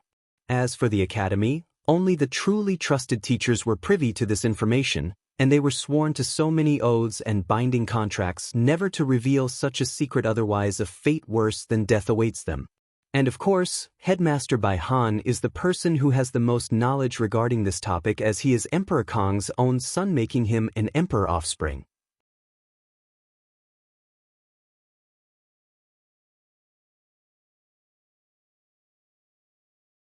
Chapter 219. Headmaster Bai Han was born in the Middle Emperor era and his father was Emperor Kong. So, his real name is Kong Han and he witnessed the creation of the academy. However, all his life, he lived in the shadow of his father. Many people started comparing him with his father. No matter what he achieved, it was either not good enough, or people attributed it to the fact that he was Emperor Kong's son. So, his relationship with his father was not good to begin with. Nevertheless, it was still expected by everybody for Bai Han to be the next great emperor of the academy after his father washed away his karma for him. However, things escalated when his mother died, and his father did nothing to either prevent it or bring her back. To this day, Bai Han still remembers the indifferent look his father had on his face when he said to him, "You do not need to make a fuss about everything. She is not dead, but just entered samsara. Bai Han cursed at his father for being cruel and indifferent, before leaving home forever and never spoke to him ever again. He took his mother's last name and only returned to the academy once his father left. As a matter of fact, Emperor Kong was not being cold or indifferent. As a great emperor, he is a higher dimensional life form and sees things differently from mortal cultivators. All of them see death as the end of the road, while he sees it as another beginning. He could literally see his wife enter samsara, and he could even go see her new reincarnation if he wanted to. He could awaken her memories from her last life. At the same time, he also knew that without becoming a great emperor, Dao ancestor, or immortal venerable, she would never escape the shackles of constant reincarnation. As for the reason that Emperor Kong did not help his wife achieve the cultivation realm of the latter two, it was because she wanted to have another chance to become an emperor after reincarnation, so he arranged for her to be born in another heaven-will world. Unfortunately, due to lack of communication, his son misunderstood him and ran away from home. After wandering around the world for many years, he returned to the Emperor Enlightening Academy as he felt that it was the home that his mother helped create. Bai Han desperately needed to become a great emperor in order to revive his mother. However, since he did not let his father wash away his karma, he could not compete in the next heaven-will battle. So, he sealed himself in bloodstone for countless years before he was awakening in the last generation. However, he could not get past the mental barrier that he was the son of Emperor Kong. So, he used a secret technique to have a woman carry him. He abandoned his body, his powerful bloodline, and his cultivation and turned into a baby. Essentially, he was reborn anew with all his memories. This was the reason that he could talk as soon as he was born, and the academy believed him to be a born sage. And Bai Han lived to these expectations. With him being personally tutored by an eternal emperor, he could easily guide other people in their cultivation. With knowledge of ancient time and a vision from once being a supreme realm true monarchs, he rapidly grew among the ranks of the academy until he became the headmaster. Unfortunately for Bai Han, he was very unlucky. First, he met a heaven-defying genius like Wang Lin and lost to him. Even his previous cultivation and profound knowledge could not help him. Then he learned that not only would there not be a heaven-will in his generation, but even the supreme path was cut off in order to make way for the next generation. Bai Han spent many hours lamenting on how terrible and unfair heaven was to him. And he also often regretted not accepting his father's help and let him wash away his karma. By then, he should have already proven the Tao and resurrected his mother. After all that happened to him, Bai Han considered whether to seal himself again, but he did not want to. Being sealed is not a fun experience that anyone can withstand, especially the people that have to live through countless generations. There are two types of seal. One for people who are about to die and want to lend their strength to their sect or faction one last time in the future. These people are completely sealed, and once they wake up, they know that they will not survive long. As for the people who want to wake up in another generation in order to wash away their karma, they have to keep a silver of their consciousness alive in order to experience the baptism of time in order to properly wash away their karma. And the process is a form of torture. They have to spend what feels like eons in a dark, empty, and silent place with only their thoughts and nothing else. The process is similar to the second trial in the pagoda, but instead of spending only 100 years, these people have to spend millions upon millions of years. The majority of them go crazy in the process, some awake ahead of time and allow their lifespan to naturally and die. Only a few can actually wait till the process is over. Bai Han did not want to go through that process again. His Tao heart was not enough for him to suffer through that lonely process for a second time. This is the reason that he is so focused on properly cultivating Lin Fan. He hoped that once Lin Fan became a great emperor, he could wash away his karma for him and compete for the next generation's heaven-will battle. While the teachers of the academy were having their little disagreement, the elimination round of the tournament had already begun. Mo Xingyun was teleported to a random location inside the secret realm. Around her were a few slaughtered devil beasts lying on the floor. Although these beasts were dead, there was no blood or wound on them. They looked like dried mummies that were sucked dry of all their blood and internal organs. Well, that is exactly what happened to them. She looked in the distance while secretly thinking to herself, without the gluttony-swallowing scripture, my heaven-devour physique will never reach the level of the ancestor. However, I have an advantage over him, and that is that I was born in a very prosperous era. All the top 10 heavenly physiques showed up all at once. The number of times this kind of thing happened in the history of the myriad emperor world can be counted in one hand, not to mention that even new physiques appear.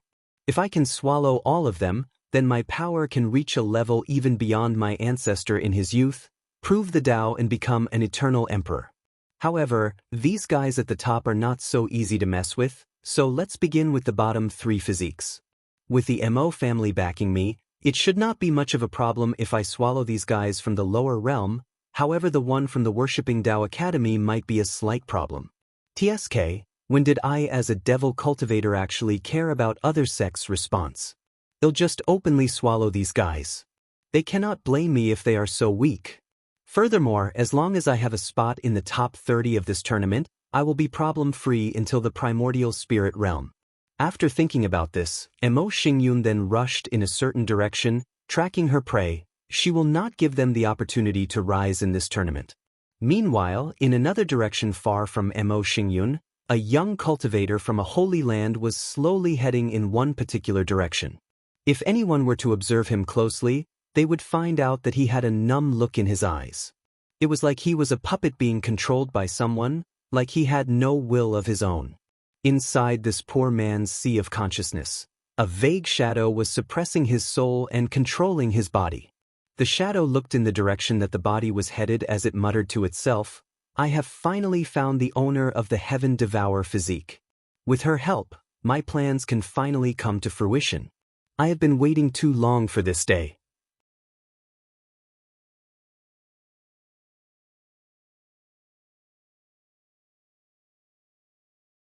Chapter 220. After leaving the arena where the competition took place, Wang Wei and Wu Hong returned to his residence. After activating the formation to prevent anyone from spying, Wang Wei took out something from his space ring.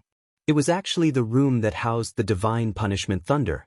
It was previously located somewhere under the Tao opening sect, but before leaving for his trip, Wang Wei had true monarch Yenchen create a small world where he can place the thunder and carry it inside his space ring. After entering the small room, both Wang Wei and Wu Hong found themselves in front of a lake with black liquid inside. Countless lightning and thunder strikes could be seen flashing once in a while on top of the lake. There should be no problem, no? Asked Wang Wei. Wu Hong looked at the river for a brief moment before nodding. Wang Wei then immediately removed his sacred sun garment and stood inside the room with only his underwear. His very well-defined and beautiful muscles were exposed to the world. He started to do some poses to show them off. However, every time he contracted his muscles, the sound of steel grinding could be heard coming from his body. Every time he clenched his hand, the sound of the air breaking could be heard.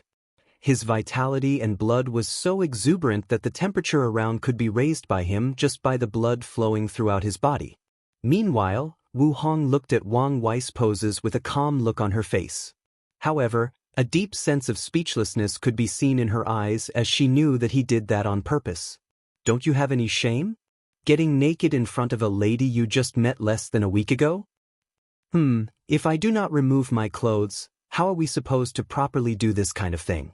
Replied Wang Wei with a look of innocence in his face, despite the fact that his words were purposely vague and ambiguous. Wu Hong sighed helplessly, however she had a slight smile on her face. It was as if she was very amused. All right, let's begin, she ordered sternly. Wang Wei nodded before sitting cross-legged in front of the lake. Suddenly, Wu Hong's eyes lit up white, then with a wave of her hand, countless runes appeared in the room. There were 4 of them and were circular in shape. Then, with a wave of her other hand, all the black water or divine punishment thunder in the lake floated into the air. The 4 runes surrounded the water in the shape of a box. Wu Hong clenched her white and smooth hand, then the black thunder started to condense and decrease in both size and volume. Meanwhile, Wang Wei was watching the entire process in awe. He did not feel any aura from Wu Hong, nor did he understand the meaning of these runes that she made. Forget understanding them, he did not even recognize them. It was then that Wang Wei realized how little does he truly know about the world, and how powerful his future girlfriend is. A few minutes later, the divine punishment thunder was turned into the size of a first surrounded by a sphere made of runes, and it was floating in the palm of Wu Hong. She then looked at Wang Wei. Now, I will seal it on your spine, that way it becomes much harder to intervene with your internal organs. The power of this thunder will slowly release in order to temper your body, and you can determine the level of power that is released, but don't go overboard. And do not release that power in your internal organs until you properly tempered them. Wang Wei smiled before nodding. So, Wu Hong did what she said and sealed it inside his spine. As soon the little orb entered his body, Wang Wei groaned as he felt a mysterious power starting to ravage all of his bones. Soon after, his already tempered to great perfect bones started to crack. In just a few seconds, all 206 of his bones were cracked to the point of almost being destroyed. However, his regeneration ability kicked in and his bones were back to normal. Unfortunately for Wang Wei, this process did stop after only one time, but a few 100,000 times. In just a few hours, he experienced his bones being repeatedly cracked and repaired. The worst part was that the pain was even more severe when he used heavenly tribulation to temper his body. Half a day later, the process stopped as his bones were no longer cracking. However, Wang Wei had an ugly look on his face. The power he was using to temper his body was not even 1/1000th of the divine punishment thunder, yet it had such power. After taking a deep breath to calm himself down, he started the process again. This time it was his skin that went through that torture. So, he spent another half day feeling the pain of his skin being ruptured and being repaired again and again. Meanwhile, Wu Hong was looking at all of this with a calm look on her face. She knew what it took to become a true powerhouse, so she did not help him, not even to remove his pain.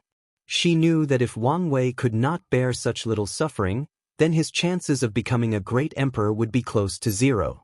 As for their relationship, unfortunately, without becoming a great emperor, she will have to witness him entering the cycle of samsara again and again until he finds a way to reach immortality.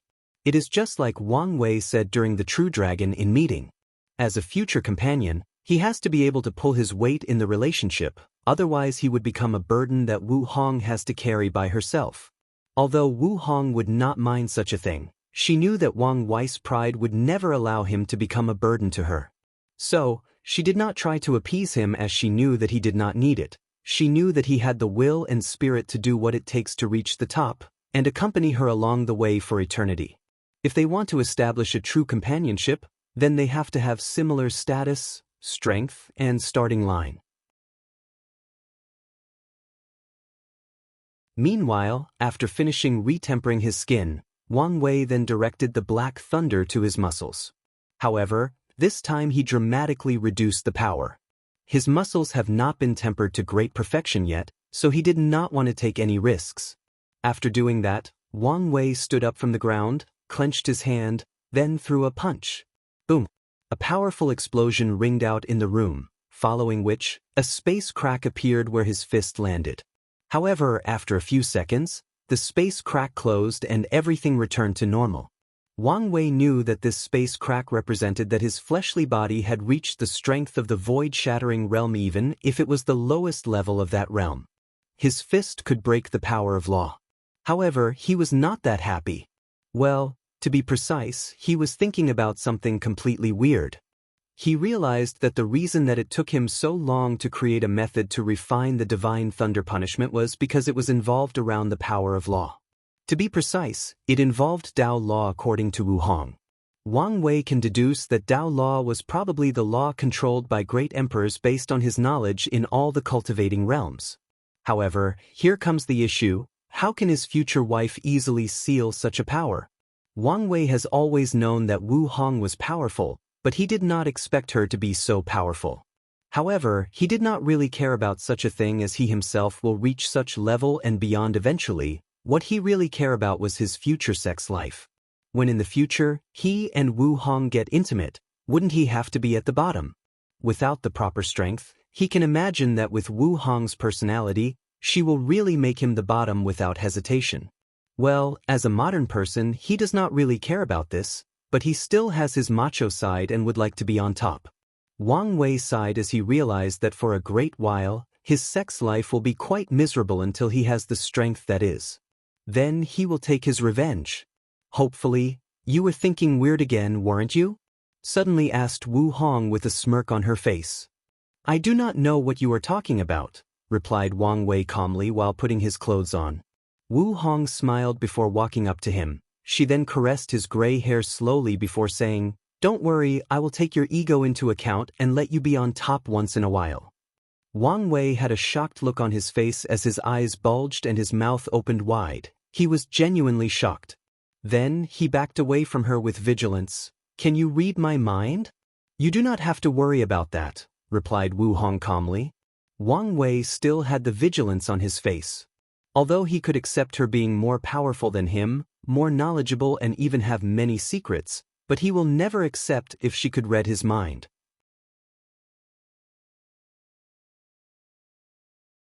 Wu Hong noticed the vigilance in his eyes, but she did not mind as he knew him better than himself. You do not need to worry. With your soul, no one can read your mind without you even knowing, not even me. Wang Wei nodded as he realized that he may have been a little too sensitive. However, an idea suddenly appeared in his mind and he asked, Do you know about my soul? About paragons? Wu Hong pondered for a brief moment before responding, Well.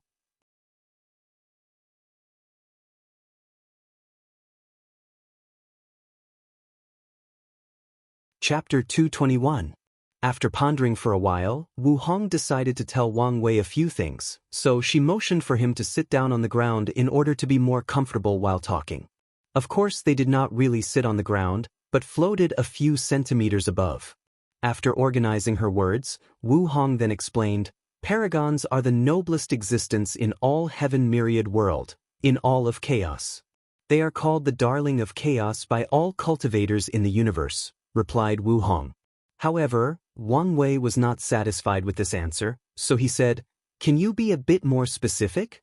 I am getting there, so be patient, replied Wu Hong while giving him a stared and act which made a little embarrassed. Paragon is both a title and a cultivation realm. To be precise, it is the last cultivation realm possible for great emperors. Once you reach that realm, you can be considered as having reached the end of the Tao, the end of the cultivation path, as there are no more roads ahead. Wang Wei started thinking about all the information he just learned. For one, according to Wu Hong's words, one has to become a great emperor first before becoming a paragon, so it must be a realm after great emperor. However, it seems that paragons are not that simple given a title like Darling of Chaos. Now, the question that Wang Wei is wondering is how could his soul be so powerful? Could it be because of all the blue lights that he absorbed after being swallowed by the space crack back on Earth? After reining in his thoughts, Wang Wei then asked, If I have a paragon soul like you said, shouldn't I be more awesome? For example, I should be able to easily comprehend the Tao laws in the divine punishment thunder, or I should be completely unaffected by things like illusion, spiritual guidance, etc., but I am not. Wu Hong looked at Wang Wei with a speechless look on her face. This guy's narcissistic nature can sometimes pop up out of nowhere. For one, that is because your soul only has the quality of paragon, but not the quantity. Second, most paragons have been baptized by the power of Tao law, but your case is very rare where your soul quality reached their level without any Tao law. You do not even have the power of ordinary law. More importantly, you do not know how to properly use the power of your soul. Of course, the truly most important reason is the fact that someone actually sealed the power of your paragon soul, but I cannot tell you about that, secretly thought Wu Hong to herself with a calm and peaceful look on her face.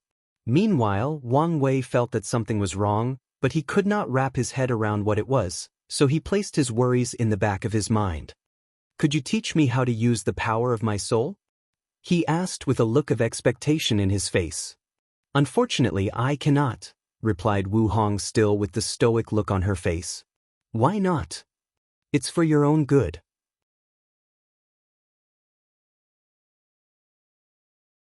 What do you mean by that? If you start to use the power of Paragon in this world, then I can guarantee you that you would not live long.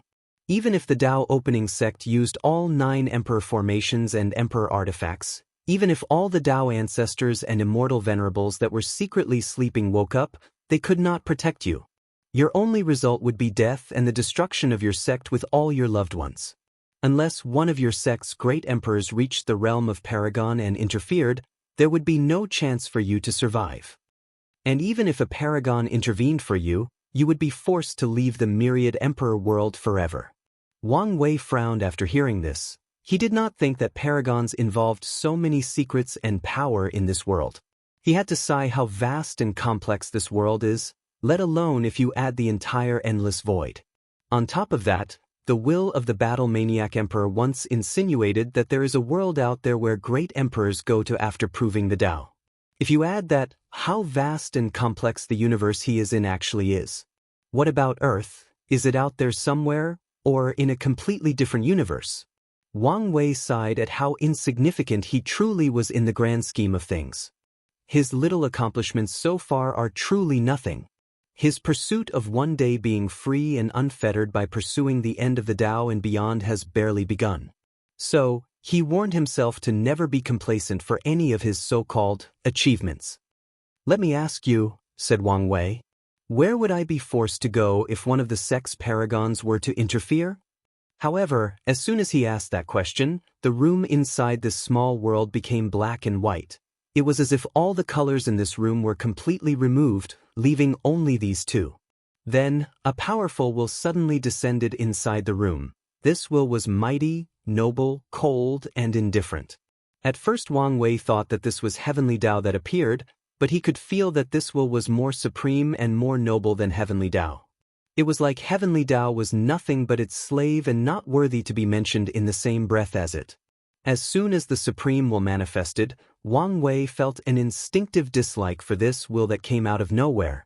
It was like it was deeply engraved in his soul.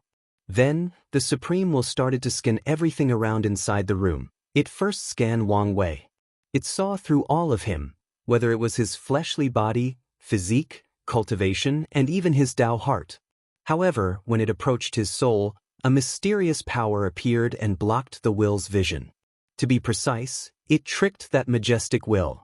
The mysterious power made that will think that there was nothing truly special about Wang Wei's soul. Meanwhile, during this entire process, Wu Hong had a frown on her face while thinking to herself.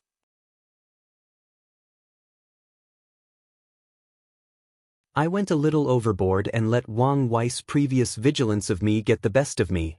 I never should have revealed these secrets until after he became a great emperor. Now, even Great Dao showed up. After the Supreme Will finished scanning Wang Wei, it looked in the direction of Wu Hong. It seemed it also wanted to scan her. However, she just raised her hand and said out loud, "I promise I won't say anything again." The Supreme Will paused for a few seconds, then it disappeared as if it never was here. No one in the entire world besides those two noticed its existence. Of course, the real reason that the will of Great Dao did not scan or punish Wu Hong was because a similar mysterious power as Wang Wei secretly came from her and interfered.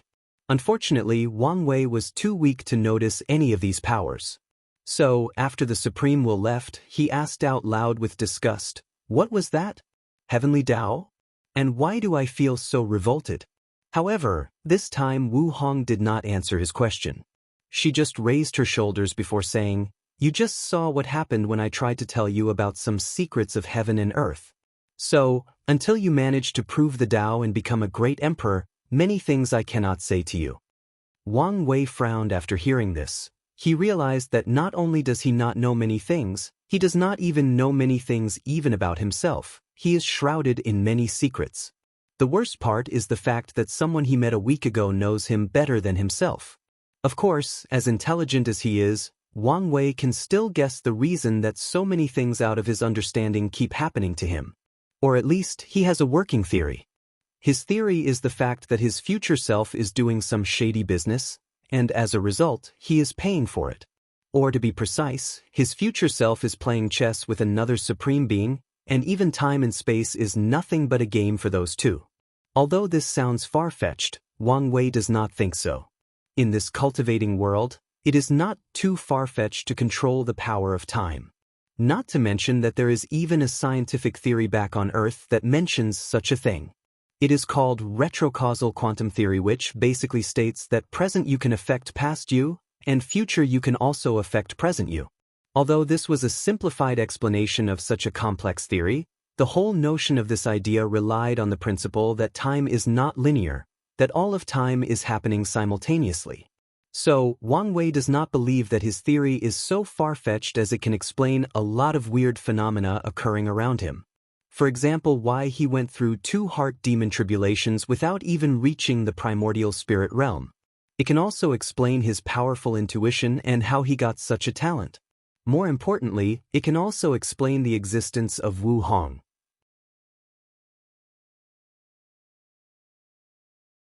Why he was so easily attracted to her, why she knows him so well despite having met for the first time in the past week. More importantly, it can explain why she knows so many secrets. Obviously, she might be one of the players in that game that his future self is playing, and she is here for a reason. Of course, Wang Wei knew that he could also be wrong, so he did not place all his cards on that theory and is open to another or better explanation. After taking a deep breath to calm himself down, he asked Wu Hong, "Is there anything else that you could tell me without getting into trouble?" After pondering for a while, she nodded. "Your paragon soul will make it virtually impossible for you to enter the primordial spirit realm."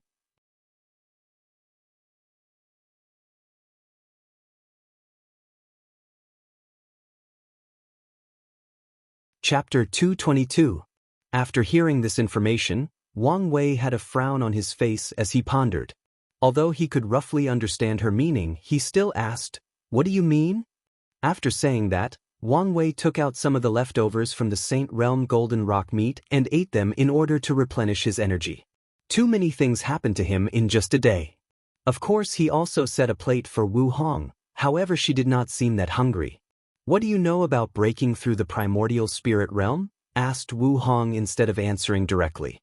"Well, to put it simply, after a cultivator uses their good fortune flame to refine a divine body for them that can withstand the power of law, they enter the divine body realm. Then, they have to use the same good fortune flame to refine their soul into a primordial spirit which is necessary to be able to wield the power of law." After saying that, Wang Wei stopped with a deep frown on his face. He was thinking deeply this time. It took him a while to wake up. "So you have already figured it out?" asked Wu Hong. "With how powerful your paragon soul is, it is impossible for your good fortune flame to actually refine it into a primordial spirit unless you abandon the paragon quality soul." Of course, Wang Wei would never do such a thing. Even if this paragon soul is nothing but a pain in his arse so far, he knew that he would benefit from it greatly in the future as long as he can get through the troubles it brings. After thinking for a brief moment, Wang Wei waved his hand, then his good fortune flame appeared in the palm of his hand. "My good fortune flame is different from the normal one. Are you sure it will not be enough?" he asked. Even the best of good fortune flame has only 12 colors, but he had an extra color, signifying his transcendence. After looking at the 13-colored good fortune flame, Wu Hong stared at it for a while before muttering, 9 is the extreme, and 12 is perfection. 13 is detachment. Wang Wei had heard of this saying before, but not the last part of it. He wanted to ask what detachment was, but he learned from his mistake and decided to shut his mouth. He was already under a lot of psychological pressure from all the things he learned in one day, so he did not need any more.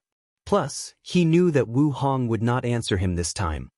"So, does my good fortune flame make it possible for me to break through the primordial spirit realm?" asked Wang Wei.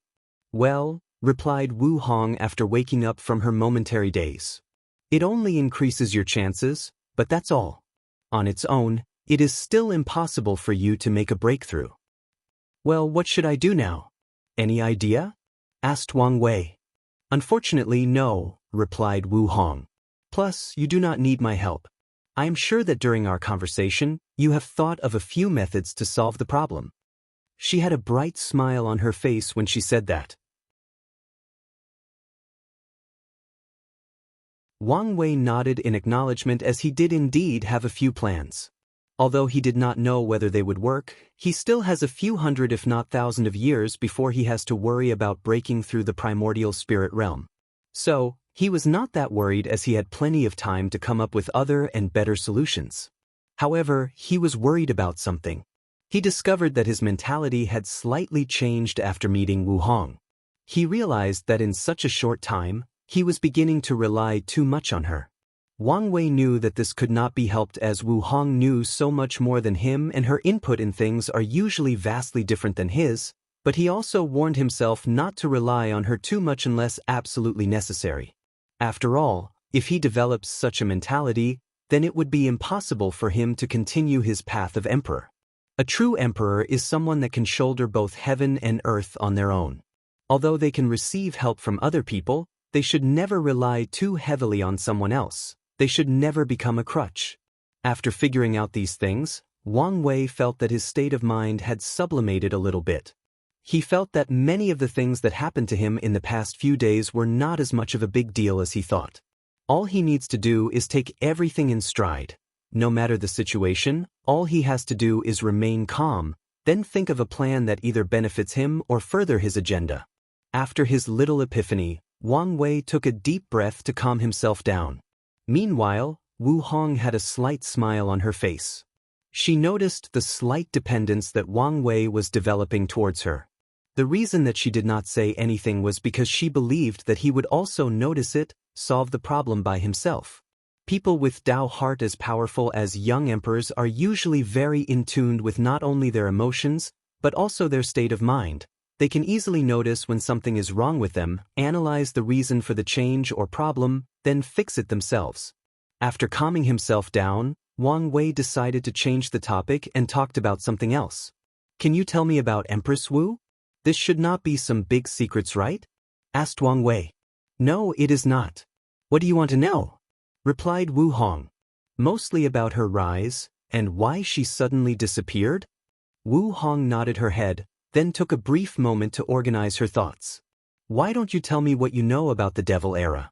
In general, she asked. Well, after the absolute beginning emperor ended the incense era, the world went through a brief period of peace and prosperity, at least for Taoism and the Tai Profound Gate. Then, all the cultivators in the myriad emperor world learned about the horror of the endless void. Another powerful heaven will world named the Nine Devil God world suddenly invaded our own. These devils were a cruel and bloodthirsty race that took pleasure in slaughter, rape, and destruction. It did not matter whether it was children, woman or man, human or demon race, they killed everything in their sight. They basically enslaved all races in the myriad emperor world and treated them as livestock. As a matter of fact, their entire cultivation system relies on committing sin and negative karma in order to reach a higher realm. So, the more terrible things they did, the stronger they became. These people then committed the worst and most unimaginable crime or sins possible. The worst thing was the fact that this world actually had 9 great emperors at once called the Devil Gods. Although the human preservation array prevented these demon gods from entering our world, it did not change much. The cultivators of the myriad emperor world were still not a match for all the other devil races that managed to enter. Adding to that, these devils seemed to have a method that allowed them to compete for the heaven will without an identity token. So for an entire era, the majority of great emperors cultivated in our world were actually from the devil race. The situation was actually similar to back in the incense era with Buddhism, at least this was the current theory, as not much information is left about Buddhism from that era. Of course, not all the great emperors were from the 9 devil god world. Some genius in our world managed to defy the odds and prove the Tao. Unfortunately, they were immediately besieged by the 9 devil gods and either killed, sealed, or exiled. Then there was a great emperor from the sword-casting villa that managed to kill 2 of the 9 demon gods. Then he negotiated a temporary peace with the others, which brought time for our world to recuperate. However, it was then that we learned that the heaven will of the 9 devil god world was actually a position. After one of the devil races acquire the heaven will, they will become a devil god and serve the world for a period of time. After their services are finished, they can leave with the heaven will and become a true great emperor. And one way that these devil gods figured out to reduce their long sentences in that position was to actually invade other worlds, then sacrifice either the entire world or the heaven will of that world to the heavenly Tao of their own world. Then they can be free. The devil era lasted quite some time until Empress Wu appeared and ended it. That's the general summary of that time.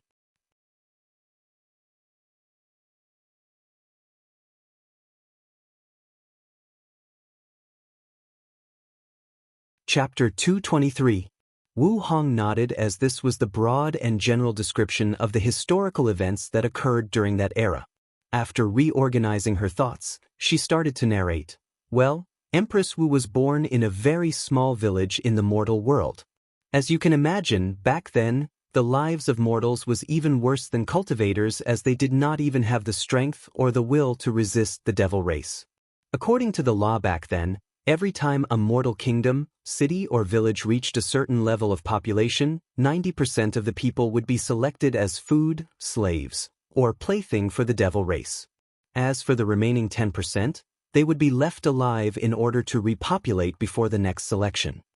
Right after Empress Wu was born, her parents were selected and she was raised by the old uncle in the village. When she was 18, she had grown into a beautiful young woman which caught the attention of a human noble. Wang Wei frowned after hearing this, so he asked, "There was still human nobility back then? In such a terrible era?" Wu Hong nodded before explaining. The so-called human nobles were actually traitors of the human race. Most of them betrayed their own race and submitted to the devil race and became their running dog. The devil race, which reveled in sins, truly like seeing those traitors and used them as a way to control the other human race. As a matter of fact, some of them even inserted the devil race bloodline inside their bodies in order to become closer to their enslaver. Wang Wei nodded as he could foresee this happen. The human race is a very complex one, and it is not unaccepted that they would betray their own kind. Even the demon race that has the concept of tribe and bloodline connection embedded deep in their souls has traitors among them, let alone the human race that is easily divided amongst each other. However, Wang Wei still had a question, so he asked, "There are rumors that devil cultivators originated from the devil race, is that true?" "Indeed," replied Wu Hong. The early devil cultivators were actually normal cultivators that took the cultivation path of the devil race and studied it.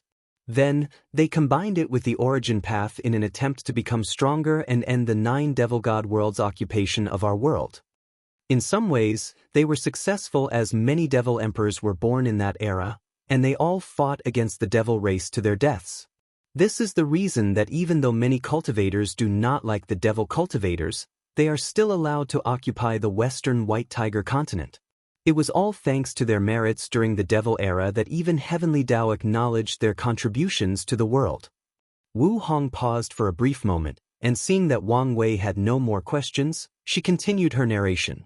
The human noble did not want Empress Wu for himself, but to be handed to a devil prince.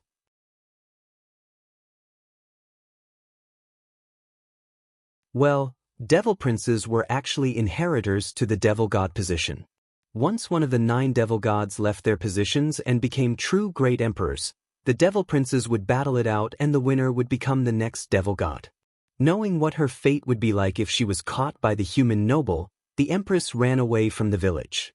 It was then that she had a fortunate encounter and started on the path of cultivation.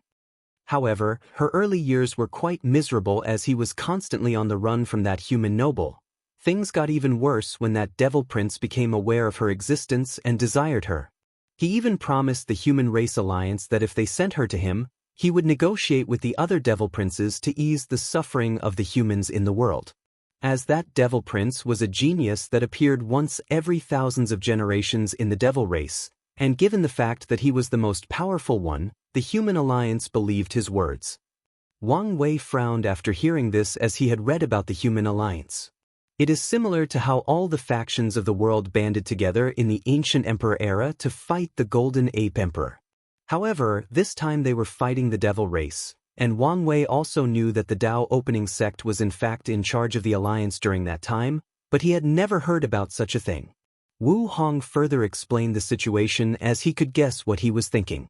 This devil prince was so talented that in his generation, the 9 devil gods decided not to sacrifice that generation's heaven will to their own world's heavenly Tao, but instead let him use it as he could possibly become an eternal emperor. As for the reason you did not hear about the fact that the human alliance accepted his offer, it was probably because they erased such embarrassing things from history in order not to look bad. I am sure if one day you get access to the secret archive of your sect, you will find the real history written in them. Wang Wei nodded as he was not that surprised. He was not a gullible person who believed that his sect never did anything wrong. As the most powerful faction of the myriad emperor word, Wang Wei knew that the Dao opening sect had done many cruel and shady things in order to retain their power and position. He can guess that even his father, who always had a happy and doting look, has done some shady things in his life as a sect master. And when he takes that position, he will do the same. So, he was not fazed to learn that his sect has fabricated history in order to make themselves look better. All factions have done this at some point. Meanwhile, Wu Hong continued her narration. She also knew that Wang Wei would not be fazed by such a thing. Where was I? Yes, the promise of that devil prince. After he said these words, the empress spent her life running and hiding. She could not even trust her own race.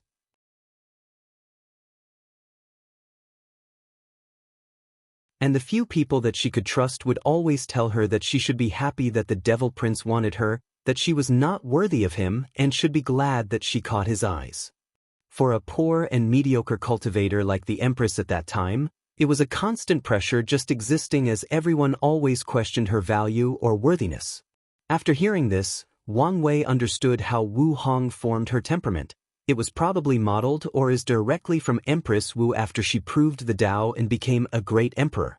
However, he was truly surprised to hear the word mediocre describe Empress Wu, so he asked, "Are you saying that Empress Wu, an eternal emperor and one of the greatest great emperors to have existed in this world, was mediocre?" Wu Hong nodded her head calmly before explaining. At the beginning of her cultivation journey, she was indeed mediocre. As a matter of fact, it was not until she reached the void-shattered realm and comprehended the law that her extraordinary nature showed up. Of course, the changing course of her life started after she broke through the supernatural realm. Wang Wei frowned as he did not understand, so he said, "Elaborate, please." Well, Empress Wu started her cultivation journey with an ordinary cultivation technique, with no proper training or guidance, no resources and people always chasing after her. So, in the body refining realm, she only cultivated to the 9th layer. Her divine C was ordinary. She only had 270 divine veins in her altar before entering the supernatural realm. Even her good fortunate flame was 9-colored. Back then, she was nothing but an ordinary cultivator. Although Wang Wei was surprised after hearing this news, he realized that it made sense after thinking about it rationally. Given the Empress background and time period that she was born, it made complete sense. Although things made sense, he still had to sigh at Empress Wu to be able to come so far and accomplished so much with all the shitty cards that life gave her. He admired her even more and became more thankful for all the things that he was born with, for all the things he was blessed with from birth, whether it was his healthy family and friends, or all the generational wealth that he has inherited. He also promised himself to do whatever it takes to make sure that he cherishes and protects all these things. So, what happened to her in the supernatural realm that made her so exceptional? Asked Wang Wei with an intrigued voice. After acquiring a relic from the past, the Empress was able to absorb enough chi luck to reach the level of purple gold. Then, she acquired a taboo innate talent called Universal Seal.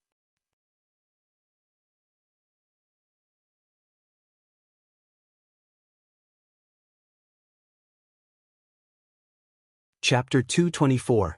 After a brief pause, Wu Hong continued to explain. The Universal Seal is the ability to seal anything between heaven and earth / whether it was existing or non-existing things, physical and non-physical things, spiritual and non-spiritual, even existing concepts like life, death, and even fate. In summarization, she can literally seal anything in the universe. Wang Wei nodded as this was indeed a terrifying ability. However, since it was a taboo talent, there must be a price or restriction. So, what was the restriction? He asked. She could only use it once in her life, replied Wu Hong with a calm face, and Wang Wei nodded. So, how did this talent help her? After she received that heaven-defying talent, she started to study it instead of using it. Although the Empress talent was mediocre, she had an outstanding comprehension. She tried to create a cultivation technique solely based on her talent, and when she broke through the void-shattered realm and understood the law, she finally succeeded in her endeavor. Then, her meteor rise started. Wu Hong took a brief pause to brew herself and Wang Wei some tea, then ate and drank the Saint Realm True Person golden rock meat. The first thing she did after making her breakthrough was to actually improve her foundation. She tracked down the most powerful human genius of that time period and sealed his talent and foundation, then absorbed that person's Dao foundation. Wang Wei raised his eyebrows as he looked deeply at Wu Hong. What do you mean by that? He was indeed confused. How can sealing have such ability? Suddenly, he thought of how Wu Hong was able to seal his pain, then removed it from his body. So, he guessed that the Empress sealing Dao was not a simple one. However, it made sense thinking about it logically. How could a person that became an eternal emperor be ordinary, especially the Dao that they cultivate? As you can imagine, her sealing Dao was not a simple one, replied Wu Hong while sipping her tea. After sealing something, she can actually control that thing like it was a part of her and do whatever she pleases with them. For example, after sealing that human genius perfect Dao foundation, she absorbed it on her own in order to benefit from it. Of course, there are limits to this ability. She has to have a deep understanding or knowledge of the things she seals. For example, if she wanted to seal time, she needed to have a deep understanding of the Dao of time. And if a person has much more knowledge than her in a subject, they can still find a way to break her seal, or use brute force to do so. However, I doubt that in her life, she has met people capable of such a thing. And if she did, they were few in numbers. Wang Wei nodded as he expected such a powerful Dao to have its limitations.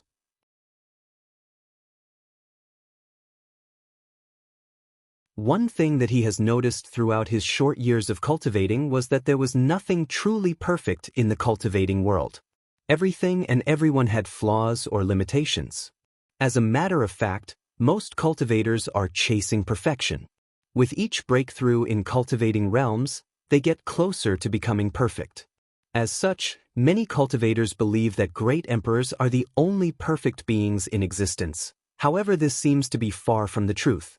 From what Wang Wei learned today, maybe only paragons are the truly perfect beings in existence, and even that may not be 100% truth. After reining in his thoughts, he asked, "You said that she absorbed the perfect Dao foundation from that human genius. From what I know, only the origin path scripture of my Dao opening sect can allow a person to cultivate a perfect Dao foundation, so was this human genius from my sect?" "That is correct," replied Wu Hong. He was being secretly cultivated in order to compete with the Three-Eyes Devil Prince, which was the one attracted by Empress Wu's beauty. Wang Wei nodded as he did not care about a person that was dead eons ago even if it might have been one of his ancestors. What he cared about was that Three-Eyes Devil Prince. For some reason, Wang Wei did not like this guy even though he could foresee his terrible downfall. The idea of, "How dare you have eyes for my woman," kept appearing in his mind, and he was having trouble removing them. He wanted to travel back in time and slap that guy in his face. Although there was no evidence to suggest that Wu Hong was Empress Wu, he had a feeling that they were the same, or at least deeply related. "So, what happened afterwards?" asked Wang Wei, trying to remove the distracting thoughts in his mind. Wu Hong gave him a deep look, smirked slightly to herself before continuing. "Well, the story is pretty much as you expected. After her change in ability, Empress Wu was able to easily hide herself from being hunted down. However, using her concealment ability, she started attacking and destroying many sects or groups of the devil race. At first, the upper echelons of the devil race did not care due to the fact that she only killed or destroyed the low-level devil races in the void-shattered realm and below. Adding to that was the fact that the mindset of their entire race is based on survival of the strong. But they soon had to take action as the number of clans or tribes she killed reached a certain number. So, they increased their search for her, but it was to no avail. So, The devil race threatened to make the human race pay for her actions if she did not stop. So, the Empress stopped and disappeared after that. She only showed up on the day of Heaven Will Battle. Then she and the Three-Eyes Devil Prince had a magnificent battle. It was truly one of a kind when it comes to Heaven Will Battle. Although Empress Wu had the advantage at first, the other 9 devil gods secretly interfered with the battle. They somehow managed to render the heavenly Tao of our world completely useless, then secretly helped their prince. Unfortunately, this was not enough. The Empress was way more powerful and became victorious in that battle. She proved to the world and to herself that she was worthy of anything she desired, whether it was power, beauty, strength, and even the worship of all living beings. Wang Wei sighed as he tried to imagine what such a battle would be like. With these 2 heaven-defying geniuses born only after countless generations, it must have been magnificent. So, what happened afterwards? How did she end up disappearing? After the battle, she did not kill the Three-Eyed Devil Prince, but sealed him and took all his talents and strength. Then, she proved the Tao and became an eternal emperor. Despite the way that the human race treated her, she did not hold any form of grudges as she understood the situation that they were in. So, after proving the Tao, she prevented the 9 devil gods from entering the myriad emperor world. Then she started a devastating attack on the devil race. She single-handedly annihilated all the devil races that were in the myriad emperor world. In the process, she even destroyed 4 forbidden lands by herself. Then, she repeated the same process for all the worlds in our community that the 9 devil god world had invaded during their reign. Once she was done, she traveled to the world community that originally belonged to the 9 devil god world and eliminated all their influences. This included all the world communities that they had previously invaded or destroyed before attacking the myriad emperor world. Her last stop was the home world of the devil race itself. By herself, she easily killed 5 of the 9 devil gods in their home. However, the other devil gods seemed to be prepared for her arrival. They used some kind of sacrificial ceremony magic and exiled from the endless void. However, before leaving, she used her universal seal talent to permanently seal both the 9 devil god world and the remaining 4 devil gods. As a matter of fact, she even sealed the heaven will on that world, so that from that day on, there would never be another devil god born in that world. With her strength, the Empress single-handedly ended the devil era, and even the devil race itself. To this day, the majority of devil races are nothing but slaves, and their status is even worse than the demon race. Maybe a few of them managed to survive the purge by hiding in a faraway world community, but it is impossible for their races to rise again, as the Empress even sealed the chi luck of destiny of their entire races. "Damn," muttered Wang Wei to himself. "My Empress Wu is truly a savage queen. She did not give the devil race any chance to breathe at all."